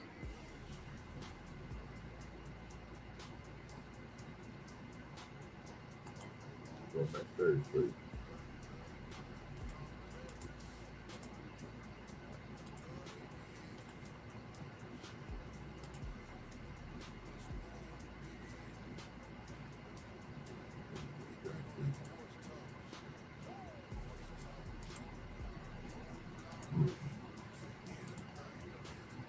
Not alone in what he believes might be the source of why what occurs when Willie D asks him that question. That's want the dumbest question in the world. No, but you just said it, homie. You said it yourself. They could get a full, flat out fucking hoe, cuz, and try to turn that bitch to a housewife, and ain't got no problem with it. But if she being with a brother who done dug her out, had her college fund, whatever, he gonna trash her because the only reason that could be a problem, she can be with any of these old tricks out here. You know what I'm saying? Doing whatever she do, she get with the motherfucker who built for it. You know what I'm saying? Long, strong, whatever. And they feel inferior. It can only be inferiorism. You tell me why else. But Rugby, listen, hear me out. No. You're not seeing it correctly. It's a superior type setting. Because you know why I say that? Every other group of men do the same thing except for black men. What? We're the only ones that let our women go out and fuck it. Niggas are disgusted when they see a black woman with a white man. What are you talking about? Nah, motherfuckers ain't disgusting. No, they not. Oh, you fucking am I going crazy? No. These niggas is ugly blacks. My man, yo, this is crazy. Let a white, we see it on YouTube all the time. Niggas ain't got no problem with that shit. Look, only black power is for those. Keep on going. Yes, OG. You'll know when to stop. Keep it going. In the conscious community might have an overt social presence toward being, you know what I'm saying, against it or rejected. The average black person, the average black brother ain't got no issue with a sister being with anybody, whoever she want to be with. We don't, because we know black women, they don't belong to us. They tell us that they don't belong to us. So you know, when you see her with whoever she with, that's who she with. You know what I mean? I don't wish, you know what I'm saying? If the motherfucker can get a good woman, let him get a good woman. She is a black woman. Fuck it. You know, I might not think you deserve her or whatever, but fuck it. You know what I'm saying? They can get a good woman. And the same thing for us. It ain't always just got to be a black woman. If a woman is a good woman and she rocking with you, you better get her for them. You feel me? Yeah. But this is the catch with that, Rudish. Black women are the least married. So unfortunately, they're just getting run through by different cultures of men. So now with that being said, though, other cultures of men are something that you don't understand because you have no sense of possessiveness, which is territorialism. They are territorial. Hispanic men are especially territorial. Latin men are know what I'm saying? White men are territorial when it comes to their women. If they go outside that box and mess with you, they can't come back home. They can't come back like that. I mean, they might be able to find, you know, when have you seen it? Bro, it happens in society all the time, bro. When have you seen it? Why, OG, have you ever seen the Easter Bunny? No, sir. So it doesn't fucking exist?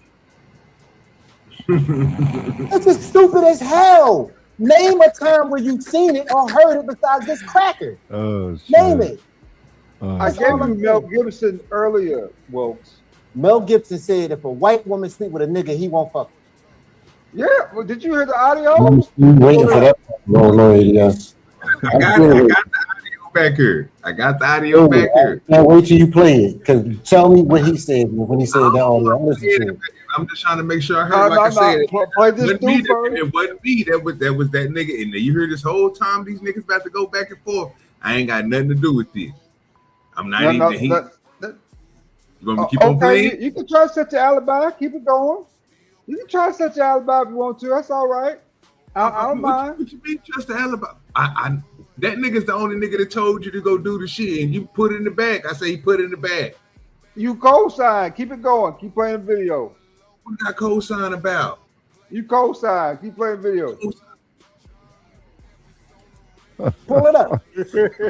Oh, you ready? It's getting ready to get dark, folks. Pull it up. You like to type. Any other time you do research, we tell you not to do it. You be typing away. This one, all of a sudden, when you got proof, you don't want to pull it up. Pull it up. Don't worry about it. I'm typing it. Don't worry about it. Hey, listen, I don't hear no typing. The other time, you be typing away. We hear that keyboard like motherfucker. That's all right. That's all right. Let me go ahead and repost what my man, the Red Master, said earlier. Yeah. What is he talking about? That's a whole fact. He ain't never lied. These two motherfuckers is crazy, OG. Hold on. Yeah, shit crazy. I'm certified. I'm still waiting for I just want the whole video of the whole conversation. No, sir. Just find the one part. I'm pretty sure they clipped it. You ain't gotta go through a 10-minute rant when he drunk. Find the one part where he said, "Bitch, you sucked the nigga dick. Leave our house." I hope you get raped by a pack of niggers. Do I need to keep on going? Yes, sir. That's the only way it all comes together. Keep it going. That motherfucker actually said that shit. That pack of wood is nuts, cuz he actually said that shit. You're raped by a pack of niggers. When you find it, keep it. And not play it. When you ready, but we gonna continue. It's almost like I said. We just did. I got a friend now who's yo. Did you just hear that? Yo, did you just hear that, son? She left him, and Did you just hear that, son? Okay, let me play this back for the slow people. Here, let him hear himself again. Let me hear. You said I'm gonna put it back in the back. I said when you put it back in the back, I will play it, but I'm about to finish playing the video that I got up here, sir. You said you would play it, and you did not. After I would play the video, I got up here. So listen. No, it wasn't. You said, I just asked you, what was we playing the video for? Because you said I agree with this nigga, and I said something. I said, no, sir. I literally already told you this that earlier when we was doing this. Bro, I'm gonna play this video. I will play your video that you put in the back, but I'm gonna play this first. Let's hear what I just got through saying. Because I just didn't say, nigga, I'm gonna play yours in the back and then not play it.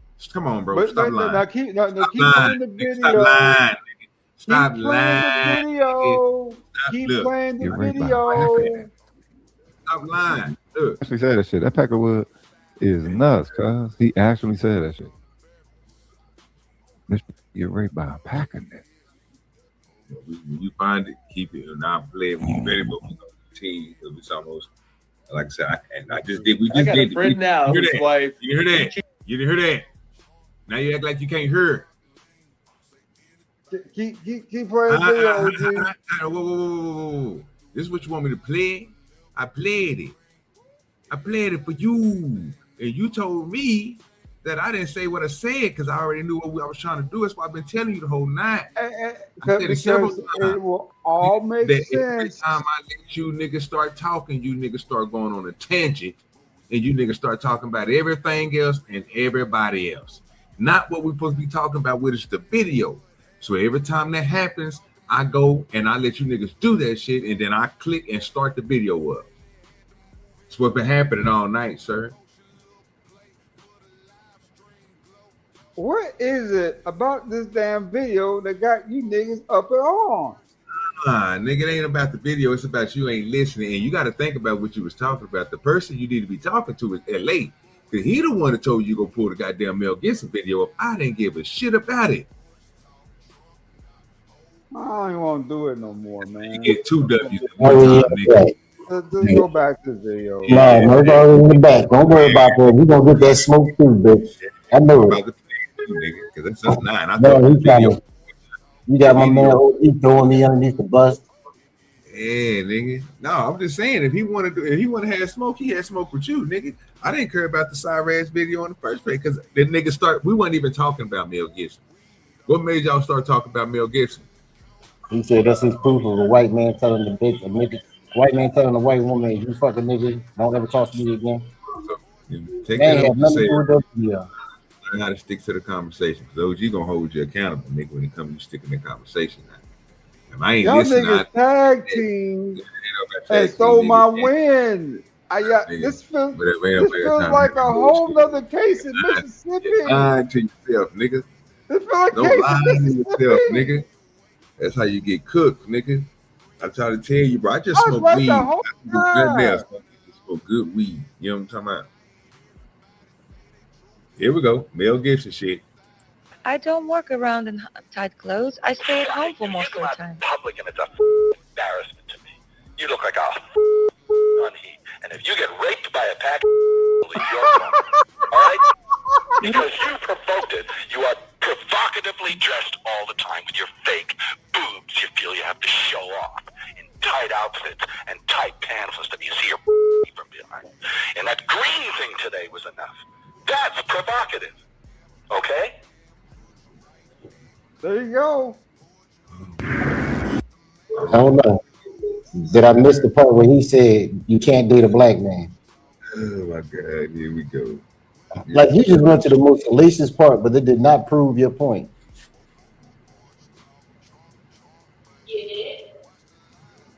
Oh, it proved my point, nigga. I don't know about you. It just proved you a freak.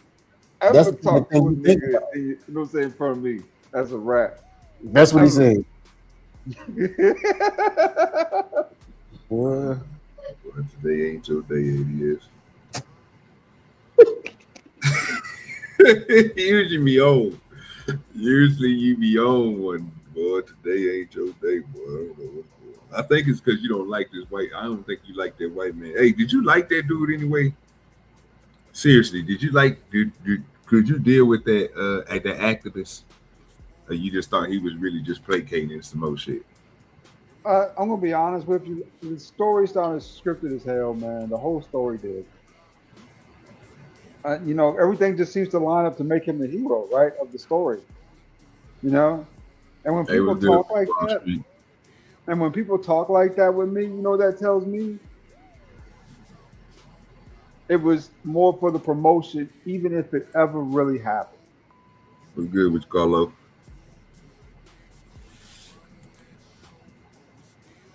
But either way, it's still the same, I guess.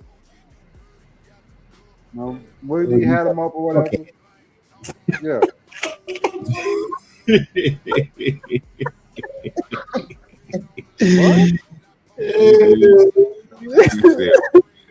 Yeah, nothing to do with me, fam. I'm done with it. I'm gonna play this past the minute for this nigga because he really want me to play it, and I'm gonna play it. I told him I got him when the video was over with. You know what I'm saying? I'm a man of my word. I told him. I said, man, I got you. As soon as the video was over with, I got you. And he said he wanted to hear it again. Which one of those likenesses match you, OJ? Just curious. What you mean, like? You know, talking about the Gunline Bawss video in the back.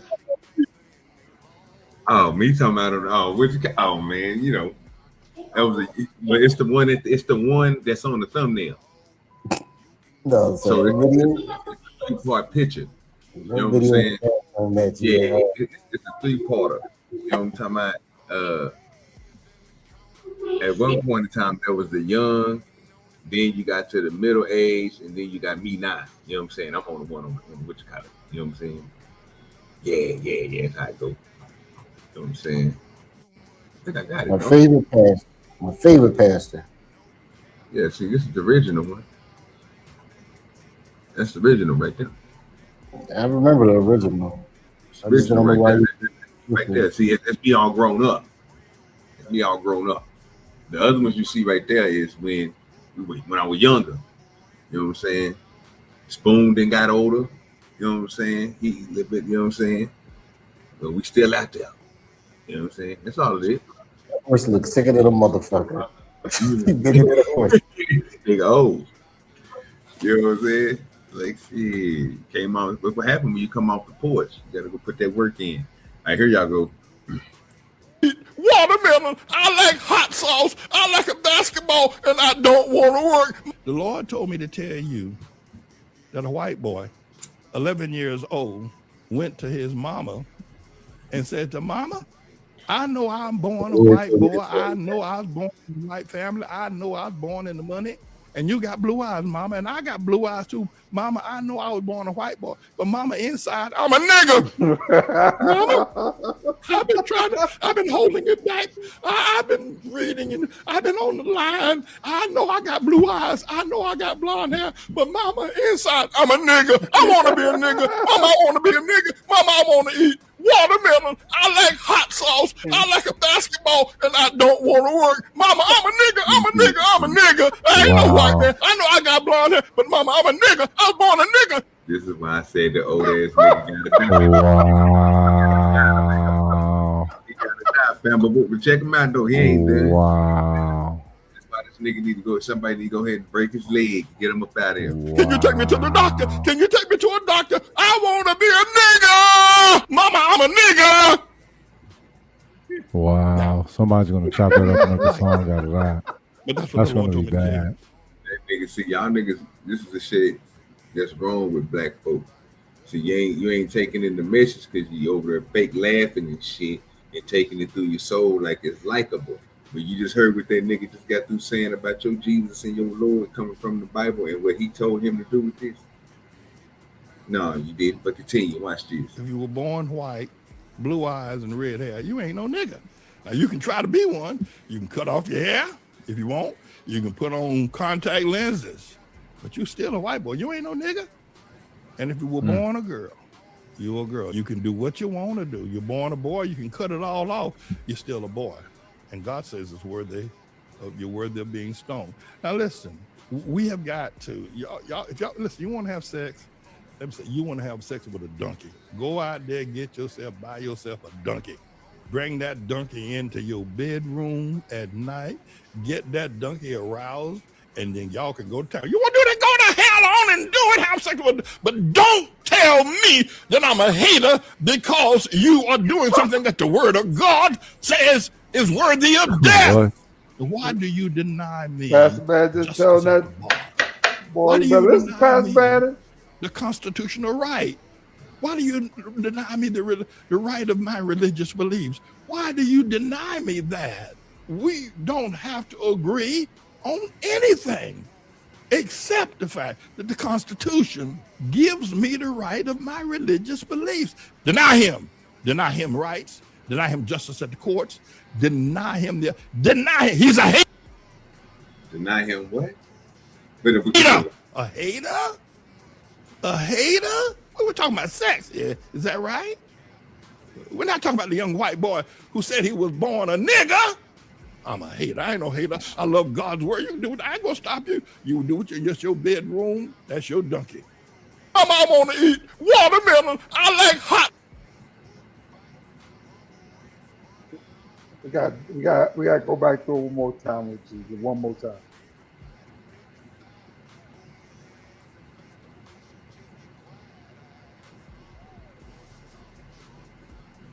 That shit was wild. Oh,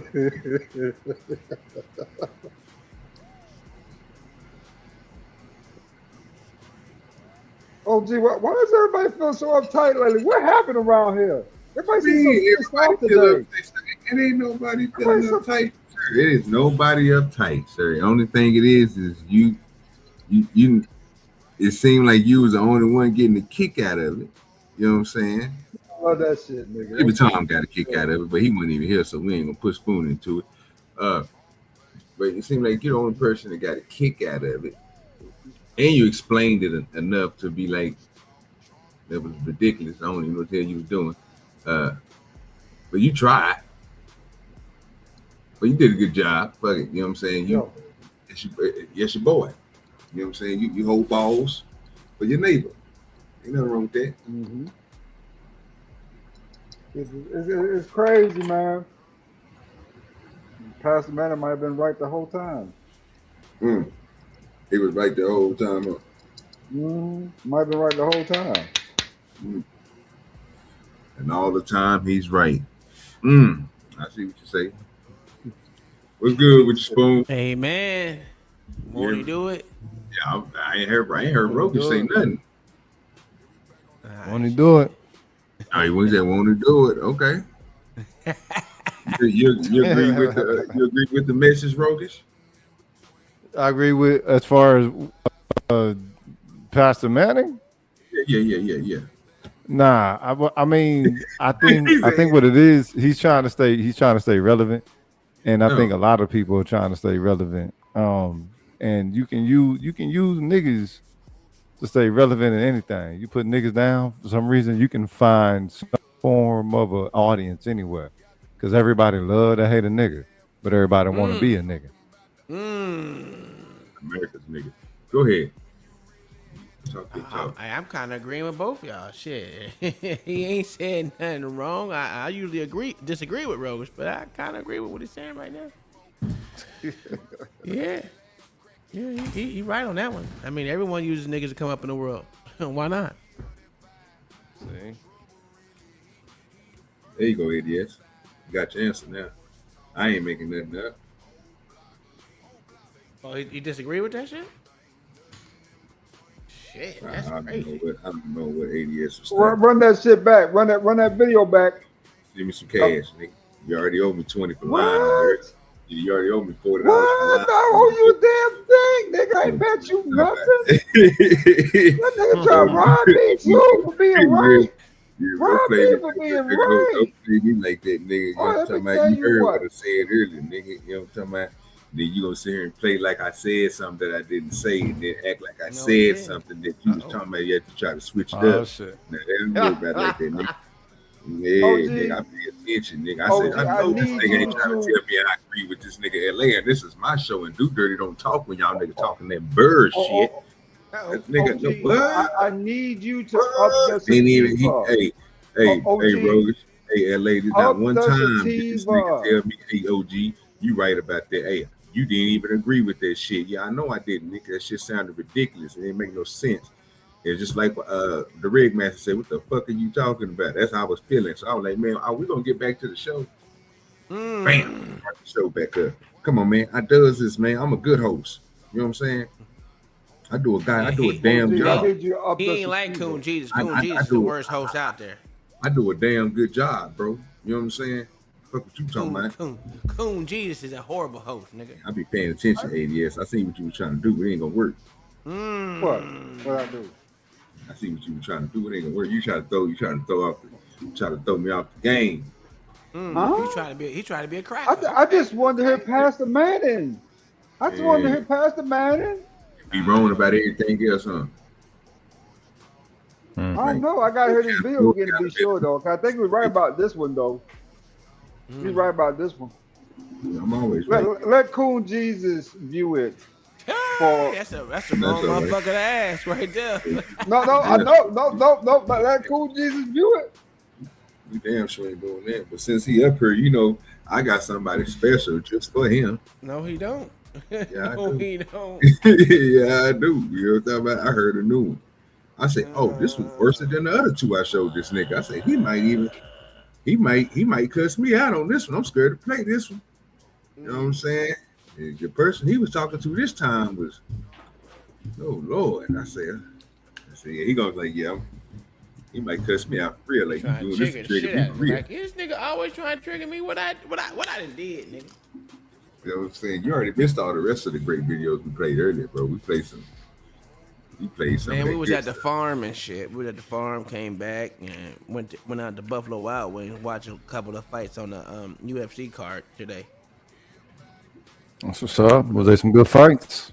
Hell no. Well, the couple of them was. The last one we watched was utter trash, nigga. It was garbage, nigga. It was terrible. I'm just gonna give y'all the rundown real quick so y'all niggas can know what the rundown was.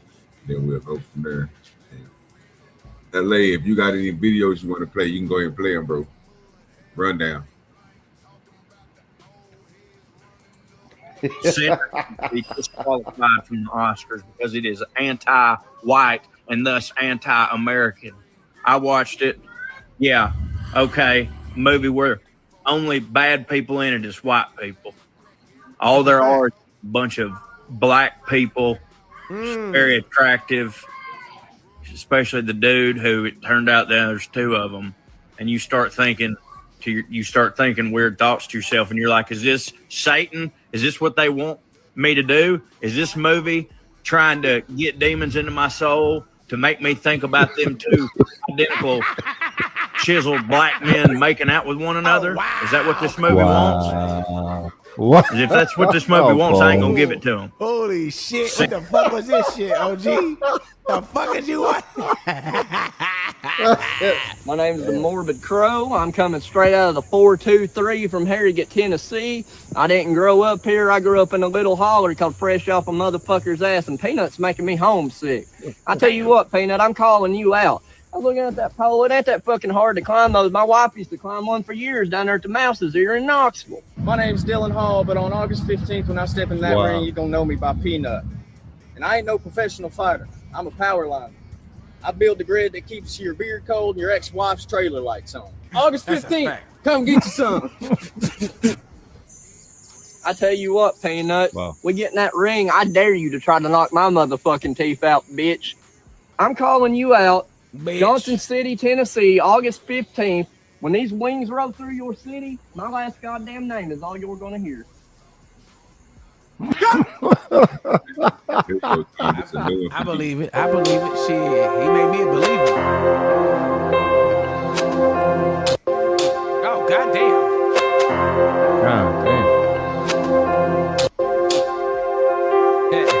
She like that spit, OG. Did he spit in her hands?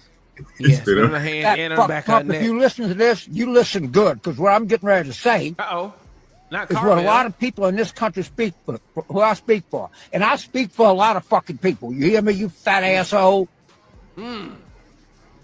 This is what we believe. You're right. I got Trump derangement syndrome. I hate the motherfucker. And you know what? I don't want to get rid of it. I don't want to get better. I want to get worse. I want to hate him more. I pray to God in heaven, God reign the righteous reign of Trump derangement syndrome. Pray for me, Lord. I'm your vessel on this earth. Pray for the people that listen to this. We want more. We want to hate the son of a bitch so much that we can't see straight. Damn. But y'all asked for him, though. Wow. Hold up, wait a minute. But see, this is the crazy part. They asked for him. I came here to eat and fuck, and there ain't no food left, so get your ass in here. God damn. I came here to eat and fuck, Scoops? and there ain't no food left, so get your ass in here. That's AI. Hopefully. So I'm not allowed to sit in my own garage with the door open? No, nobody's seen this shit on G. That shit was funny. You just can't look. Folding chair, door open, watching cars go by. You can't do that. That's porch type activity. Garages are for vehicles, tools, and storage. Relaxing, enjoying the evening belongs in the backyard. There he is. 3 hours a day. So I'm not. I don't fucking drink water.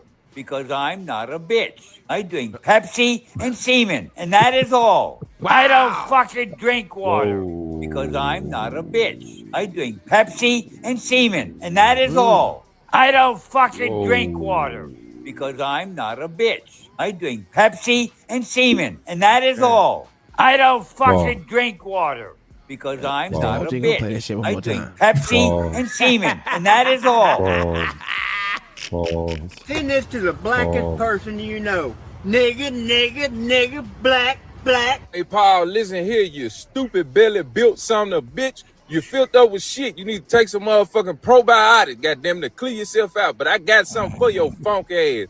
I'm gonna take your loose shoulder ass and I'm gonna wrap you around a fishing hook and throw your son bitch ass off beside that goddamn lake and let you sit at the bottom so one of them catfish can come take your motherfucking ass away because they eat shit from the bottom of the motherfucking lake.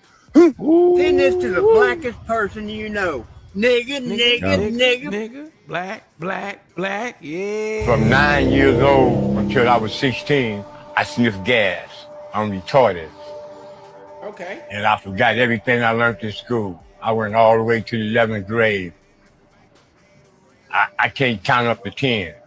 I don't know my ABC. Gasoline? The mission taught me how to write my name again. I don't know how to get back to the neighborhood I grew up in. I got an IQ of 48. Damn. They said, my psychiatrist said, I'm on the borderline of retardation. Half of my brain is black. Damn. I didn't know until my family said something was wrong with me when I was putting paint in my hair and walking down the street throwing my chicken up. My mother cooked chicken. I just walk down the street and throw it up in the air. And I'd get lost. Oh, damn. And then one was wrong with me and they took me and they, yeah. This nigga wasting Yardbird. Sniffing gas. This nigga here, wow, man. Oh yeah, here's the last one. If I artificial inseminate a relative, does that make me a incest? Because I have a cousin and she wants a kid.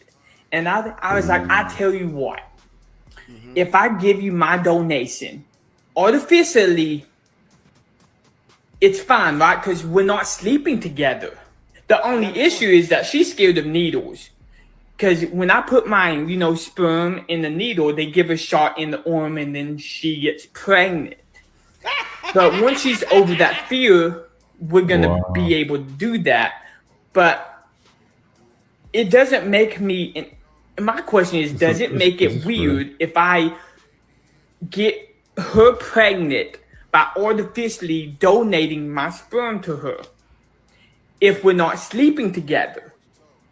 Me personally, I don't think it's weird because we're not sleeping together. So what I did, I pumped up about 8 bottles and she's in the bathroom right now. So if I order...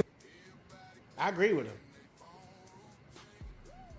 I agree with him. White America. White America. He ain't tell no lie. Yeah, okay. Yeah, say LA, if you got some videos you want to play, bro, you can play them. Is LA even here? That nigga ain't Shit, what you gonna play that's gonna top that bullshit right there? I mean, them niggas got worse shit than me. I ain't even see it. Technically, I ain't even show you the worst shit. I ain't went to X. I stayed on. I was trying to keep this one up. You know what I'm saying? I want to go rogue. I can go rogue like a mother. I got some shit that'll fuck your head up, man. I'm talking about people with whole faces missing and they eating food. I said, wait a minute.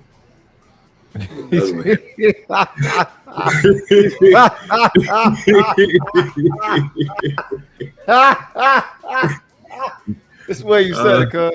Oh yeah, I was just saying. I made you imagine it. They whole face missing and they eating food. Nigga want to tell you, nigga know nothing is in there. Nigga like everything gone. The only thing you see is you don't even see no top of the roof of the mouth or nothing. Nigga, it's just straight straight to the throat. Nigga, I was like, oh, what happened? The bomb blew up in their face? A grenade? What is it? Are they war torn or something? I don't know. They were feeding them, and I was like, "Oh Lord!" I say this, and they had other ones that was worse than that, and I was like, "Oh yeah, this is sad." I said, Oh "Yeah, I no, can't cuz watch there was this some film." shit back in the day in like 99, 2000 called Steak and Cheese. It was some gore shit. I was on the internet back in the day. It was Steak and Cheese, and then it was Banged Up. So bangedup.com was a little bit more well known, but Steak and Cheese was something you had to kind of like find, right? And I don't know, I was doing some downloading on Kazaa. Yeah, I remember Kazaa and shit. And Oh no, well, I was born around that same time, sir. You talking about you was on these sites? I use LimeWire and BearShare. Nigga said 92. Nigga, I just came out my daddy nutsack. nigga, you sound old as fuck, cuz. Wait a minute, nigga. Wait, how old are you, cuz? Where was you born? 91, my daddy was shooting up at my mama. I was about to come out her. What you talking about, me? You was born 1992. This nigga said 91? some shit that was happening, and I'm like, bro, what the hell is this nigga talking about? I'm like, nigga, what? I ain't know. I was amazed to know one of my older brothers had a beeper, nigga. I asked that nigga for. They laughed at me, nigga. I like, nigga, did you have to pay a bill for this shit, nigga? Like, nigga, what the fuck was you doing with this, nigga? Like, this? All right, well, hold up, cuz. Nigga, you know you sound older than every. Oh, you sound old as fuck than be as young as you is, right? Ancient technology, nigga. I didn't know none of this shit, nigga. I wasn't even around to even get one of them hoes. Had them hoes. This nigga 32 years old. You sound like you was 69. Nigga. I'm just saying, fam. I mean, nigga young as fuck. Tom had all that shit. And when you said that shit, I was like, what the fuck is this nigga talking about? Yeah, okay. I guess I'm a whole motherfucker then. Hold up. I ain't the oldest motherfucker on the panel, am I? Between you and ADS, yeah, I think so. Y'all probably can figure out how the motherfucker nigga putting down and shit. All right. ADS did what? The ADS said what? ADS. So a rabbi and a priest and a rabbit walk in the bar, right? I thought ADS was older than Spoon. I'm 47 this year. I think I am the oldest nigga on this panel. 47, February 14th. Yeah, so November 26th. Yeah, Spoon ain't 47. Yeah, Spoon no, like so I'm the oldest. You know what I'm saying? So it's between you and Rogish. I thought LA was in our age group as well. Why is we calling out age groups on panels? You know, it wasn't even about all that, fam. It's not. It's not about an age group. It's about an understanding of what Generation 1 has access of understanding other people's perspectives and already understood context about. Because a lot of stuff that we talk about, these are things that have grown into what they are now. You have people who have understood that growth and development at different stages. You have some a little bit later on. You have some early on. You know. I see what you're saying. Okay. OG is a bit more mature than most people his age. I'd say that for him. Yeah, he does. He sound like a nigga about 50 some odd year old in his 30s. This nigga sound old as Morgan Freeman right now. I mean, yeah, he do, bro. He sound like Morgan Freeman. Like shit.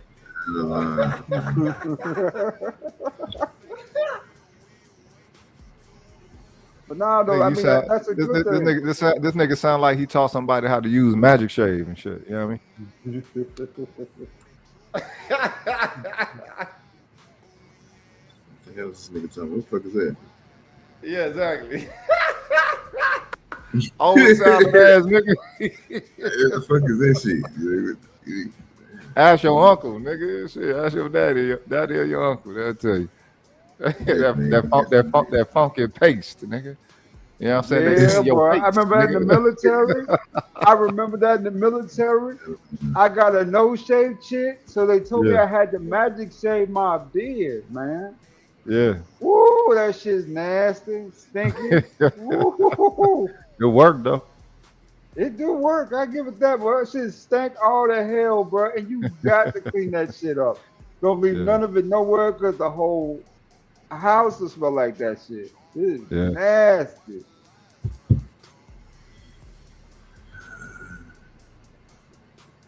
Hey, this gotta be satire. I don't know, man. I really ain't got nothing else, bro. I'm gonna be honest with you. Go back to the good You niggas talking to you. I ain't really got nothing for you, bro. I mean, go back to the good reverend. That y'all niggas want to pull up, bro. Then yeah, I ain't really got nothing. No, I didn't play my little video. I did my little interview for the day, and that was a good ass interview. I ain't gonna lie to you. So for me, Okay, you know, yeah, ain't gonna like it. So hold up, something came up though. So with the video that you done show with Willie D and you know what I'm saying, his wood homie, and also with that I think that what was it that I forget that really hyper old conservative dude going against Trump, right? It seems like there's some form of MAGA dissension that's going on. You know what I mean? Shit, we can definitely talk about that because I done seen a lot more of that popping up as well. It's definitely on the way. It's definitely on the way, man. But I don't even think that'll be the end of it all. I think what'll happen is midterms.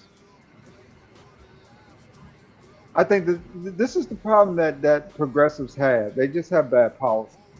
The stuff that people know are going to cost uber amounts of money and be a waste of taxpayer dollar, time, and effort, right? To welcome in folks that don't benefit us. What I've seen the Democrats getting a little better at as of late is putting moderates at the top of the ballots because they understand. And when it comes to voting, it's not just about that core base unit. It's about everybody else too, getting them involved with you know what I'm saying? So you can win. Okay. But they still got some of these people coming up here soon with some of these policies, right? That So you think the Democrats actually got a chance when it comes around for Trump to quote unquote exit? Because I called it before he got in there after Obama left, and everybody was like, "Yo, Trump gonna run." My best friend's a lawyer, and I told him at that time, I said, "Look, if Trump get in there, he's going to be the last president of the United States. Simply because what it's going to have to mean for him to become the president of the United States. To me, he's a sign that the United States is going through a shifting, a transition, or some shit like that, right? That's why they had to get all these pilgrims on board with "Make America Great Again." It was so slogany, and you like, damn, that shit ain't gonna work, and it got them hook, line, and sinker.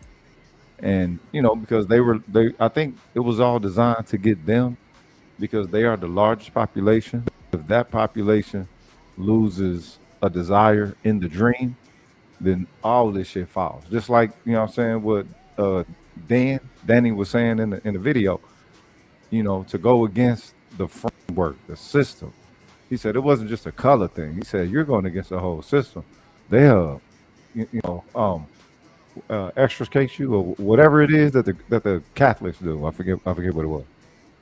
What are you talking about again? What do we do? I'm Catholic, so what are you describing? You know, when one of them priests get caught touching them little kids or something like that, they don't really fire them or kick them out. They just, you know what I'm saying, excommunicate. That's what it is. He said white people will excommunicate one another. Yes. I think with Trump being in there, he's that sign that the final stage of an empire is definitely upon this motherfucker. No. I voted for Trump the first time, and I voted for him this time too. You know why? Okay. Because I'm going to choose a candidate who is beneficial to me. We were going to be oppressed either way, either by women or by white men, as black men. That was just going to happen. You know what I'm saying? So I chose a choice that I thought was better for me long term versus, you know what I'm saying? Because believe it or not, Trump ain't the worst thing to happen. I mean, imagine if you would got Biden the second term. Or Kamala Harris? Whoa! What the hell are you gonna do? For real. You had the black women selling out the black man at a high clip for any other man, which really just made him look worse, right? Then you had every other community attacking you too, while being attacked internally by other black men. How was you going to survive that? Another term of that shit. Yeah, political. Without coming full on fruity booty, rolling. All right, y'all niggas ready? Andrew. What's his name? No, that's how they survive it. You know what I'm saying? Yes, I'm ready, sir. Are you niggas ready? You ready? Yeah, go ahead.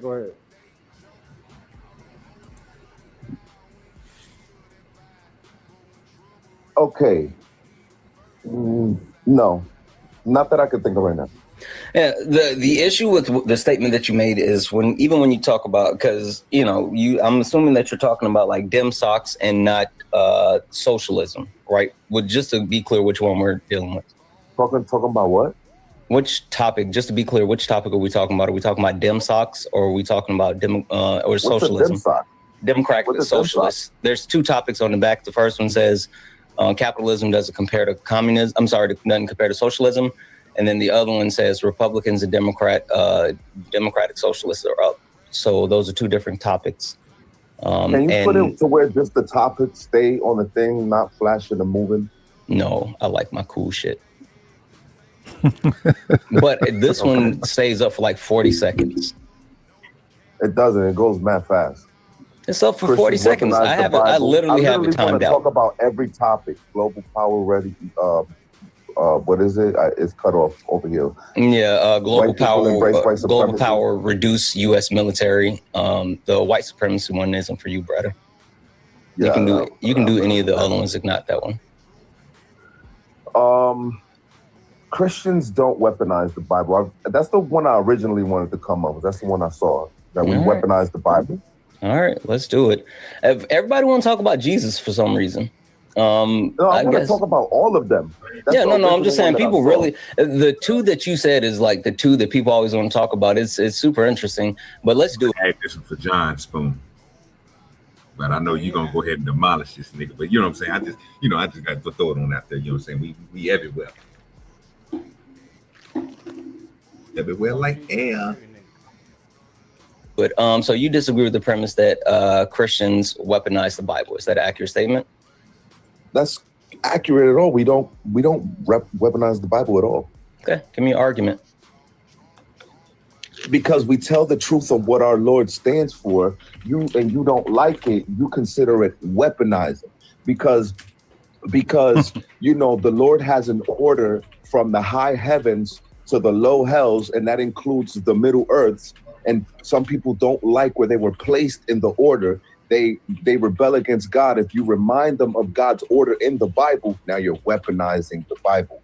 That's not our fault that you don't like what it says. And then you consider, it contradicts my lifestyle. So no, live your lifestyle, but don't say that, don't say we're weaponizing the Bible when we're reminding you that our God, our sovereign God, all powerful God doesn't, somebody say something? No, sir. Okay. Align with that. He doesn't condone that. Okay. I just took some notes. Tell me if there's anything that I missed that you feel like is important and that I need to add. I said that you guys tell the truth. I said that you're saying that people don't like it, and so that's why we feel that it's being weaponized. I said that there's an order and it includes Middle Earth. I said that you guys are reminding them of God's order. Anything else pertinent to your argument? You can go off for that. That's good. The truth of what my God says. That's what you missed, but that's neither here nor there. Go ahead. Okay, you go ahead. Okay, just to verify a couple of things. Are you a Christian? I am a follower of the way, even though I come up short. Yeah, no. I mean, that's fine. I'm just short. I'm not a perfect man. Yeah, that's fine. I'm just trying to make sure that we're speaking the same language. Okay, perfect. Do you... real quick, you don't believe in Jesus Christ, right? Have you accepted him in your heart as your Lord and Savior? Technically, I guess I have. Why? How technically? I mean, I did it when I was younger, and then I did it like after college. But then I educated myself, and there's so much more to it. Just to, I guess, to be transparent with you and to be fair, I do believe in a higher power, right? I do believe there is some form of higher power. I don't know what that is, They ask but I you do that think like it's a fucking hubris colonist. of man just to think that. Go ahead. They be asking it like a colonizer. Have you taken Christ in your heart and all this shit? It's like, nah, motherfucker. You don't just assume that somebody's supposed to be worshiping your deity. And that's crazy to hear black people take on a motherfucking colonizer's. You know, like last night we talked about, what was it, naive reality? I think black Christians, they display a deeply naive reality when they charge all other people of having to belong to Christianity in some form or fashion.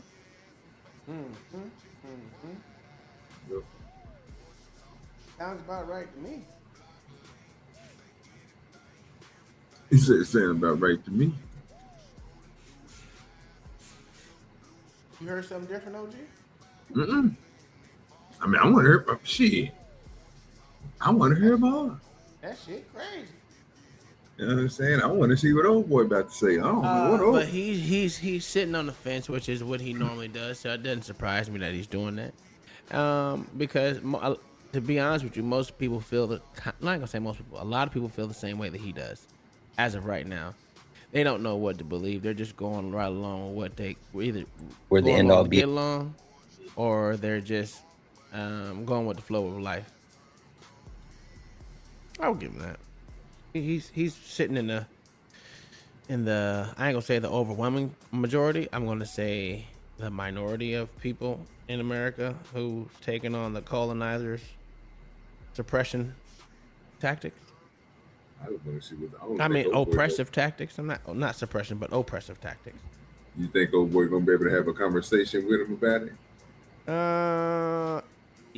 What I've noticed with this guy, you got to be more aggressive than he is, because he does the old. Well, I'm just trying to be your best friend right now, and I just want to know that how do you feel this way, and why do you feel this way, and why do this feel? But don't never let him actually. He doesn't answer anything. He just continues to ask questions, which is. He says it's a debate, but it's not a debate. But you got to be aggressive like that white boy was, that colonizer was last night, to get him off his square. I mean, that's what he was doing, and he wasn't doing a bad job. He was kicking that nigga ass last night. Well, hold up. Are all white people colonizers in the same sense of how? Okay, so wait a minute. So that mean that all foreign people are actually tethers in, and that's not the case. So well, how what do you mean by tethers? Tether? You know what I'm saying? The term that was created, coined by Tariq Nasheed. I think once you conquer something, you can no longer be a tether to something, because at that point, until you get that shit back in blood, it's yours. So yeah, Wait a minute, you ain't even understanding the context. You can't neutralize the context that's presented. I can. That's what I did. Until you conquer that shit back, you can't tell a motherfucking conqueror what to do on their own that they done conquer. That's crazy. I mean, well, you know what? The thing is, people don't carry it like that, though. They don't carry it as if there was a conquering situation that laid all this out. You know what I'm saying? Well, people carried it. It wasn't just conquered. It definitely was, but if local people carried it as if they all came through Ellis Island. There you go. That's the stupid promise that most people want to use. That's why I hate that Ellis Island shit. I think they should close that bitch down, and give back that motherfucking what the fuck is that damn thing? That Statue of Liberty. Get that bitch back to France. Oh, pussy ass shit. Oh, pussy ass nigga. Get that shit back. Because technically this was conquered by 3 to 4 different nations as it came over here. So to think that one group of people colonized this place, absolutely not. It wasn't. It was 4 different distinct European countries that fucking conquered this bitch. And they had niggers with them too. You know, the niggers helped them conquer this bitch. So, of course. To think that most people think that black, world the participated. so-called black people didn't help conquer this land. No, they were just fighting along with the motherfuckers right along too. A lot of people didn't come as They slaves. know it, but the thing is, if they acknowledge that, then the whole thing falls apart. No, it wouldn't. No, it wouldn't. The reason why it wouldn't right now, because the reason why I say it wouldn't fall apart right now is because niggas are an integral part of America. Not anymore. You ain't getting rid of the niggas, man. Look, can't. they look the way that they do it in the movies. That's the way they finna do it in America. Cause shit, they already hiring Britain motherfuckers to play our historic heroes and shit like that, dog.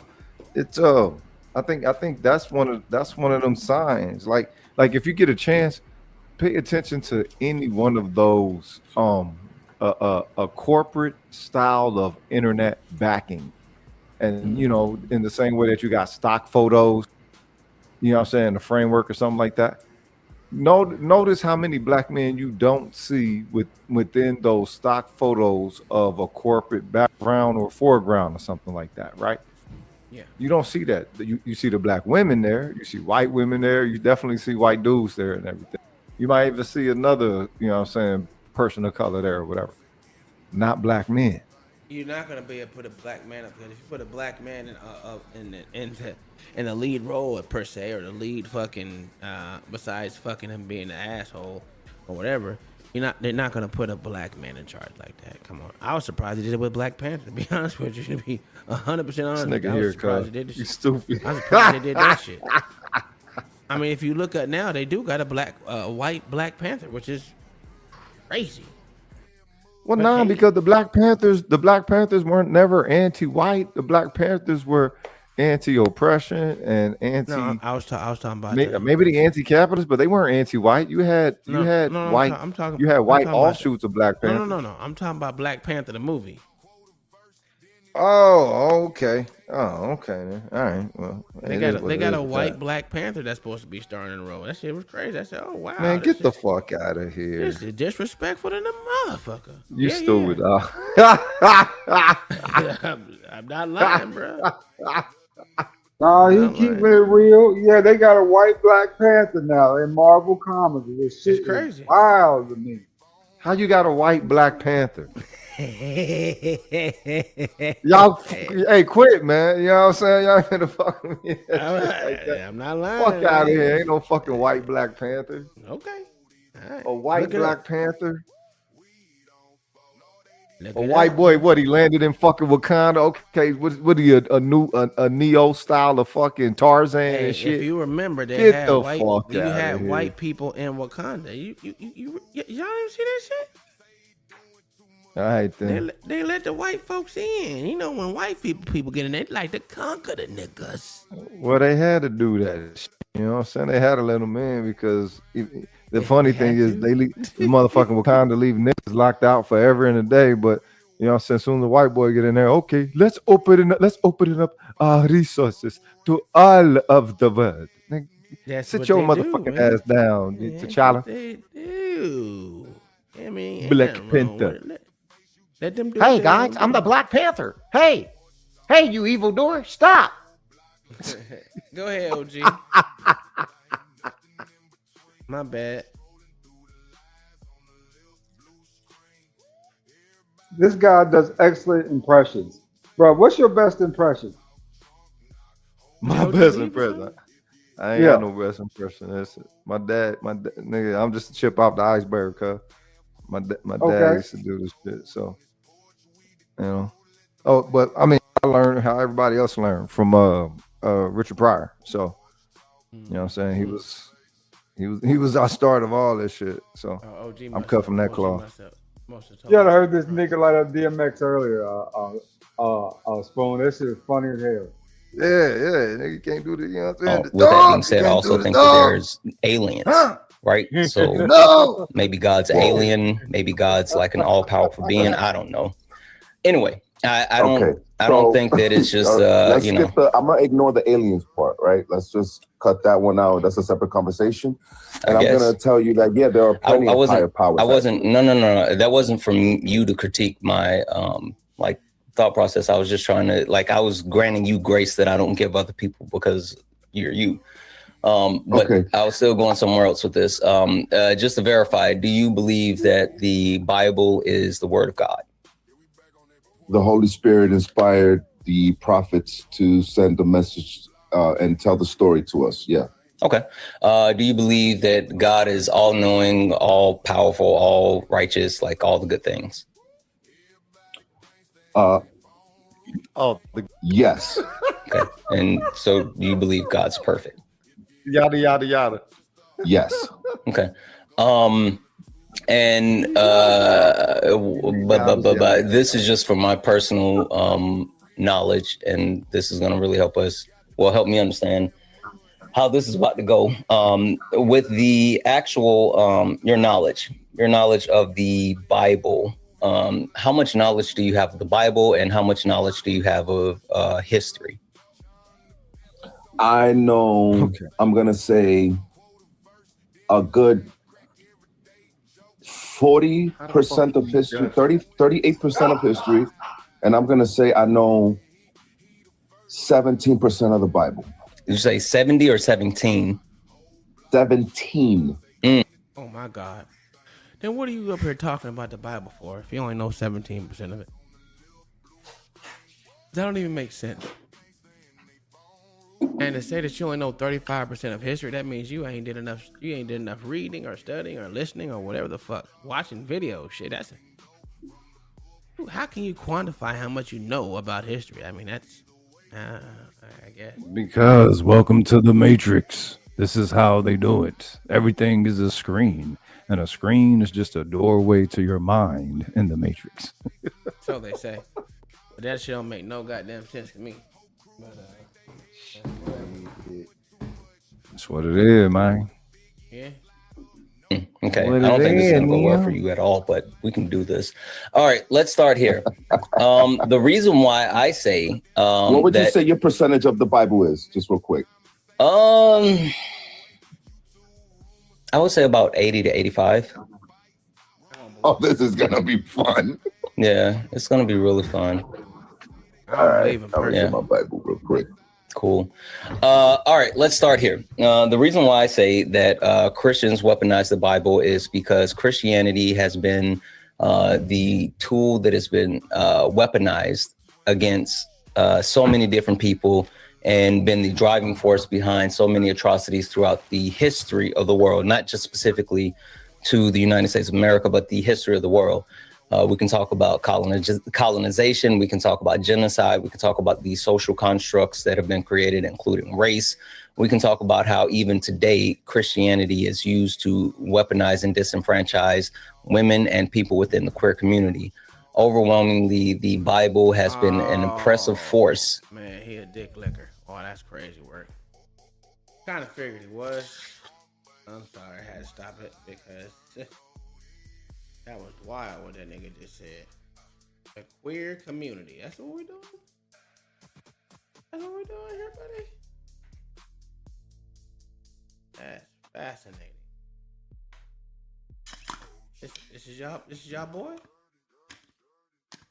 Oh, this is OG boy. That shit crazy work. All right, let's continue. I refer back to Pastor Manning what he said earlier in his sermon. What'd he say? He said, Okay, what is that? He said you are to destroy them. Oh, them fruit booties. Mm-hmm. Okay. OG got such a beef with Pastor Manning, he won't let us listen to his service. I can't believe this shit. Yeah, I could have told you that shit. While also being a book of contradictions. So the point that I'm making is people believe in something. Sir, you gotta have the same smoke for the motherfucking goddamn Muslims, because both of these books are books of contradictions. Let's go with the Torah, probably a book of contradiction. There's a lot of books of contradiction, especially dealing with religion. The Torah. Most atheists are only anti-Christian. It's weird. Yeah, which is it's crazy to me. Like, if only one can be wrong, get the fuck out of here. They're all wrong if you ask me. They all believe in some type of deity. But, you know, Christians had a problem with Valhalla, you know. You know, motherfuckers sacrificing each other and shit. But Valhalla, nigga. Yeah. Without truly understanding what they believe in while weaponizing it to hurt people. You can't quantify that. Okay, so that's both our stances. I would like to, in your stance, acknowledge that, of course, there have been conquerors that have used the Bible to spread their power and their empire's power. Why did you say conquerors? I'm not talking about conquerors. I never mentioned that. I said colonizers. Colonizers, yeah, all right. Okay. What the fuck do you think conquerors are? They're fucking colonizers too. His motherfuckers are morons. Are they different? Let me ask, because you know, Rogish is way smarter than I am. Rogish, are colonizers and motherfucking what the fuck you call them motherfuckers? Conquerors the same thing? Conquerors. No. They're not. All conquerors aren't colonizers. Some conquerors were obliterist. Some motherfuckers just wipe motherfuckers out and they ain't colonized shit. They just took everything. Wipe. You know what I mean? What? Okay, I'll give you that. That's you know, I ain't thinking about that like that. But when modern wars start, that's when colonization has started, and that's still we're conquering people. They just colonized the motherfuckers. Well, matter of fact, it started with the Romans, because that's exactly what the Romans did. They colonized all the people that they conquered. The thing is, that's true, but I don't think when people speak of colonization, I think they speaking of directly over here. Just like usually when people say black, okay, you got so-called quote unquote black skinned people all over the world. Most of the time they're referring to us though, over here. So I mean that's true, but you can't say that what they doing they're not colonization, because colonization actually means something. So they're doing it no matter where they are in the world, they're still colonizing where they land. Just like Africa was colonized. if that can be something that is objective, okay, I can accept that, but I don't know what it was until somebody told me. Man, true. Well, that's because we don't know what a word is until someone explains it to us or we read it. Right, or if it's a part of your meaning, reality. If it could also be a part of your reality, just like how we might use the word dope, right? We know why we say dope. Everybody else in the world just say it because it's this dynamic form of expression that quote unquote comes along with hip hopping, if you will. But that ain't why we said it. For sure. And dope has more than multiple motherfucking meanings too. So I'm with you on that. All right, well, hey, we pretty much on the same page. Colonizers, all right? That have come and spread their. Hold on. You're agreeing that colonizers weaponized Christianity? No. Oh, okay. No, sorry. Go ahead. They believed in this God, but they were going to spread their empire regardless. All right? They were going to expand their power because that's just human nature. First and foremost, if you're going to do that with the Christian, I hope you do that with the Almoravids and the Sanhaja Confederation that did it for 1,000 years, spreading Islam throughout the world, so much so that they're still in Africa today, right?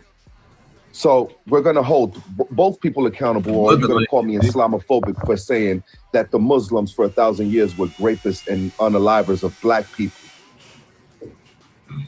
right? Not just Christians, right? Did they empower the Christians to do it? Yes or no? Are you done? It's my turn? No, I'm not done. I'm asking a question, just so we know. I just want to make sure that you're consistent before I go into the Bible. No. I'm consistent consistent that in the Muslims are also just as disgusting as the conquerors that used their the Bible to spread their colonies, their empire?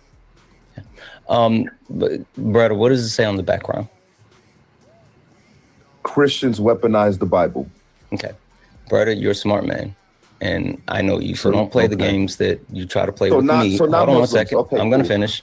I'm you finished. back? Don't. You back, OG? Yes, sir. Okay. Did I do something wrong? No, I didn't know no, if you no. wanted me to play it. Yeah. It's right on point, right on time. Okay. All right. Oh, so let me ask you a question. Do you believe that a colonization only happened over here in America? No. Do you think conquerors are different than colonizers? Technically, yes, but they both one and the same. What's the difference? Well, we already kind of spoke on the distinct part because you didn't have to colonize a motherfucker. You can just conquer them, kill all the motherfuckers, or you can start like when Rome did. They started colonizing all the people that they conquered. So yeah, it can be both. Like you said, one and the same. Yeah, okay, we're good. All right, so we pretty much caught up to this. Yeah. Play the games with other people that you try to play with them with me. You know for a fact that we're not talking about other religions. We're specifically talking about Christianity, and you know for a fact that if you want to defeat the argument, you have to attack the argument, not say what about. Saying what about is lazy. And to answer your question directly, question directly, I think all organized religion is harmful and has been used to and weaponized in one way, shape, or the other. But I think Christianity has been the most harmful and the most weaponized throughout the history of the world. And it's the one that's most prevalent and most disenfranchising as today in the United States of America. But I want. So if he's putting it on America, I will give him that Christianity is that in America. But to say that it's the most, there's the majority of Muslim countries. They're still going through killing motherfuckers for not believing in Allah. So Okay, wait a minute. So you don't think that the Christians are doing that? I don't think Christians right now. I don't think Christians are out there killing motherfuckers for not believing Christianity right now. No, absolutely not. Well, let's say Once that it's upon a not time, yes. in the Once upon a intention. time, yes. Right. So let's say that there's not some of that ancient traditional intention to do so, but if it happens all the same, then it happens, right? Yeah. If you got somebody of different religion trying to charge another people, or if you got another people trying to charge another people of a different religion of being beholden to their religion in some form or fashion, but they ain't even connected to them people, then in a way, you know what I'm saying, if some funk do jump off and some, you know what I'm saying, some function start, then it is over religion. It is because they believe differently. Yeah, you just might not have to. And this is it, why you know? this is why this is a gray area, right? Because Muhammad, but Islam was not in Africa at all. Africa was a Christian country, let alone not country, but continent for the most part. It wasn't Muslim until, well, it wasn't Islamic until Africa was not Christian. Christianity comes from Ethiopia. Yeah, and Christianity was spread throughout. All of Africa wasn't that. I understand that, but until it was conquered by Islam, it was a multi-god system. But Christianity had more stock over in Africa than any Islamic state, and it wasn't until they were conquered by Arabs. What took over? It ain't what took over, but it's what had more presence than anything was the very same system of different styles. You had the I think the Orisha that was within it was a polyglot system and stuff. It was, I mean, listen, it was a lot of different, but it wasn't Islam and it wasn't Christianity. Right, until they were conquered by Christianity and Islam are very young systems. Absolutely. Very young. I'm not disagreeing with you on that. Yeah. But Islam has taken over. And Africa's older than Christianity and Islam. I know. Well, if you really want to get technical, Christianity is just Hinduism with a different name. I mean, well, it's a mix. it's a mix. It's got Zoroastrianism in there. It's got the Christians in there. It's got paganism in there. But that It's has got everything to do with Gnosticism in there. but that's also coming from literally coming from Hinduism itself. Nigga, where do you think Hindu come from? I don't know. You gotta explain that one to me. Where'd it come from? That shit come from Ptah. You know, That's where they why get the book. if you're reading your Bible, you're supposed to start with the Torah and the Tanakh. That's the Jewish Bible. I ain't gotta read with none of that because I'm not Jewish. And I don't believe that is what God really says. That's real That's not God. what God really says. That's what a man said God says. That's what God really says. That's what a At least man the says closest, God at least says. the closest Come you're on. going to get to it. The No, closest no, it's you're going not. to get to it. No, it's not. No, it's not. No, it's not. So no, it's not. then Not at from all. there you read the New Testament. Oh, okay. The You New talking about Testament- you talking about if you're a Christian? Oh, okay, cool. If you're not a Christian, it's not because all you people are doing, right? Let's be honest, is reading what another man said that God told him. God didn't tell them motherfucker. We don't know what God told them. They could have been Wait, listening what? to Satan. Yeah. God didn't come down there and put that shit on paper, did I he? want you to think about what you just said. I know what I just said. Because everything that we've learned is from another man. Absolutely. So if another man writes the book in which you read Mm-hmm. and follow and abide by because you have belief in it, what's wrong with that?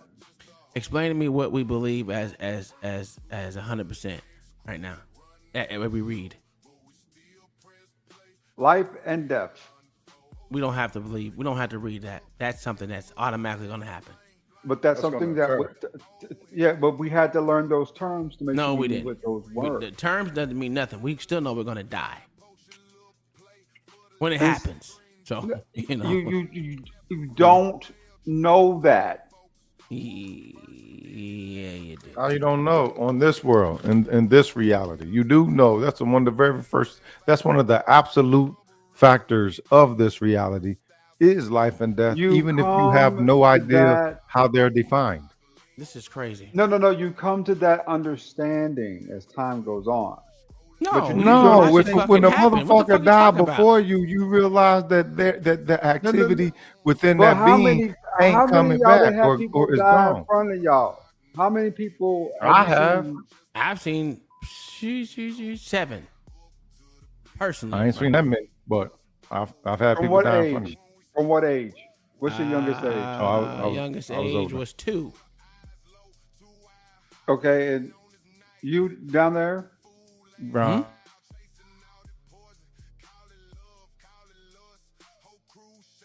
I wasn't traumatized with death until 11, 12 years old.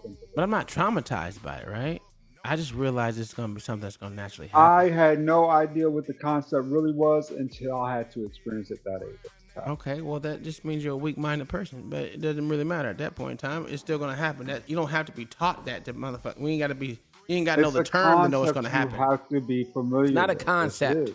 Not a concept. It's a reality that you got to deal with. It's not a concept. It's a reality.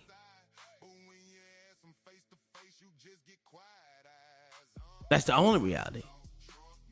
that You're you gotta not really- dying. What's occurring is that you're leaving this husk of an animal skin, and you don't know where and you're you're going from becoming there. pure conscious. You don't know that. You don't know that. You know what You that don't means, know that. Tom. You don't You know know what that. that means, Tom. You don't know You that. what that means, You Tom? don't know that. You That don't know that. That your physical form is just a few chromosomes away from you other don't animals. know that. But your consciousness is the real you, Tom. And you don't know that. You and I and all of us look like I don't so know many other nothing. Don't put people words in this my world. motherfucking mouth. Don't It's put our words in my mouth. consciousness. No. That is our gift from God, consciousness. Okay, cool. Rogish is. Do you believe what this nigga done said? Listen, you can say conscious all you want to, but what do you absolutely know? Go ahead, Rogish. I'm sorry.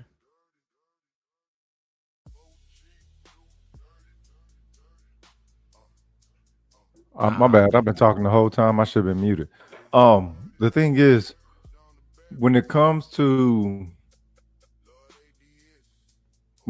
consciousness, and believing that that is our source of our existence. Let's say that that is within Christianity or Islam or Judaism or Shintoism or within any other system, right? But the Bhagavad Gita, all that, right? The thing is, that's not a matter of belief. That's a matter of being. Now, even though none of us can substantiate that due to the forms that we're currently in, that don't mean that other people, different areas and different perspectives and different environments within this world hasn't put together their own view of seeing that very same universal factor that we're all a part of. You feel me? I think everybody just got their own version of what they believe what is. And as far as, right versus what's wrong, versus, what I'm saying, predicated upon this group's view versus this group's view, and you only have your view due to your cultural connection to your group. So how can you expect they believe that versus that a viewpoint? I think it's more of a belief than a viewpoint. Because they're believing without. It's even a faith. They believe their faith, but doesn't mean that their faith is reality. They just, because the reality is none of us absolutely fucking know what's going on afterwards. After you leave this meat suit, we don't know shit. And that's the whole thing. The whole thing would leave. The whole thing would leave. Like if you do believe that existence works in a way that any of these doctrines, spiritual doctrines, ethereal doctrines, or whatever present to you, then you realize that there is no such thing as leave. There is no such thing as I got to get my relationship back right with God, because you could never be not in a relationship with quote unquote God, because God is all. You know what I'm saying? The beginning and the end, where you think you fit in. Well, you feel like you getting tired there, boy. With me? Yeah. I gotta do fucking doorknobs and shit. Not doorknobs. Don't worry about it, nigga. I'm tired. But keep in mind, been though. on for 5 hours, going on 6 hours. I'm ready to get up out of here. That's how you, brother. Yeah, I'm ready. Yeah, I'm about to cook me some food anyway, y'all. So I don't want to have to keep on stopping the show and going back and forth and all that. Make sure y'all come back and kick it with us tomorrow. We take I do another telling about the Gunline Boss Part 3. We'll find something to go over, but if you got something that you want to bring up and you want to play, just bring it, drop it in the back, and I'll pull it up. And we can go. We appreciate everybody for showing up, man. But yeah, we getting up out of here. Make sure you subscribe. Make sure you follow, all that good stuff. Don't forget, before you leave up out of here, if you're still watching, double tap the screen or hit the likes, hit the thumbs up button for the like. Yeah, you know what I'm talking about? All that good stuff, man. You gone, man. For real, for real. Peace.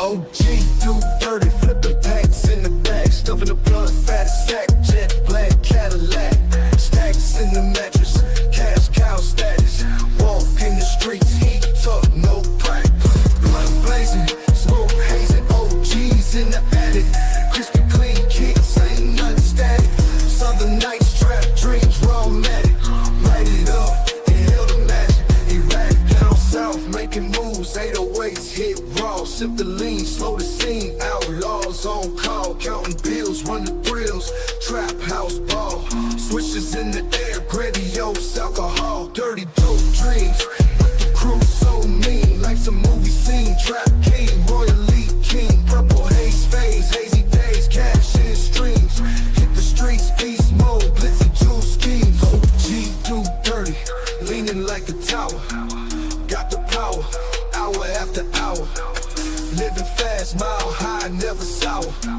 Came up from the grid, dirty money flower.